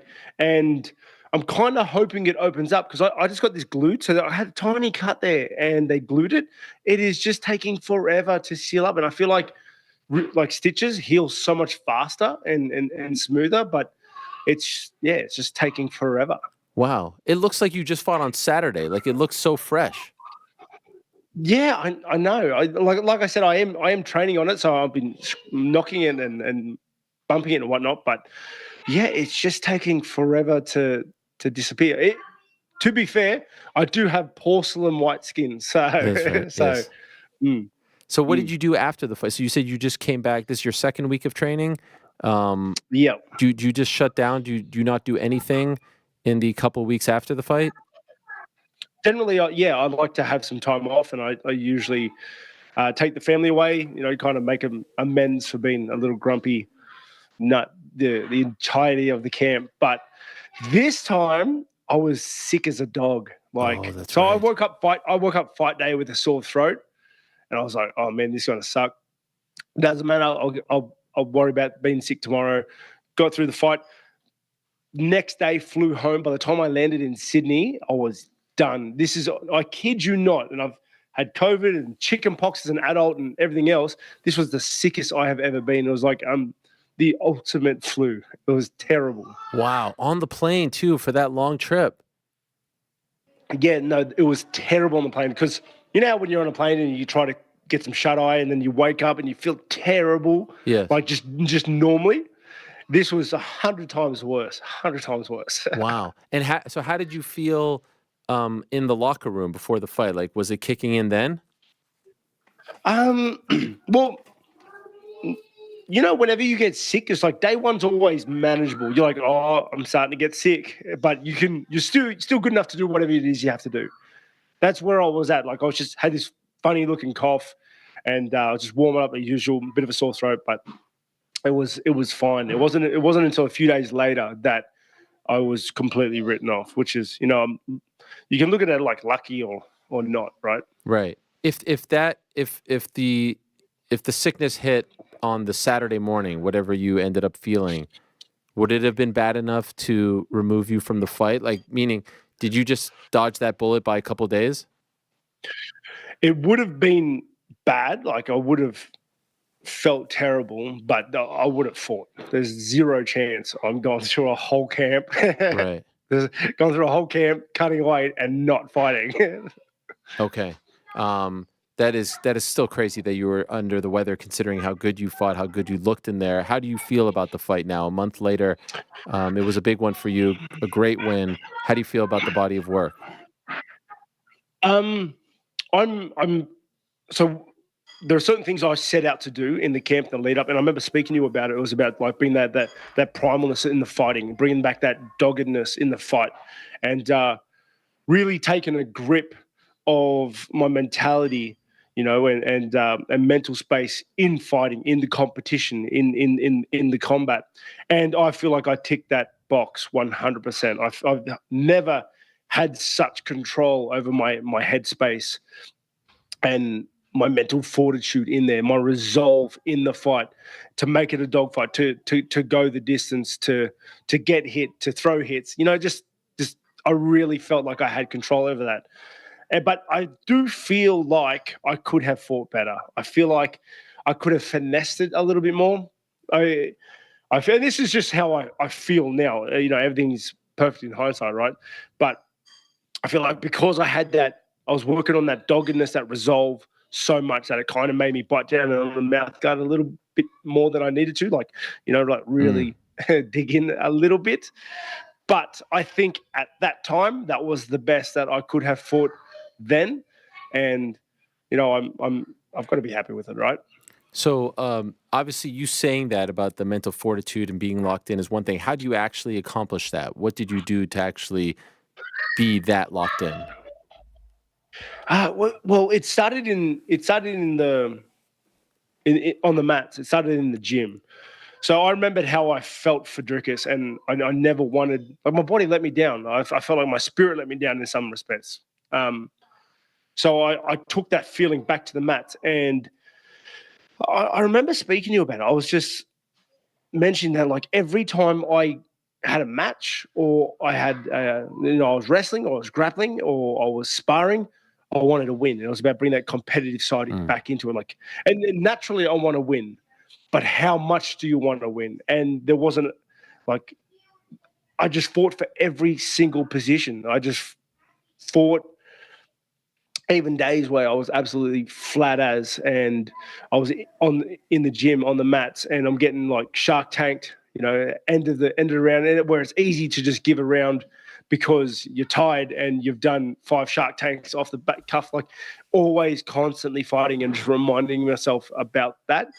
And yeah, I think that's where it starts. And then just having that mentality throughout the fight camp. You probably saw me in fight week and lead up to it. It was like I was purely there for business, and I had drilled that into myself.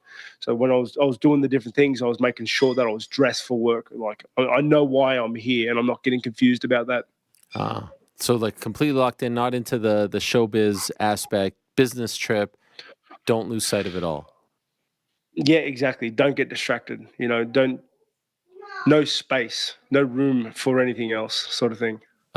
Paulo it likes that sort of, you know, showman side of things. Did you feel like he was trying to get you off of that, or?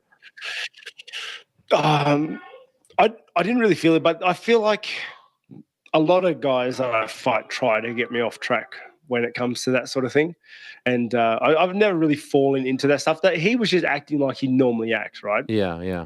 Yeah, which wasn't anything too bad. There was some other stuff going on, but wasn't that too bad? When you say that, like your soul let you down before the Drickus fight, what do you mean by that? It's just so like the lead up, the preparation for that fight wasn't great, and the training was completely different. I think I did the majority of the camp on like an assault bike just because of injuries and obstacles and whatnot. So I was burnt out. I was tired, like drained before we even got to that point. And mate, like when I got in there, I didn't want to be there. I didn't want to be there. Like I don't know what it was. I don't know what I didn't do or why, you know, I ended up in that position. But my spirit was kind of like my flame, if you would, was dim. That's wild. Yeah. Whereas the last fight, I really felt like I brought that back. It's interesting to hear you say this because just earlier in the day, we spoke to Francis Ngannou, and he kind of talked about like just feeling sluggish, feeling sleepy during his fight, and not exactly the same words that you're using, but I could see regular people being like, how's that possible? You're about to get into a fight. How could you not feel it? How could you feel like your light is dim? But you're essentially saying the same thing he said. So like you could understand this, right? This is not just a fighter making an excuse after a loss. This is something that you guys have to deal with and overcome, and it can hit you at the worst possible time. Oh, definitely. And all fights are like that. It's like who shows up on the night. And that's why I've never mentioned anything else against Drickus, because he turned up to fight. He was hungry, and that's why he's champ today. Yeah, props to him for that. But, you know, I know what I need to work on, you know, and I did that. I know what I could have done better. And, you know, it led me to last fight, the way I went into it, the headspace that I had in there, and I felt great. I felt in control, and mate, I'm hungry again. You feel that? That is great to hear. What did you make of Paulo, by the way? Big, strong guy, hadn't fought in quite some time. I thought he looked good considering the layoff. What did you make of him, mate? So in the lead up, in the prep, everyone asked the same questions. Like he hasn't had fought for a long time, hasn't done this, yada yada yada, and I replied the same as always. I'm in the gym like multiple times a day training for the absolute best version of Paulo Costa. And unfortunately, I got that. Yeah. I got the absolute best version of it. And like, good on him, you know, but I think that was his best performance. I think for sure, like that was his best performance, and he gave it to me for bloody hell, right? But also, like, yeah, he was just he come in really, really good. I think that version of Costa beats a lot of guys at the high level. He was much faster than we anticipated. I knew from watching his fight with like Romero, like he has that doggedness in him, like to not go away. Like he has a head on him. He's going to, like, he can fight wars. You know what I mean? And the only thing that I could point out was that like he doesn't look as good when someone's taking the fight to him. Not that he goes away, not that he looks for an exit. It's just that he doesn't look as good, and he can get pushed around a little bit, and usually he can get outstruck that way. So that was my thing going in there. I was going to take, I was going to fight fire with fire sort of thing and just really make it a firefight. Were you worried on the day? I know you said you were dealing with the sickness coming, but even in the locker room, like, were you worried that feeling that you felt before the DDP fight would hit you again, that the light wouldn't be as strong, or was the week so good, the prep so good that wasn't really a fear in your mind? Oh, no, it was definitely a fear. Oh, definitely a fear. And, yeah, because anyone that's lost a fight will take those doubts into the next. And unless you're the type of person that can completely switch out, like control your mental space where you can just block out certain thoughts, then it's going to be there in some respect. And I was terrified of that, man, because it was something that I couldn't control in that fight with DDP, and I couldn't really put a finger on why it happened. And yes, after the fight, we were like looking at all the reasons. I was like, maybe it was this, maybe it was that. We'll change this, we'll change that. But you don't really know why. It could have been how I ate. It could have been the cut. It could have been anything. So I was scared and nervous of going into the fight with Costa, of having a repeat. I've been let down. You know what? To the point where I was even thinking that maybe I was just nervous, which is crazy because I've been in there so many times for so long. But yeah, it's just like you're just trying to find the answer. So yeah, I was definitely nervous about a repeat. But the nerves are normal, right? I mean, like, even the greatest ever say that up until their last fight, they were still nervous, right? Like, the nerves never really go away, I would imagine, even if you're on a winning streak. Am I wrong? Oh, definitely. No, definitely. The nerves never go away, but I was just trying to find a reason for how I felt and in that DDP fight. And I just felt tired. I felt lethargic. Like, I just didn't have it in me to fight. I'm not sure if you saw it, but last week on the show, we had Dustin Poirier on, and he was quite open about what he dealt with in the aftermath of his knockout loss to Justin Gaethje, the mental side of things. And you've been open about that as well. Did you happen to see any of his comments, and could you relate to how hard it could be when you lose a fight like that? No, I didn't hear any of the comments, but could you summarize it for me? Yeah, well, I mean, basically what he said was it was extremely dark to the point where, he was worried about his well-being. He was worried about whether or not he would ever fight again. He had to speak to a therapist. It was the lowest that he has ever felt. And, he's had ups and downs, but he's never experienced like a low like that before, to the point where he wasn't sure if he would continue. And it sounded like he wasn't just talking about fighting, like really, really, really dark stuff. And this is a side of fighting that people don't really realize, right? Like, we watch the fights, we move on to next week, but when you lose on such a grand stage like that, I can't imagine anything being tougher than that as an athlete. So I was just wondering, as someone who's been in touch with these feelings and open about these feelings, I was wondering if you related at all to that sentiment. I definitely relate to that, because there's a couple things you can look at there, right? The first one is that the higher the rise, the lower the fall, right? So, like, the more you do well, the more you do well, and the more you're winning, and you're Dustin Poirier, right? He's a household name. He's an absolute animal, a savage in the game. Like, to lose makes it that much harder. Now, the MMA community don't make it easy. Those guys are harder than any fight. Like, their criticism and comments are worse than any punch, any kick they can have. And don't get me wrong, I love the MMA community. They're the lift beneath my wings. but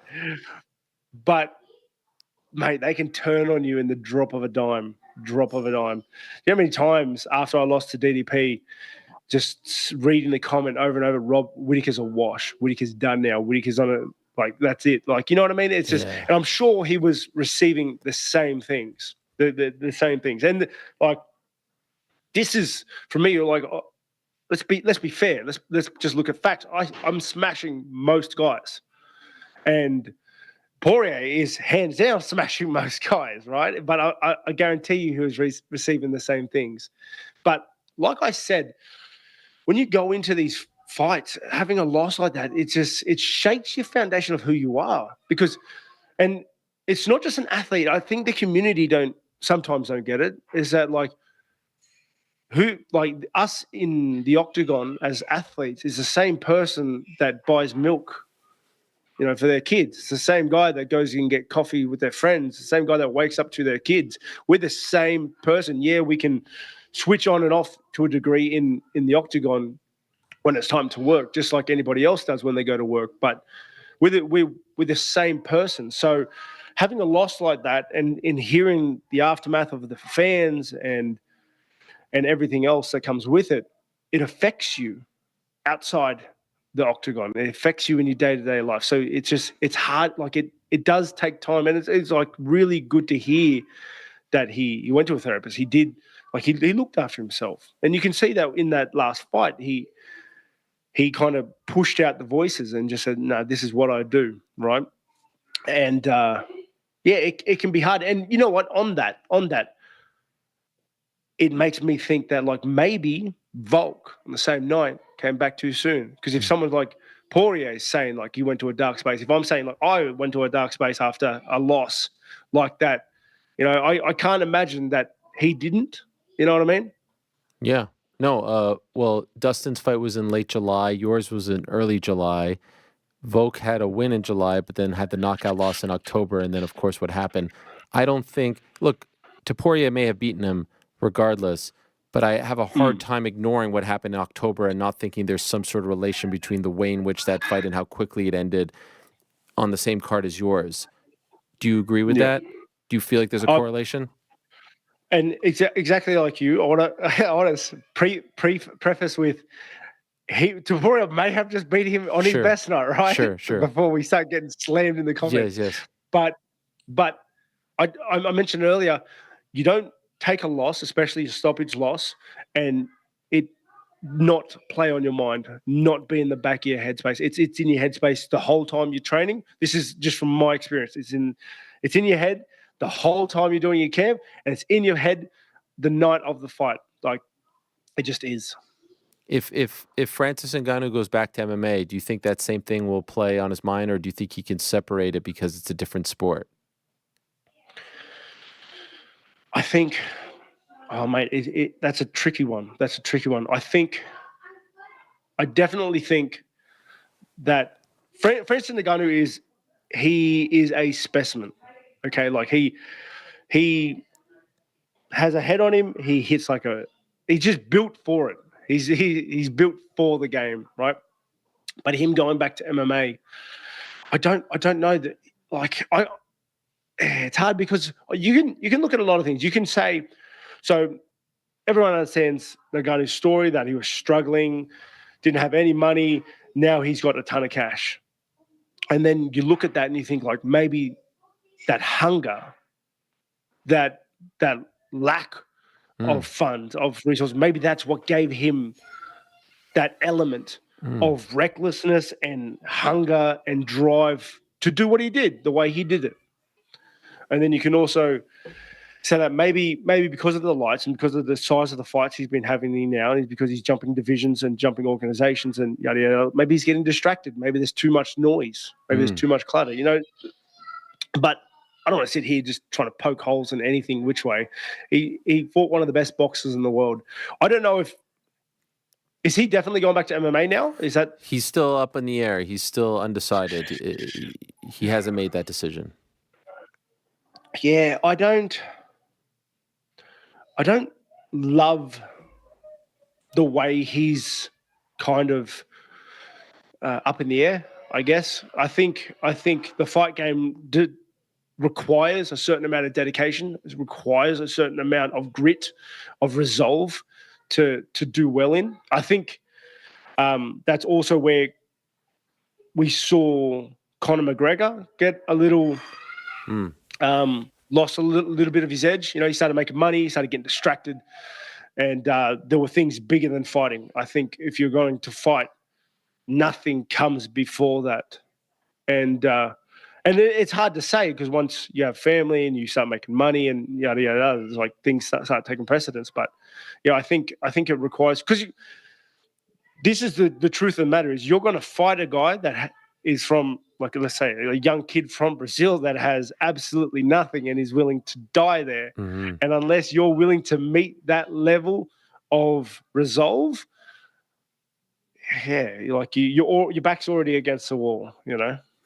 I was curious. I don't think you trained together, but I know that you are represented by the same management team. Steve Erceg is fighting for a UFC title on May 4th. It came out on Friday.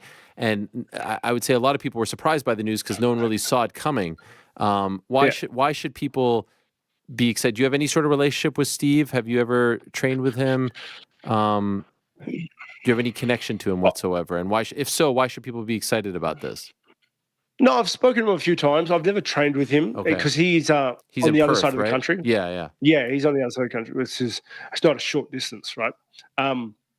But congratulations to him for one, because he's been doing the right things. He jumped into the game, and I think his first fight in the UFC was top 10 opponent, and then he fought again and again. And his last fight, obviously, he won in impressive fashion. That's the thing about the UFC, which makes it so exciting and fun, is that it is just a game that is rife with opportunity. So much like Sean Strickland, when he fought Adesanya and became the champion, it's just about where you are at the time. It's like what you're doing. It's about being in the right place at the right time. And I think Steve has done that. And he could very well, like his skill set, I think, like he could very well be the next champ. That is wild, considering where he was just a year ago. Okay, so for you, when will we see you back in there? When would you like to return? There is rumors of a UFC card coming to Australia in August. And I think just because of how busy the division is and how everyone's tied up, I would love to fight on home soil in August. Okay. Yeah. And who's the ideal opponent for that card? Mate, anyone that gets me to the title. I want to win my next fight and I want the next fight to be a contender fight. I want the next fight to be the fight that puts me against the gold, so I can get that back. It sounds like they want to do Izzy versus DDP because that was what was floated for 300. They may go in a different direction, but I feel Izzy DDP, you versus Sean Strickland. I feel like those are the two fights with the four fighters. Yep. If that, like, I like that. I haven't fought Sean before, and I know beating Sean's puts me in that conversation. So, yeah, it's all systems go. How would you feel about Izzy getting another crack at the belt? First time at DDP, but another crack at the belt. Mate, what do you do? What do you do? I know they've had a lot of rivalry there. I know there's money to be made in pay-per-view and whatnot. And I think, like, DDP wants that fight as well, and he's the champ, so you obviously get a lot of say when you're the one in the position of power. Mm-hmm. Were you surprised that DDP turned down 300? No, I didn't really pay attention to it because you don't know when I'm reading things, you don't know what's real, right? You don't know what's behind it, the real story. They're just kind of bites, if you would. Yeah, and like I said, he's in the position of power. He's the one sitting on the throne, so he can kind of call the shots. So the ideal scenario is you fight in August against a Sean Strickland type, win that fight, get a title shot. That would be picture perfect. Okay. I want to let you run because I feel bad for your wife. I hear the children, and I know it's a hectic time. You've given us too much of your time. No, it's all good. I know exactly what that is like. There's nothing more stressful than that morning rush. Appreciate you joining us as always. Again, congrats on the win. I'm happy you're feeling better now. And I think it's about time you fight back home. You've been traveling a lot for these fights, so I think a Robert Whittaker fight in Sydney would be incredible, and I am sure the crowd over there would agree. So well done, Rob. Thank you for joining us again. Appreciate it, and good luck with the kids now in a matter of seconds. Thank you for having me, mate. All right, there he is, Robert Whittaker, kind enough to join us, and I would love to see him fight in Sydney. He's had some close calls. You'll recall the fight that was supposed to happen against Kelvin Gastelum the last time.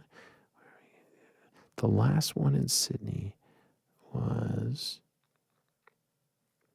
golly, Melbourne. Yeah.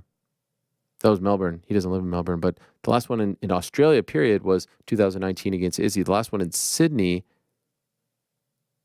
was Clint Hester in 2014. There's Melbourne, there's Adelaide. But the last one in Sydney, which is where he resides, was 2014. 10 years. Clint Hester on the Luke Rockhold, Michael Bisping fight. I watched that card in the lobby of the Syracuse University Sheraton Hotel. I was there to speak to a class at Newhouse, and then I told some of the students that I'd be happy to watch that card with them. It was actually a Friday night card, believe it or not. And yeah, I watched it with those guys, and it was a great time. That was the one where Luke Rockhold submitted Michael Bisping, and we all thought, all right, well, that's it for Bisping. And then, of course, he ended up getting the rematch some less than 2 years later. Part of that, it hasn't had a lot of... Yeah, Sydney was Jesse Juarez, Cage Fighting Championships 21 in May of 2012. And then a lot of early ones. Did you guys know that Perth was 3 hours behind Sydney? It's pretty much like California and New York. I didn't realize that Australia was that big. The reason I know this is because I inquired about having Astro Boy on, but they're 12 hours. They are 15 hours ahead of us. Sydney is. Perth is 12 hours. So if we start the show at 1 p.m., it's 1 a.m. over there, and it's in the worst possible slot because it's it's 5:30 right now in the morning. So that's tough. Maybe we can we could get Steve on if once he comes to Brazil, could do a pre-tape. But I like, we like it in the studio over here. All right, is there anything else that we need to talk about before we go? Urseg title shot, Jose Aldo back, John Jones, Tom Aspinall doing their thing, Ian and Colby doing their thing. I feel like we covered it all. Islam Makhachev was talking to some outlet and said that he'd be down for the Poirier fight. Sign me up for that. What else? Is there anything else that's happened? Haven't looked at Twitter today. Did I miss anything? Anything we need to discuss, or are we good? Jazz the busiest. Oh, she's back? No, I'm sorry. Oh, what about the homecoming for Ilia Topuria in? Yes, I was just about to say Topuria and Mark Coleman. Of course. Oh well, let's talk about Mark Coleman. That's the most exciting news. Feeling better, getting better. Have been in touch with people very close to him. Would love to speak to him, but of course I understand that he can't. He can't speak for an incredible length of time. Has been at the gym. I saw a video with him and Matt Brown. We have any footage of Mark Coleman? We sure do. I think he actually released one this morning, giving an update on how he is. Okay, let's see it. Good morning, everybody. Just want to let you all know that I'm overwhelmed with the love and support I'm receiving. I can't believe it. I'm so grateful to be here today. I am so blessed. I'm one of the luckiest men in the world.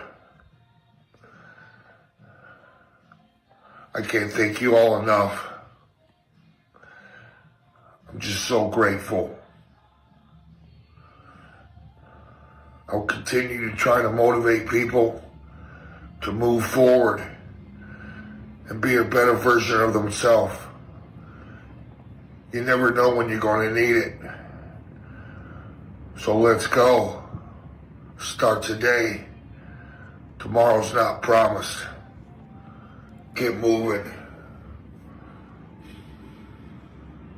There's stuff to do. Love you all. Sober's cool. Carnivore diet, 9 ancestral tenets. Hammer House for life. You're all in. Thank you. What a legend. Love Mark Coleman. That's right. Hammer House for life. Hope he continues to feel better. And there was once a time, I've talked about this on the show, where I would say I wasn't anti-dogs, but I wasn't a dog person. And perhaps there was a time where I would say, all right, you survived, your parents survived. It's unfortunate your dog didn't make it. Now, that to me is akin to a family member. Now that I've had my dog Matcha for about 5 years, I am very much a dog person. Or maybe I'm just a Matcha person, but I get the pain. And you can tell that he is, when he's saying he's the happiest person or the luckiest person in the world, I feel that pain because there's nothing. When I go home tonight, I will walk through the door and, my kids will be doing their thing. Maybe they'll be eating. Maybe they'll be on their iPad. Maybe they'll be watching a show, playing video games, doing homework, whatever.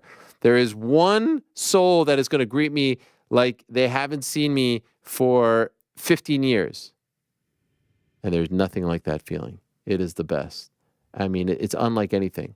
I actually feel sorry for people who have never experienced love like this before. It is unbelievable. My dog Matcha is just, and I know everyone feels the same way. And so it's just special. And so I feel his pain because it was his dog, as he told us last week, that woke him up to alert him about the fire, which just shows these incredible creatures. Unbelievable, the loyalty. So I feel for him, but obviously so happy that he's alive and well, that his parents are alive and well. Wishing him the best. And it's great to see the MMA community support him and contribute to everything that he is having to deal with now.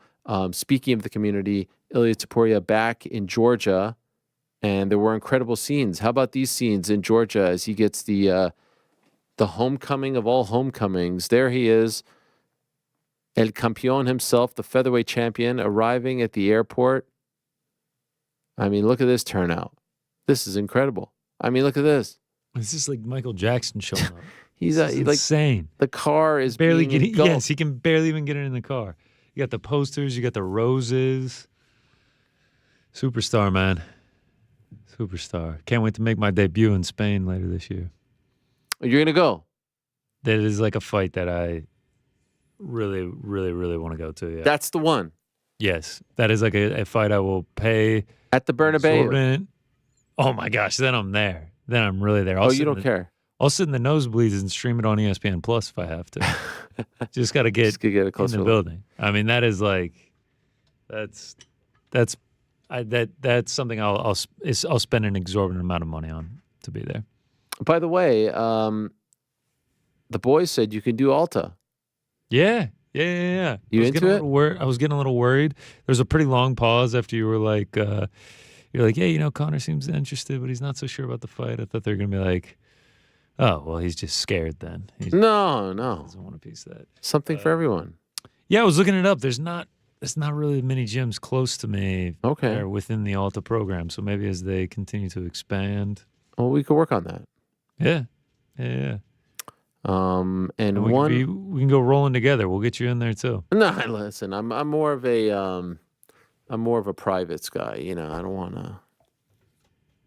to, put myself out there for everyone. You don't know these days with the cell phones and everything. Privates. Yeah. I did want to congratulate also our old friend Marshall Zelaznik, appointed the new CEO of Glory Kickboxing. Marshall was with the UFC for quite some time and actually was with Glory as their CEO between 2018 and 2020. He had a large role in the UFC on their media and international business side in the UK, and also was a huge part of the growth of UFC Fight Pass. Now back with Glory, and Glory coming off that one-night tournament, the heavyweight tournament won by the GOAT, Rico Verhoeven. So good luck to Marshall Zelaznik, who's been on this show before. The next Glory event is April 27th, Glory 91.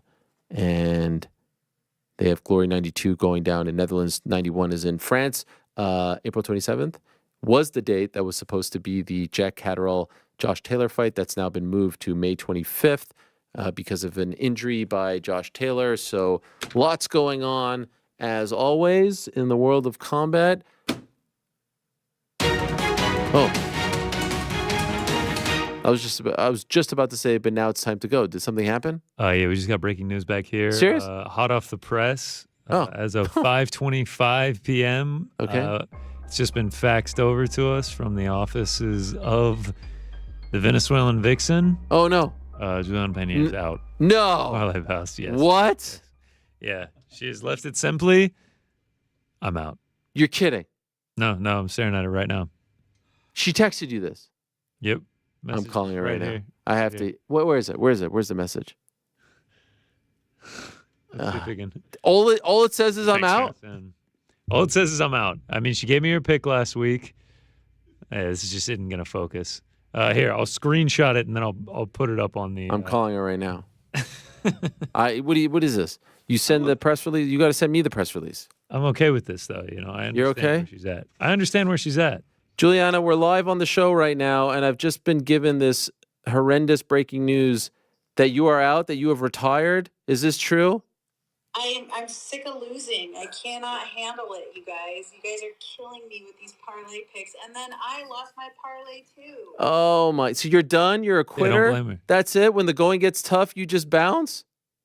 I mean, if you guys want me to stay, I will. Well, of course we want you to stay. Tell her we'll give it to the end of March. We give it to the end of March. The boys are saying end of March. Come on. Yes. End of March, we don't have a winner. She can. Could we do UFC 300 until UFC 300? Okay. That's 1 month. All right. That is the official decree. That is. If you can't win by 300, we'll let you go. We'll all quit. We'll all quit. Everyone's quitting. We'll all quit. I'm telling you, weren't we like 3 of us were wrong on this last week? Yes. Yes. Unfortunately. Come on, dude. Like, that's horrible. Like, listen, it's not I'm great. genuinely embarrassed. But you don't quit. You're a fighter, okay? You've been through worse than this. Okay, fine. You're back? I'll give you till the end. She's back. We just signed her to a 10-day. She's UFC back. 300. She's back. I said, I'm not accepting this. They told me, I was just about to say goodbye. They said, breaking news, Juliana's out. I said, I'm not accepting this. I'm calling her right now, and you're back. I like your perseverance. We go to the end of 300. This is great. Okay, fine. You got me. I love it. All right. Well, welcome back, and good luck this weekend. Okay, thank you. Okay, bye-bye. Later. There she is, Juliana Pena. She's back, baby. Thanks, Ariel. We Live ride again. contract negotiation. I came in to save that one. We ride again. How did you save that one? You saved that one. Oh, I yeah, said yeah. You saved that one. Oh, okay. Yeah, no, I mean, I'm not accepting You asked this. if there was anything you can do. Yes. You can You save the just day. did it. So thank you. You're welcome, everyone. More great picks coming your way. More winners. Honestly, I'd like for someone to just start taking the exact opposite. Oh, whoa. This is nice. I like it. Big party to end the show here. It's like having a laptop and a desktop, and the thing goes through both. I got a little sliver over here. Yeah, I like that. This is great. This is huge. Well, I feel like this is the moment that the tides turn. This is the moment. This is the moment. Yeah. Yeah, we have to go to 300 because imagine if you don't win by 300 and like all the marbles are at stake for 300. That's just going to make 300 even bigger. That's going to be the missing ingredient for 300 for the intrigue. So we should continue to fail until They're 300. gonna do the promo again, and it's gonna be like, and then it's just gonna be you three staring off into the horizon at the top of the mountain. It's a great comeback story. Just having lost like 19 straight, one win will put the most minor dent in our losses. By the way, when I called her just now, I saw the show in the back, so she's clearly watching. Let's go. I thought you said it was somebody else who was doing the watch. No. Now I know. All right. How about that? And the dog. You waved at the dog. There was a dog. No, and her daughter was there too. Yeah. So I didn't want to, put her on the spot. All right, can I go now? Are we done? Please, yeah. All right, cool. Frank, you can hear my music. I'm just very thirsty. My water has been empty for quite some time. That's right. Did you guys know that you shouldn't put water bottles like this in dishwashers? No, I didn't know that. Yeah, they told me that. But Who told you that? I read about it. But this one, they say on the thing, it said dishwasher safe. I never even knew what that brand was a is thing. that? Why wouldn't it be? Something comes off of it and is bad for you. So you have to hand comes wash off of the non-reactive. Yeah, it's water called bottle. Takea. Not to be confused with the great Takea Mizugaki.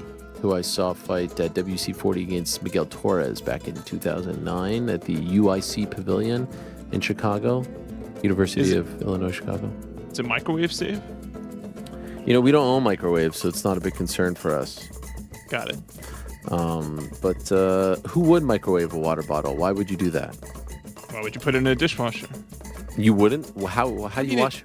I have a brush. Oh, that's annoying. Really? You're hand washing all your water bottles? They make special brushes for this. No, I know the ones like for the bottles and stuff. Yeah, but that's a lot of work. No microwave, but dishwasher all the way. 1,000%. All right. 1,000%. Thank you very much to all our guests. What a day it has been on the program. A who's who has joined us today. We had Gilbert Melendez. We had Francis Ngannou. We had Marlon Vera. We had Robert Whittaker. We had Rafael Cordeiro, John Kavanagh, and Rich Chou. Who will join us Wednesday? Stay tuned. For now, time to say goodbye. Thanks to them. You back on Wednesday. Peace.